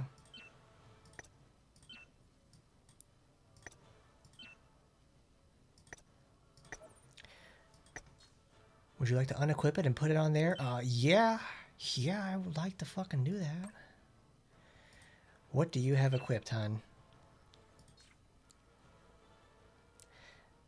See, the thing is, it's like, I either want to have Rakusenka, because he doesn't have a lot of attacks that hit, like, above him. But if I take out the Taimanin art, she loses out on so much. Because, like, most of her damage is, like, from basic strings in the first place.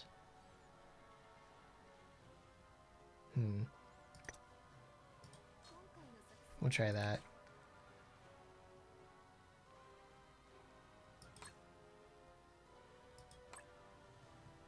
Alright.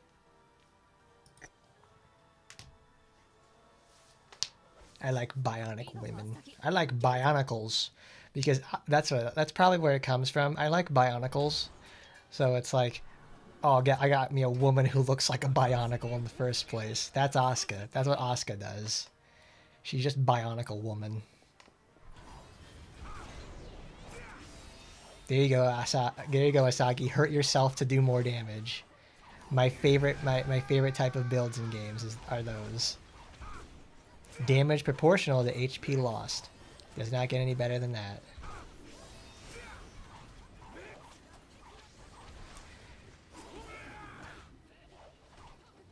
Brother, how'd you miss that? It wasn't a new arena. It was a stage from a different arena across the entire island. That's what he did? That's fucking awesome. Because I saw a picture of that guy the other day. I didn't know what his name was though, but it's like they said like he was the original Aura farmer. And then I recounted the story like that. I'm like, yeah, I believe it. Like, dude is like crazy. He took it from the other side of the island. Just walks up, just rolls up on a motherfucker like that. He's like, yeah, I'm doing that. Thanks, Isagi. Looking good, babe. 144, 699, and that's on my all 87s.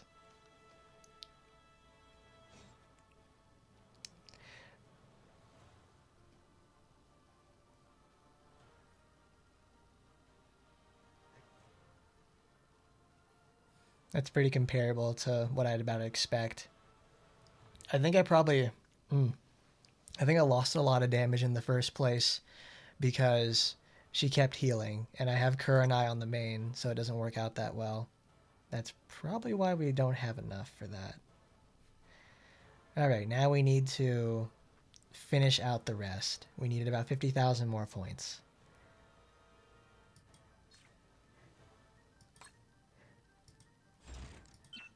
So I think Icy Hot Mom can take care of this pretty well. So we'll put it on her. Because I would like to show off Azusa for this, but I don't have enough gear for her set up.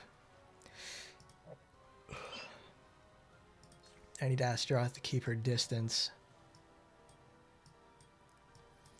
I need Astaroth to get her some fucking Jardians to get that nasty ass of hers back in shape.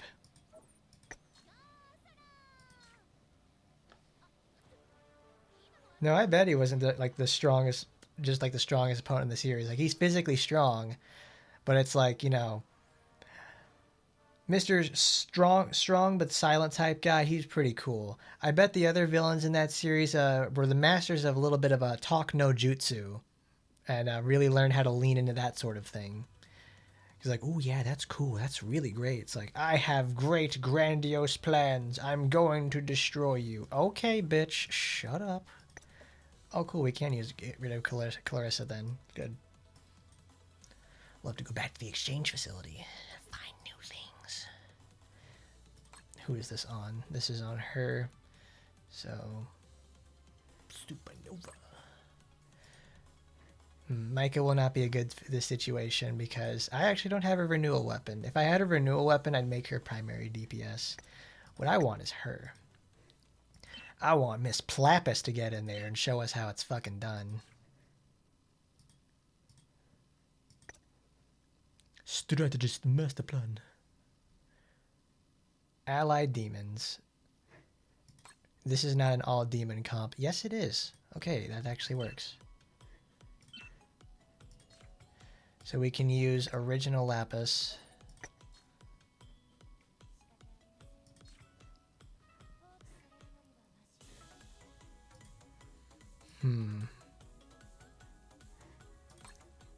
Because there's skills like, I don't really need Comet Spear.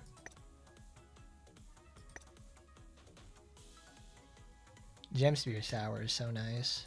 I wish I had her. I had more copies of Lapis's limited weapon, but that's just like playing with Rinko, because it's really hard to get that. Because Shirinui has so many items. It's like impossible to get anything out of it.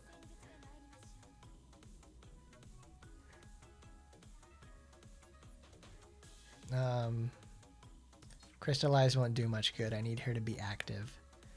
Actually, no, that would be nice for a 4th slot because it keeps everybody alive. Where's gem support? There we go. She's going to be team mom. Well, she certainly isn't going to be a team mom, that's for sure. No, we're not taking that off of her. She needs that. She needs it.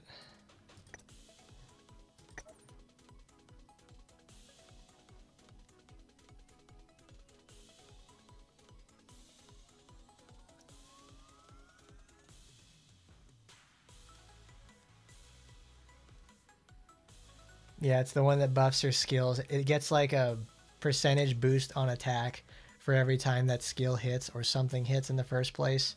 It's really, really good. Like, it's really nice. Who has that? Okay, she has... It's Eye of Dawn. It's 1 minute. Actually, no, I don't even need to worry about that. You want attack for her because it's like we have the attack damage scaling. And she has more than enough HP to make this work.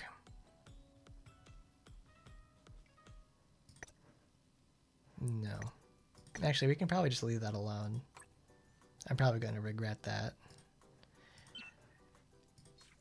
Astaroth, what do you have? Demon boosters, good. Somebody has my other ones. Well, we take that off of Asiago because she's played her part. She did a great job. All right, we need only probably about 50,000. That's fine. I mean, Lapis can sure as hell sit and spin on it. She's real good at that.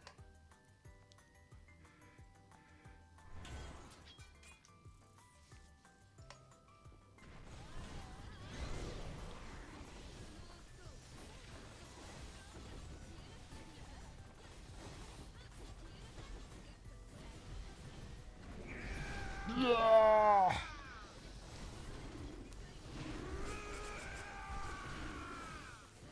Boy, he's angry.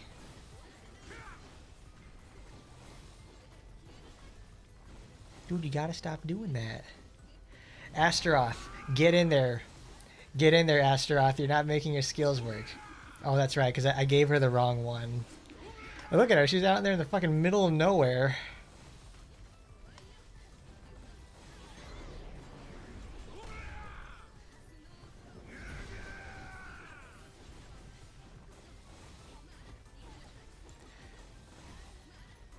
Well, Spinel doesn't actually use a magma in the first place. She uses the actual gem Spinel is a reddish tint, and she pulls that out of the ground. And Lapis uses lapis lazuli. 98,000, minimal effort.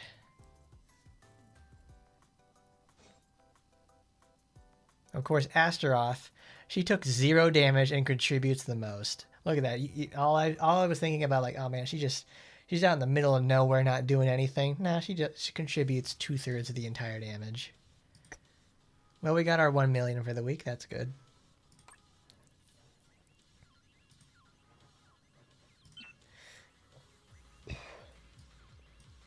Good. That'll give me 1,000, 1,000.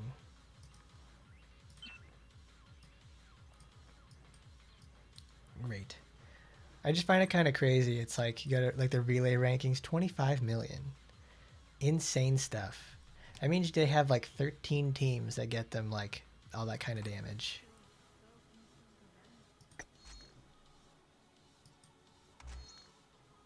All right, everybody, there we go. It's time for the arena. It's time to get to 7,000 this week.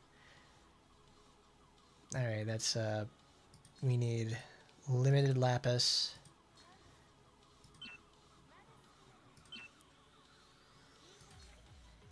And crystallize. And I need no, we have crystallize already equipped. We need our righteous gemstones, baby. Comet spear. Comet spear, comet near. Comment near, comment spear, comment down below if you thought she was queer.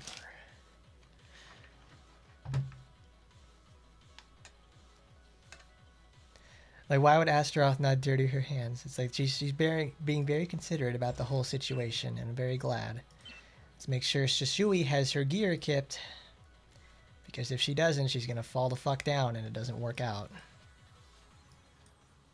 Because where's that supporter we got the other week? There you go. This Spica supporter is actually surprisingly good in the arena. Knock back surrounding enemies at a 30% chance when hit, and envelop self in bubbles that decrease damage taken by 20%. Earlier today we used this, and Azusa managed to get hit like 6 times, well, like several times in a row, and you can proc the bubble, and it stacks on top of itself. So it's like you end up taking like 0 damage. So like good old Spica over here manages to, like, she cracks the code and makes herself extremely good.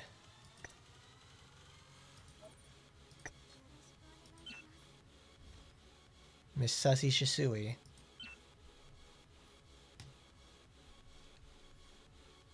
I mean, yeah, it's exactly right. The game is action Taimanin, but then it has modes that let you see your characters being controlled by an AI. What could this mean? What did they mean by this? What could they have meant by such a thing in the first place?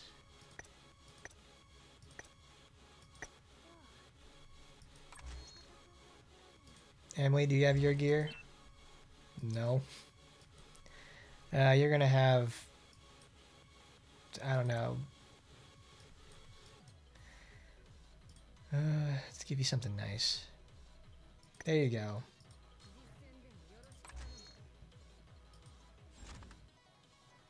Respect, no.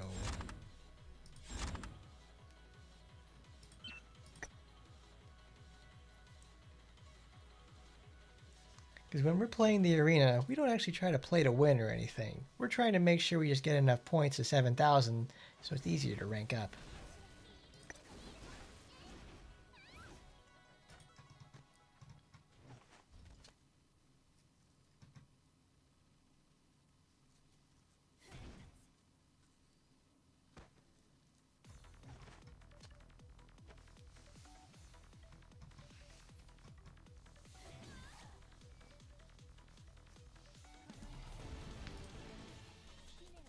I don't know, could you really say it's an AI that has Alzheimer's? Because they certainly have, they remember where they're at, and they don't want to be there.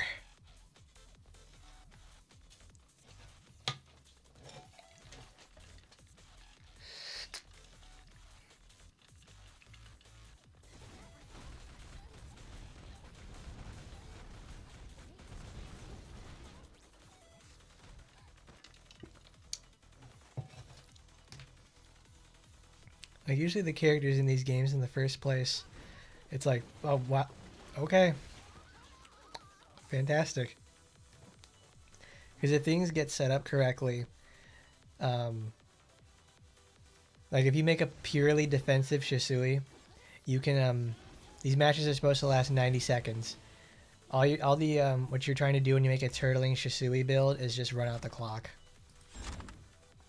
It's like not fun at all.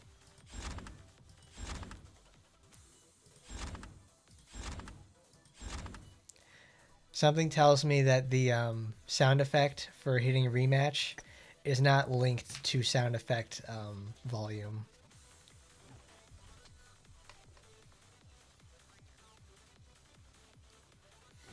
There's a few things in the game that do that.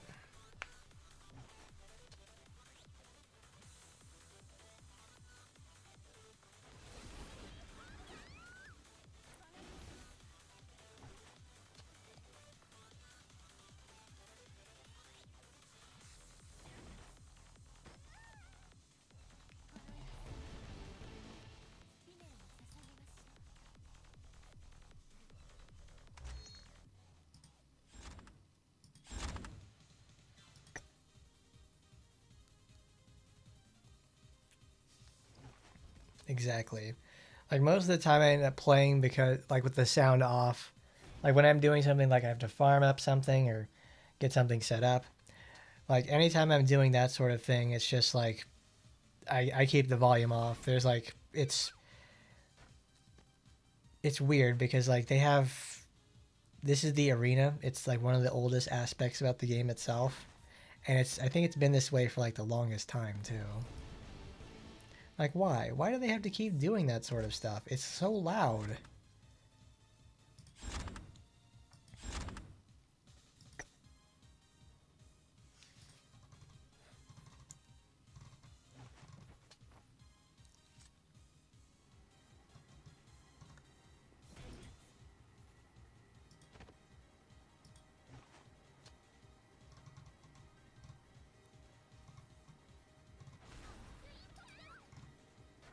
Oh, dude, Mori Calliope art of her doing the book challenge.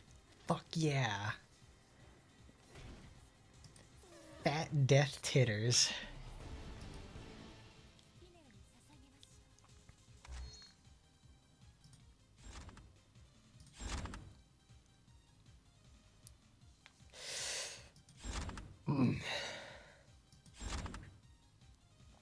SpongeBob!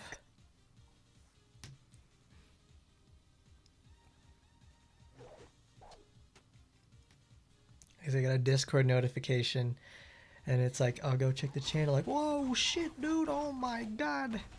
Look at them hella deaths milking me good. Hell yeah.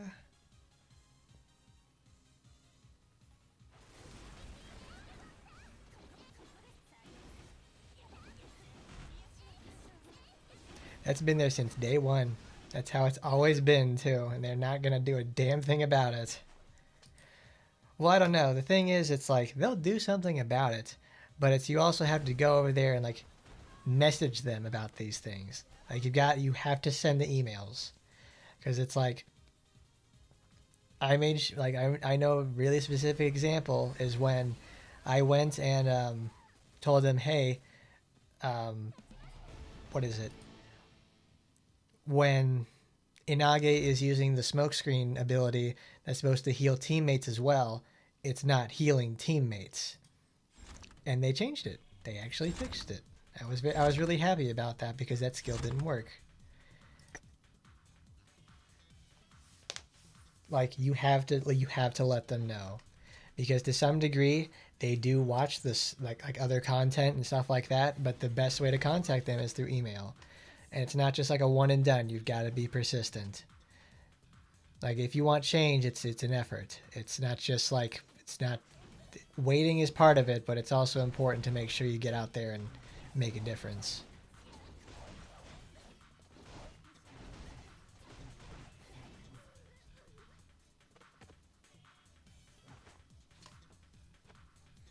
We are waiting on the world to change.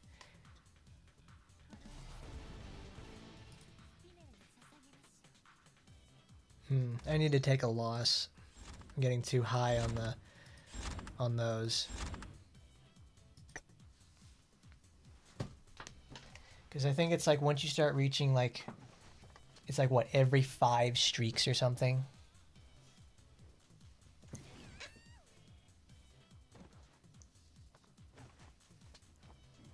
Every 5 streaks, your enemies get a, oh, there's a transparency error. They have every 5 streaks, the enemies get higher attack, and they get higher HP as well in order to surmount you and defeat you.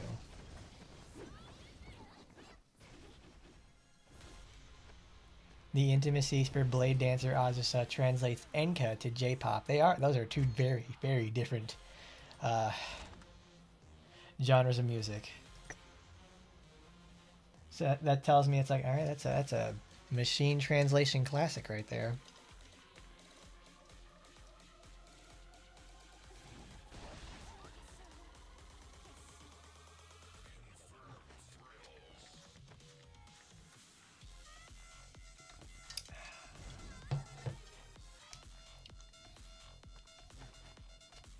Yeah, see, look.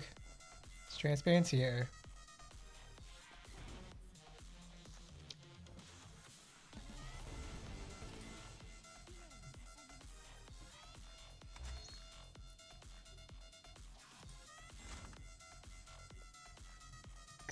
Cool, that'll be enough.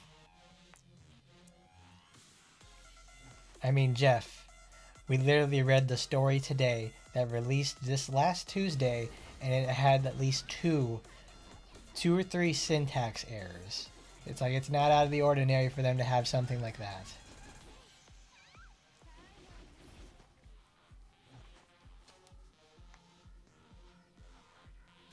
Mizuki Kaze. No, I wanted to. Please kill me. Shisui, thank God you're here. No. Alright, see you later, Blade Shooter.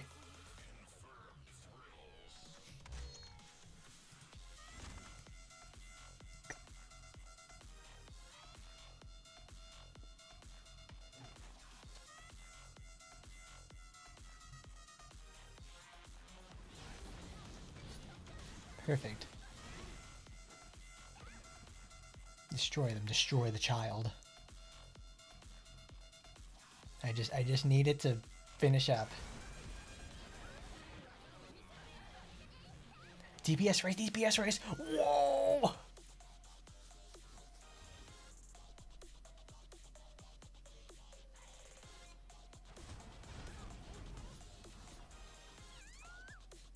What the fucking shit? Oh my god, Shisui clutch. Oh no, it's against Lapis in the same formation I have it too.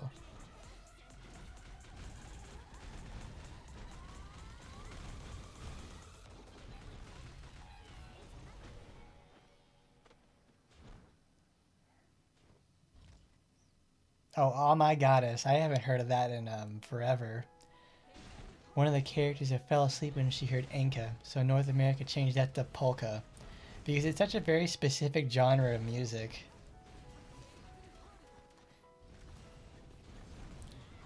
Because and polka has a little bit more resonance in America than Enka. Oh, like, okay. Perfect. 11,000. That'll get rid of me.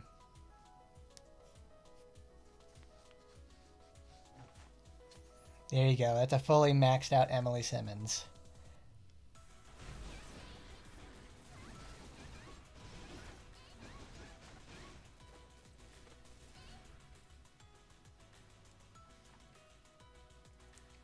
There's another series I remember reading a little bit of. It's called like a Mage Master Negima or something. I remember reading a little bit of that and I was not impressed. Like that was a very strange, not so much like it's strange, but it's just like it was kind of boring. I'm like that was not worth my time. I think I read like the first like 10 chapters or something. I'm like, nah. This ain't for this shit's for the birds.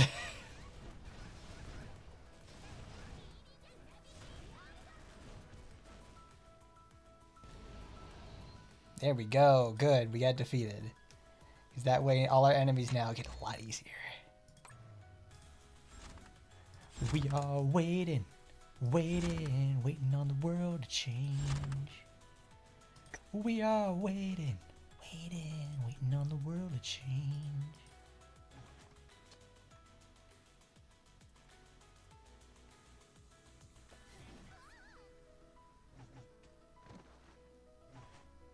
Who's your guys' favorite member of Hololive? Or more or less, who's your favorite VTuber in general then? See if you can guess mine for the most part. As if I haven't talked about her already. in the several times in the first place. I'm curious to see it's like what is my fan base like in terms of their VTuber content. Either the ones that look like they suck dick or actually like they're funny or something.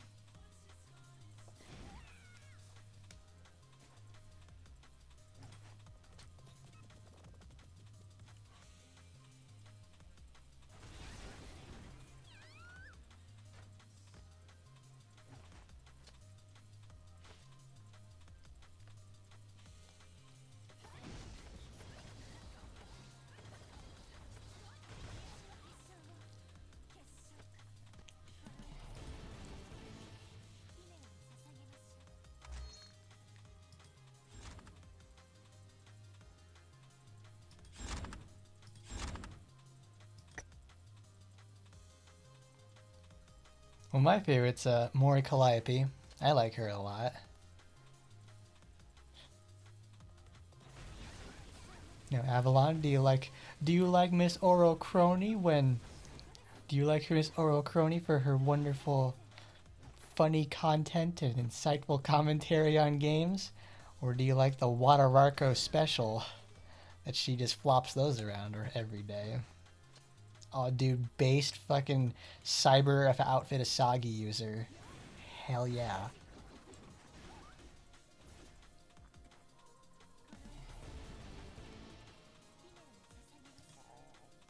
I truly wonder why Fauna left for the first place.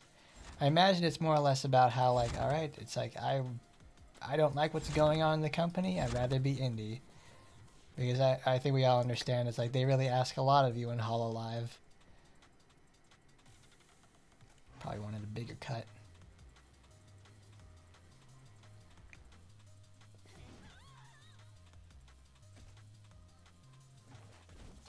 Fuamoko is so cute. Liz is really cool too. I haven't watched a lot of her stuff in the first place. She's pretty funny. But Fuamoko, I can understand why they're like the spearhead of their generation. They're very good. Yeah, now we have Naplings for Nemi Nightmare.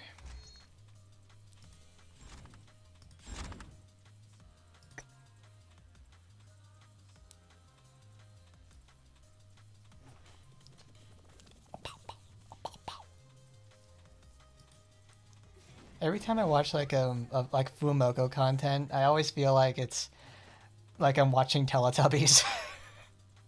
Because it's like ruffians, where is it? Where did it go? Oh my gosh, I'm so scared.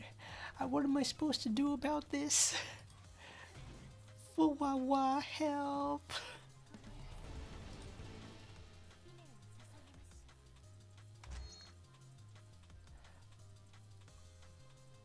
Latoria from Niji ID. Wow, deep cut VTuber appreciator, all the way from Niji Sanji. Niji Sanji ID of all things too. The bravest fan. Yeah, Watson. Well, Amelia Watson was very successful before that, and she's still successful now. Like, I don't think she was ever had any problems in the first place. Like, in terms of finding VTuber work or doing regular work in general.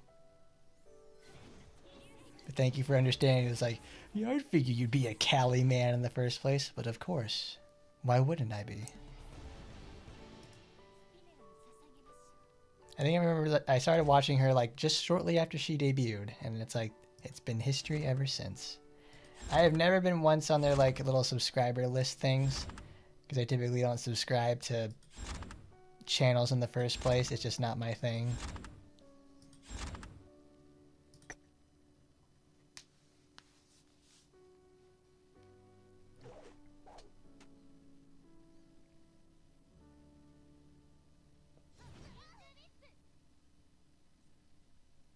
Oh, I'd bet that Gouda that she left because of like her own volition of, it's like she wants to do something but has to go through so many hoops to do it. That's a lot of the reason why they all want to leave in the first place.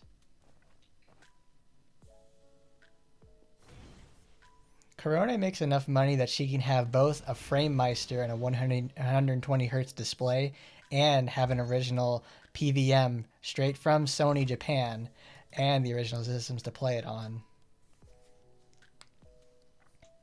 It's also really kind of crazy that the Framemeister is honestly still one of the best upscaling resources out there, straight from the land of Japan.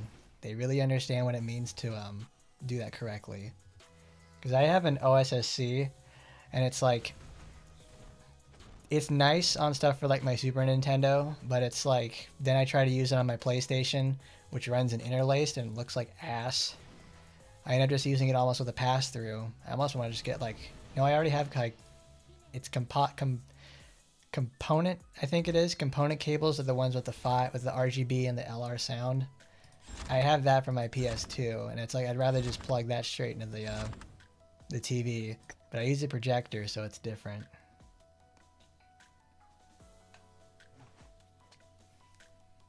Dude, Avalon, I love that stream. It's like, you, Callie, she has to be completely silent. So you can just hear her just dismay. It's like, Gigi just had to get Liz to impersonate her voice, but she said it. Yeah, she said it all right. It's like, oh.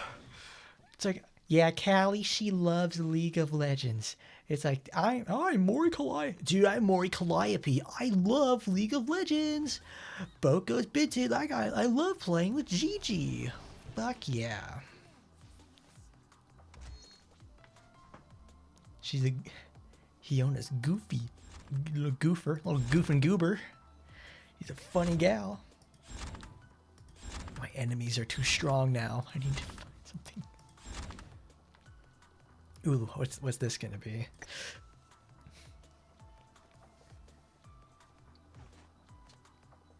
Is it a case of, for the Framemeister being, it's not an open source design like, you know, OSSC or like the, what do you call it? No, RetroTink is different. Shit, what is it called? It's the one where you have to buy like that $150 programming board for. Mister, that's it. It's Misters. The Mister series stuff. It's like that's where you can get like the Chinese companies to make a little knockoff version of that for like a third of the price. Because it's coming from there anyways. Because I think Mister was a closed project, so there was no way for any other company to really get it unless they reverse engineered it themselves. That's why Misters in general, since they are such a niche product, I remember like, I want to say in like 2016, 2017 when I was looking at those, they cost like $400 a piece. They're really expensive. Yeah, it's an FPGA console. It's just effectively like, it's a Pi, but not a Pi, you know? It's supposed to be closer to cycle accuracy.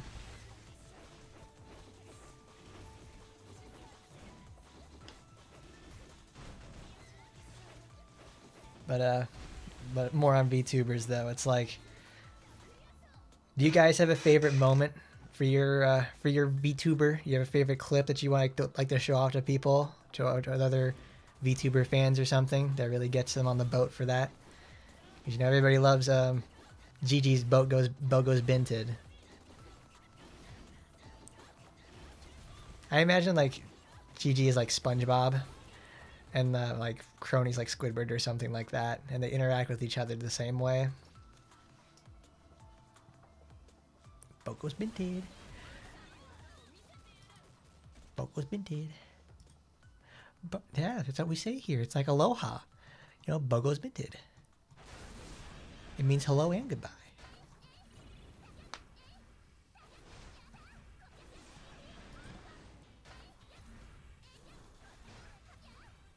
Have confidence.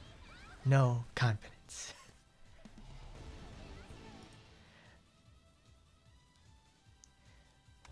Suffer like G did? Okay. There you go. That's gonna take me out.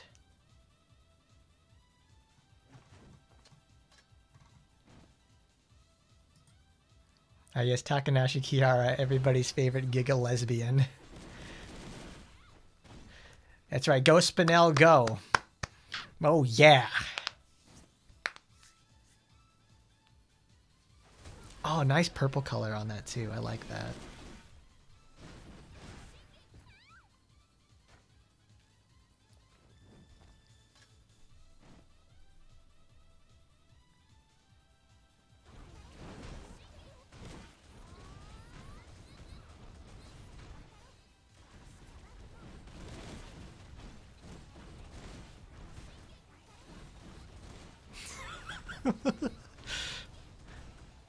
Okay, go, you can do it, Shisui.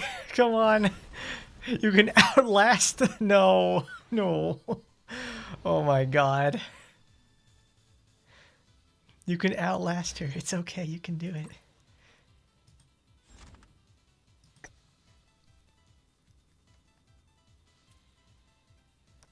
Crony panicking over the spider is really good.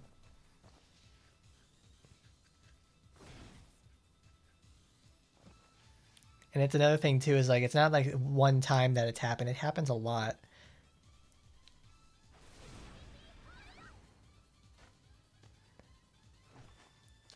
Dude, that's what Spinel does all the time, because she has like, she's effectively Murasaki too. And boy, were they cooking, because it's like she just goes in there, starts whooping my fucking ass, and it's like, awesome, I'm going to do like 20 million damage to you. And you can't do it. That's why I build my Shisui's fully defensively. It's him again. Let's see what he does without the boost.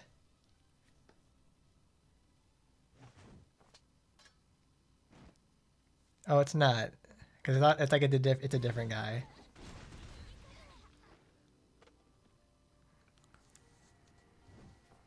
Going, no, you're not getting away from me.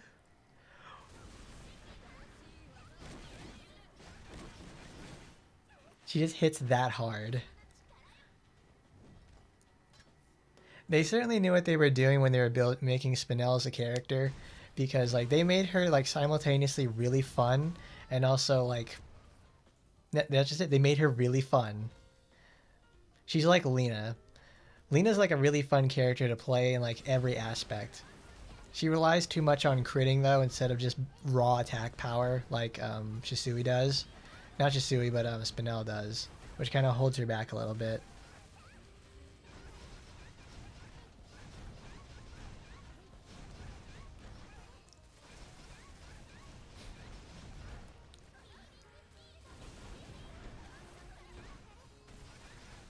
Dude, I miss Vesper. The guys from Hollow Stars English are fucking awesome. Well, actually, like the Hollow Stars in general, like either JP or English side, they're great. They're all really cool dudes. It just made me sad to see like what happened with like for Vesper and the other guy, Flavion's from Gen 2. It's the other guy in there. He's like he quit immediately. I'm like, why? I hate that. Those guys are fucking awesome. We beat her by timing out. Ugh, it shows it works. Magni Desmond, that's it. It fucking works. Did you see that? We managed to turn around that entire fight. She went from 0 HP to fucking full. Amazing. Clutch Shisui every time. Every time. We're going up against like max level characters. All we have to do is just think it out. This supporter is fucking cracked because all it does is it takes its chance every single time. And you get hit so often now, it doesn't matter. It's great. It's amazing. HP restoration boost. Tons of damage. It's like, she don't give a fuck, man.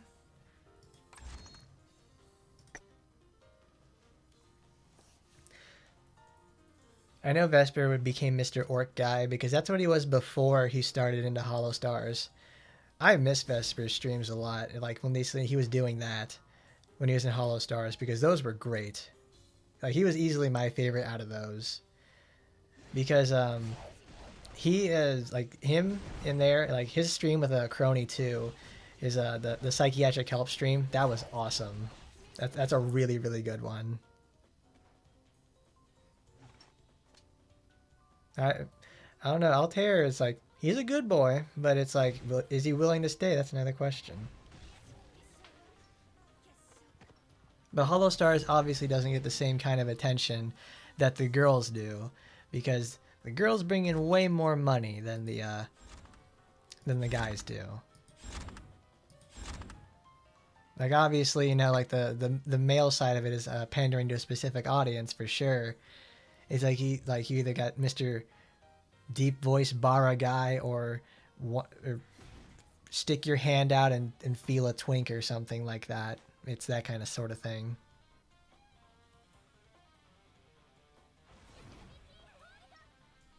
I don't actually like watch too many clips in the first place, or like a lot of other people for the most part, because, well, whatever gets posted in the VTuber channel in my servers I go to, that's usually how I get information about them. Because, like, dude, all I do, like, the only tuber I'm going to watch is Miss Mori Calliope. She's great. Literally my favorite.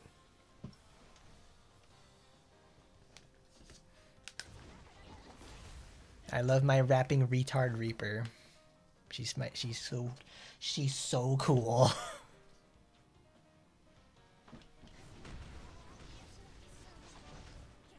Go. Oh wow, we actually managed to beat a Noah for the most part. That's a good color. That's a good color for that Kurenai.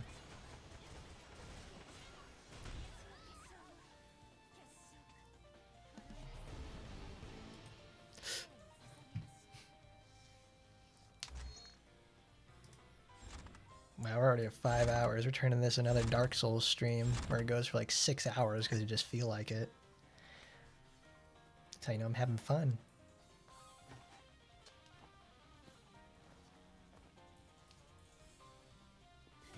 Sometimes I think about going to do character release streams or something like that, where it's like I go buy the character and then level up them up the same day. But it's like it takes hours and hours to do that, and I'd rather just make the video and then have a showcase stream at the end of the week where I collect my thoughts about it. That's what I do every time because it works out better for my schedule anyways.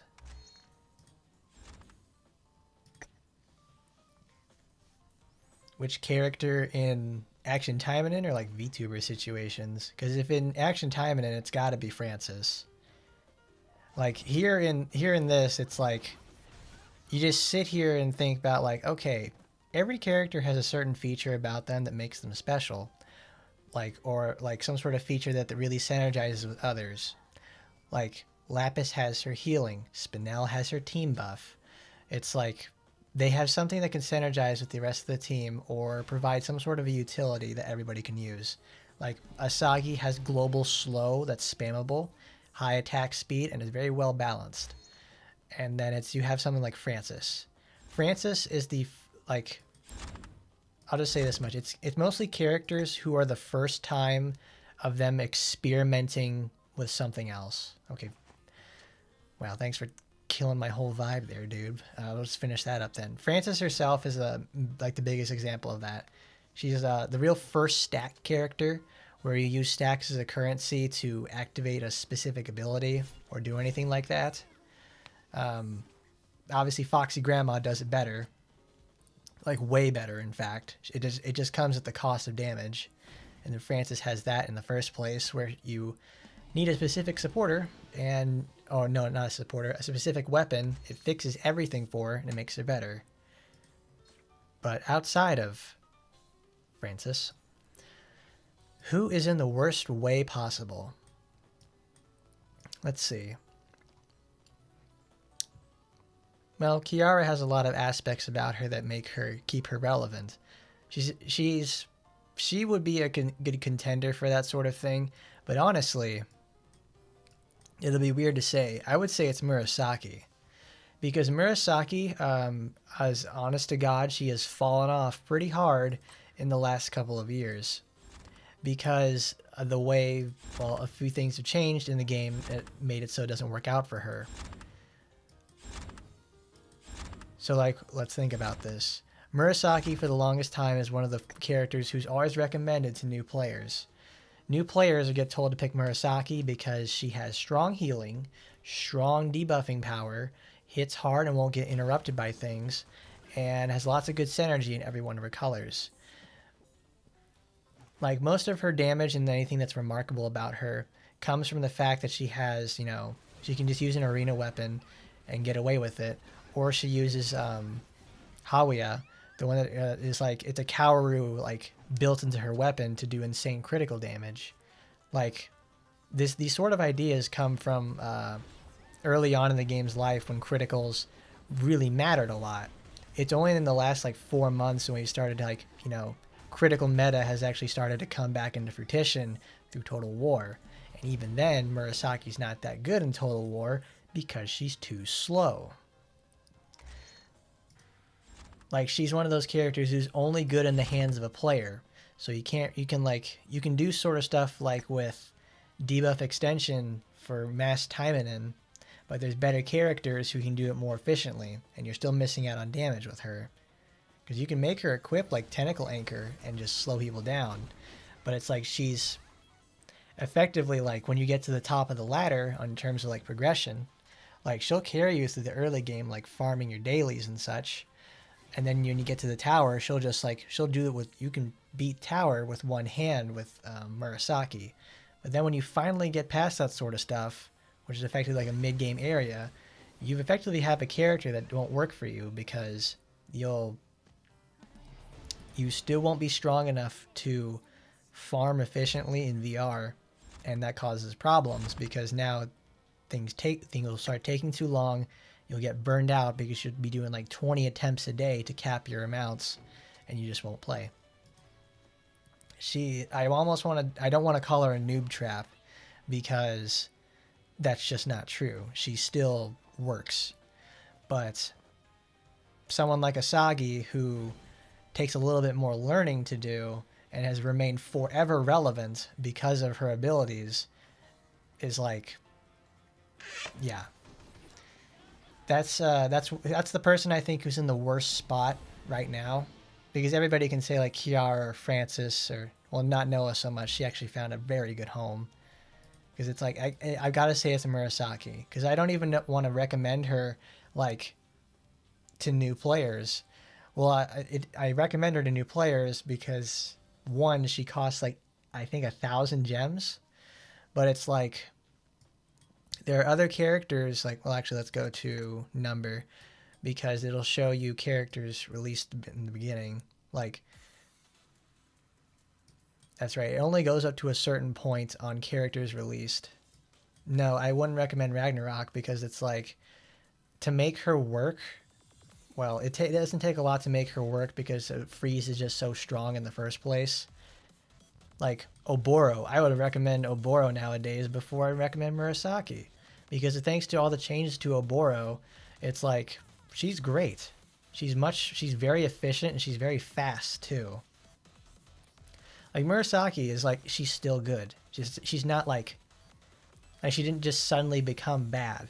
It's like the world around Murasaki has changed, but the ideas are like still sort of prevalent in the back, with how, yeah, she's, she does good for what she is in the first place. She's good at getting you started, but then when you finally reach like the end, you need better options. Rinko is not better than Murasaki. That's like, okay, that takes the wind out of the entire speech I just gave. Is Rinko better than Murasaki? Fucking no. Because it's like, I remember that, because I'm trying to remember the new player ticket they give you at the end of day 7 when you have your login streak. Because Oboro is in that, and her weapon, her renewal weapon, Skullface, that's gonna carry you like from beginning to end. It's not as well. That's the thing too. Oboro is not as flashy as someone as like Murasaki, who does like 800,000 damage criticals off of her basic attacks.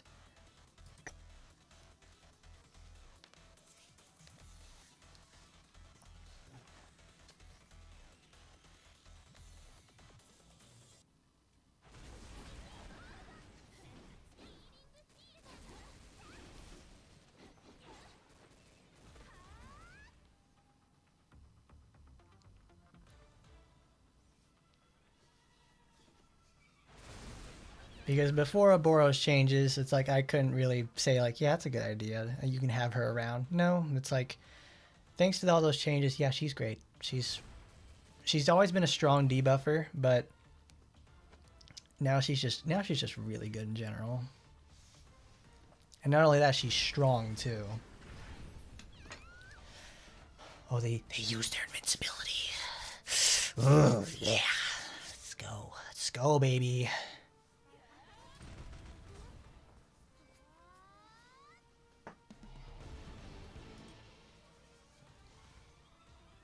VTubing Taimanins. Yeah, that's for sure. They could... I think Murasaki would be like... Not Murasaki, but Yukikaze would be like a person into that sort of thing.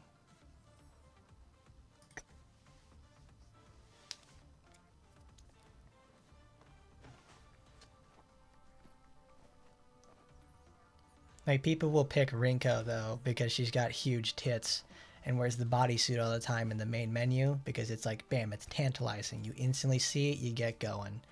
Murasaki's like just a meta choice for the most part.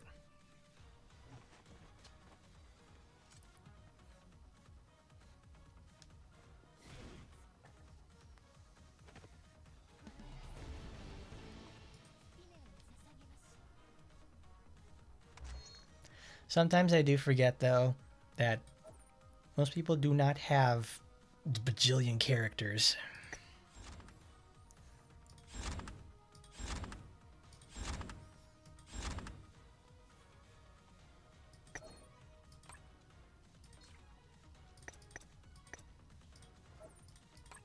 Can we get to 8,000? We're right there, actually.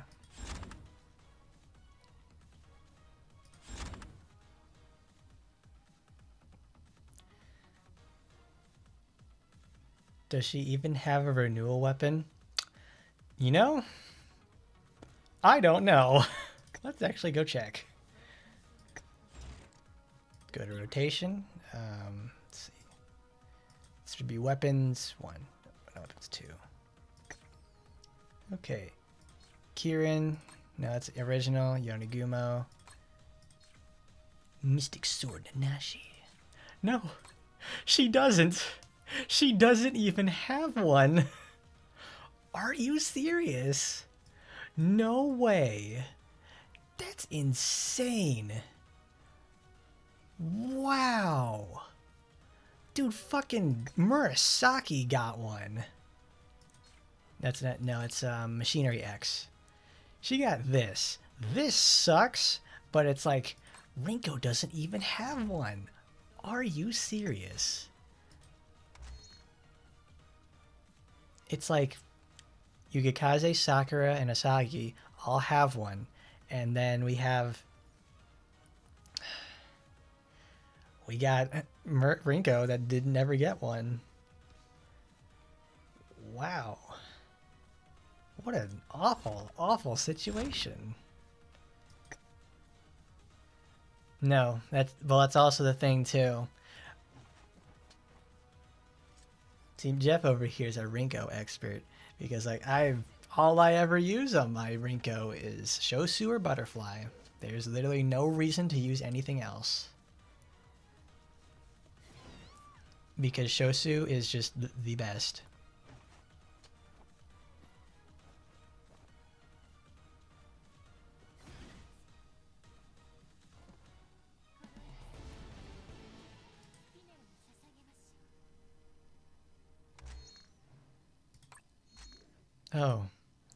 Oh, we have VR. Okay, let's do that. Let's go do 69. That's like that'll be good for the day then.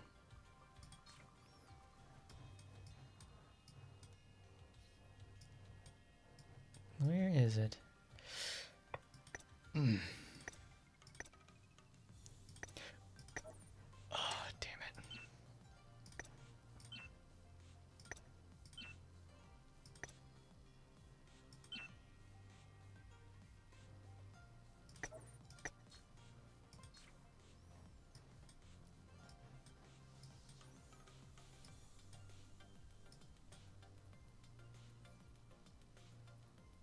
Where are you?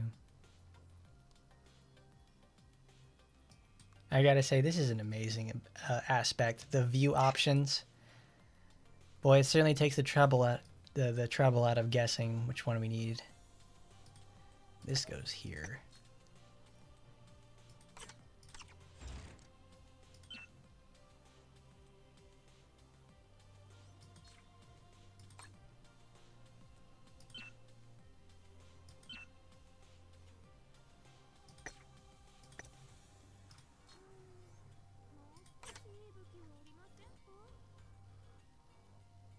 That's true, you can filter Magatamas. That makes such an amazing difference.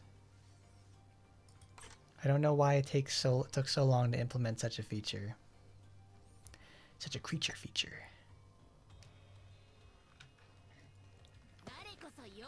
Do you guys play a lot of Grand Blue Fantasy Versus?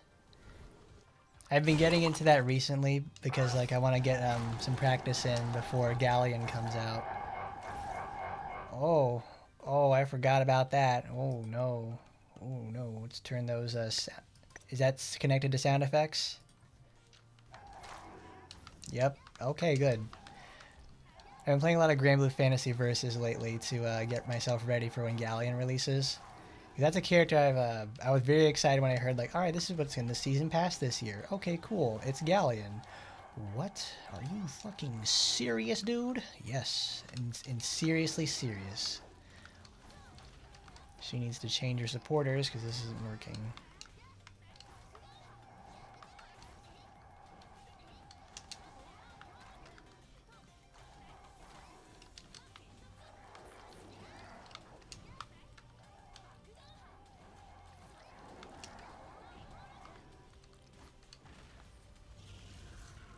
I want to plan on adding that into there so we can start playing some live matches too. Because that's a cool game. I've been having a lot of fun with that too. I was like, wow, this is actually really fun. Because I think I have Versus for PS4, like when it first released on the first go around. I played that and I was like, I'm okay with it. Rising though made a lot of difference. It's very fun. Look at that. She's doing that much damage. We cleared under 1 minute, and she didn't even have all of her supports equipped. That's how strong Spinel is. We can make mistakes, and we don't even notice it. Well, I felt it. I felt the difference, that's for sure.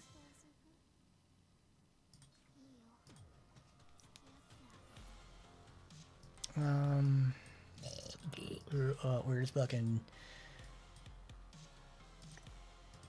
Arabella Glocksheim?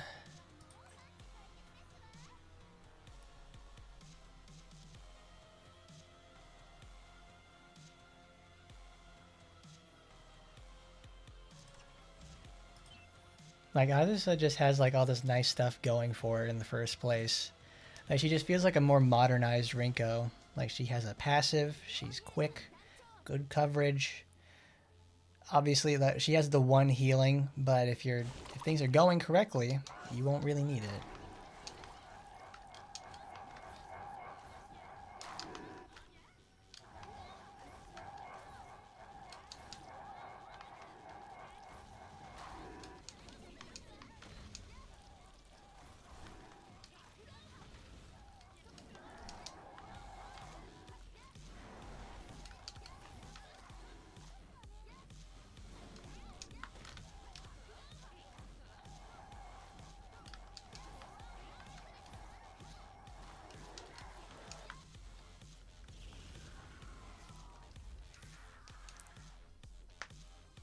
It is always a sad state of affairs to see characters like Rinko who they really need to be treated a lot better. Because she is the type of character, it's like people really care a lot about her. She's a big moneymaker type of character. And then it's like, alright, we're just gonna make her crappy. We're just gonna have like a mediocre sort of experience for her. It's like, yeah, I think we'll just do that. It's like, what are you doing, dude? Don't be doing that. That's how you ruin the character. That's how you make it so nobody cares when like Rinko has a rerunning package right now. Nobody wants it because nobody wants to play Rinko. I missed shit.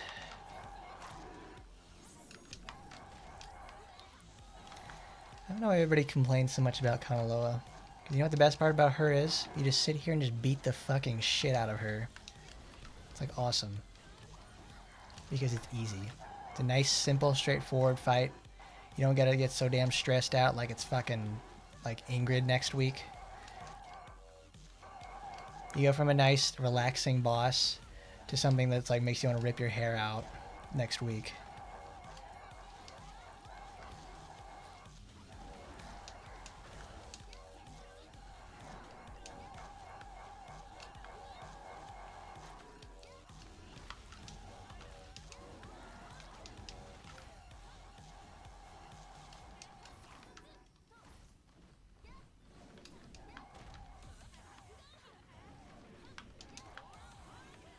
Yeah, the blue lady supporter and the costume are not good. It's like, it's a waste.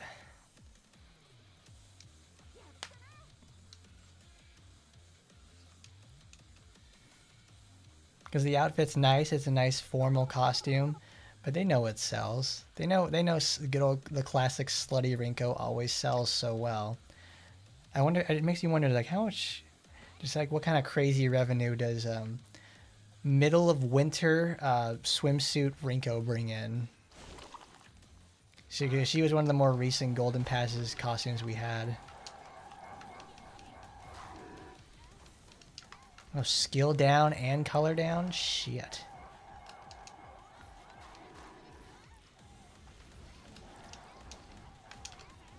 Oh. Oh, I dropped my stacks.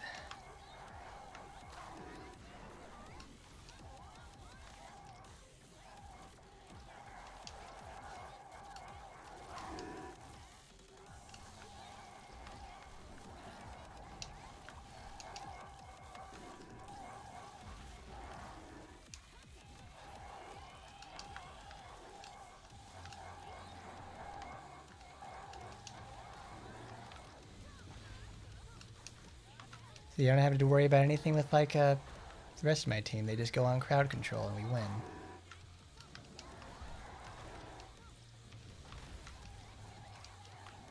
Girl, that is not the right way.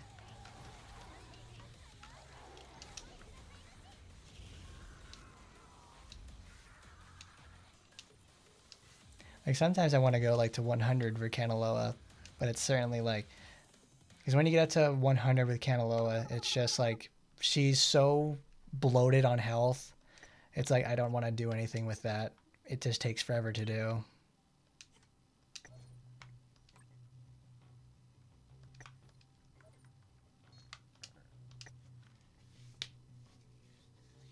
Is this going to be a new normal for me? It's like, it was a stream for 6 hours. Make a lot of progress, that's for sure.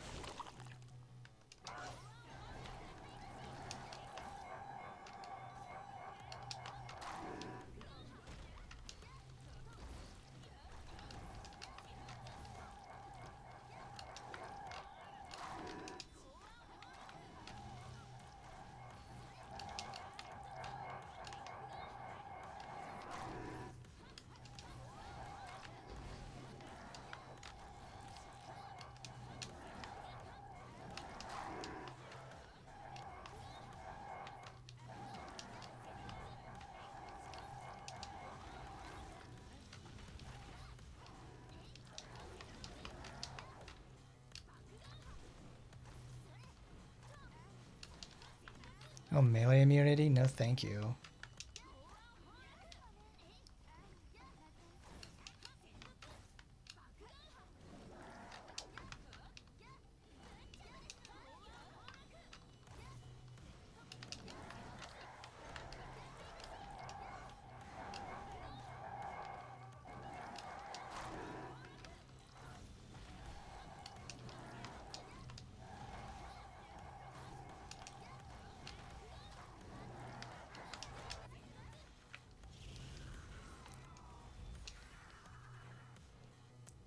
Well, I mean, with Rinko being like the 4th character ever released in the game itself, you think like, you know, she's an important legacy character. She brings in a lot of cash. I mean, like they would give her a lot of costumes, but they sure make her play like, you know, like she's like a geriatric or something.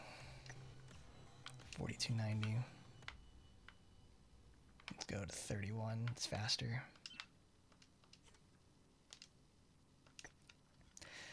I mean, it's something, the idea is simple, but it's like, what could even really change about her that could make her better? Because now, more or less, like, modern characters end up having these all-in-one sort of abilities, and then have, like, niches they fulfill. Because the push for group content has, like, you know, been the mantra for this game for, like, the last 2-3 years, I think.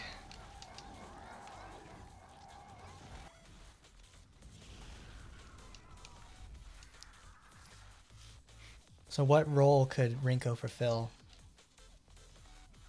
Like that's like the ultimate question anymore.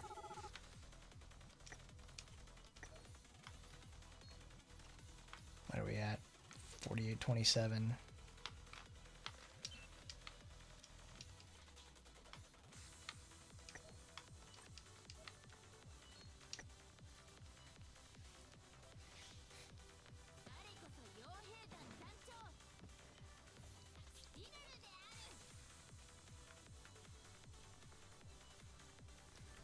I mean, do we really even need to worry about the input so much anymore? That it's like it's either you choose this overhead stab or the meteor?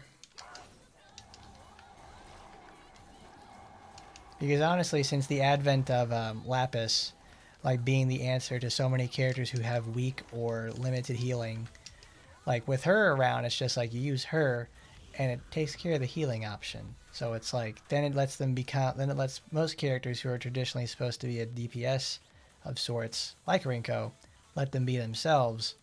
It's like, because when you're alone, brute force is what matters, and she can do that just fine. It's when she gets into group content and the AI has to take care of her, or something else like that, like in Total War, she's got to worry about that. Which is where all the problems come in.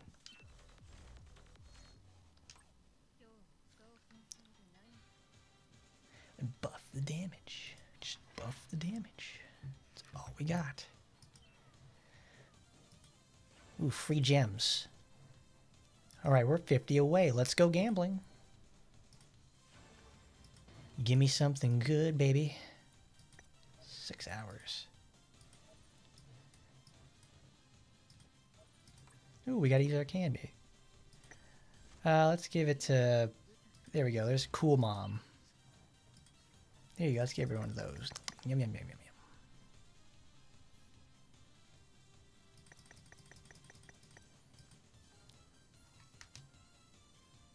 Yeah, the section for the dodge. She is so cold. She's so sassy. She's so sassy. Redo the entire dodge. Fix it up. Make it a worthwhile experience. It doesn't feel like total crap. Let's go to collections. Let's go to supporters. Grandma. Karen. Show me the money.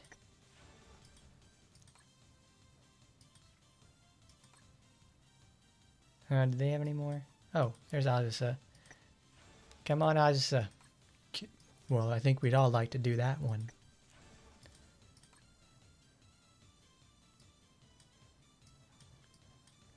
Any more, any more, any more. They're missing a lot of these, like, just regular limiteds. Like, this supporter, I don't think we'll ever see this one again. That's from Asuka release.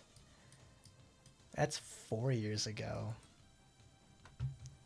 Someone loving heavy.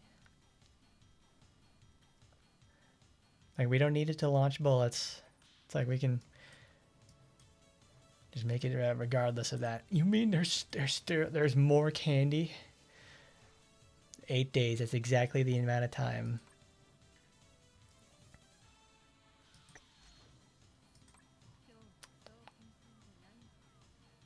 All right, one more. Come on, Azusa. Let's see it. Let's go gambling. One last time. One for the road. Last spin at the door.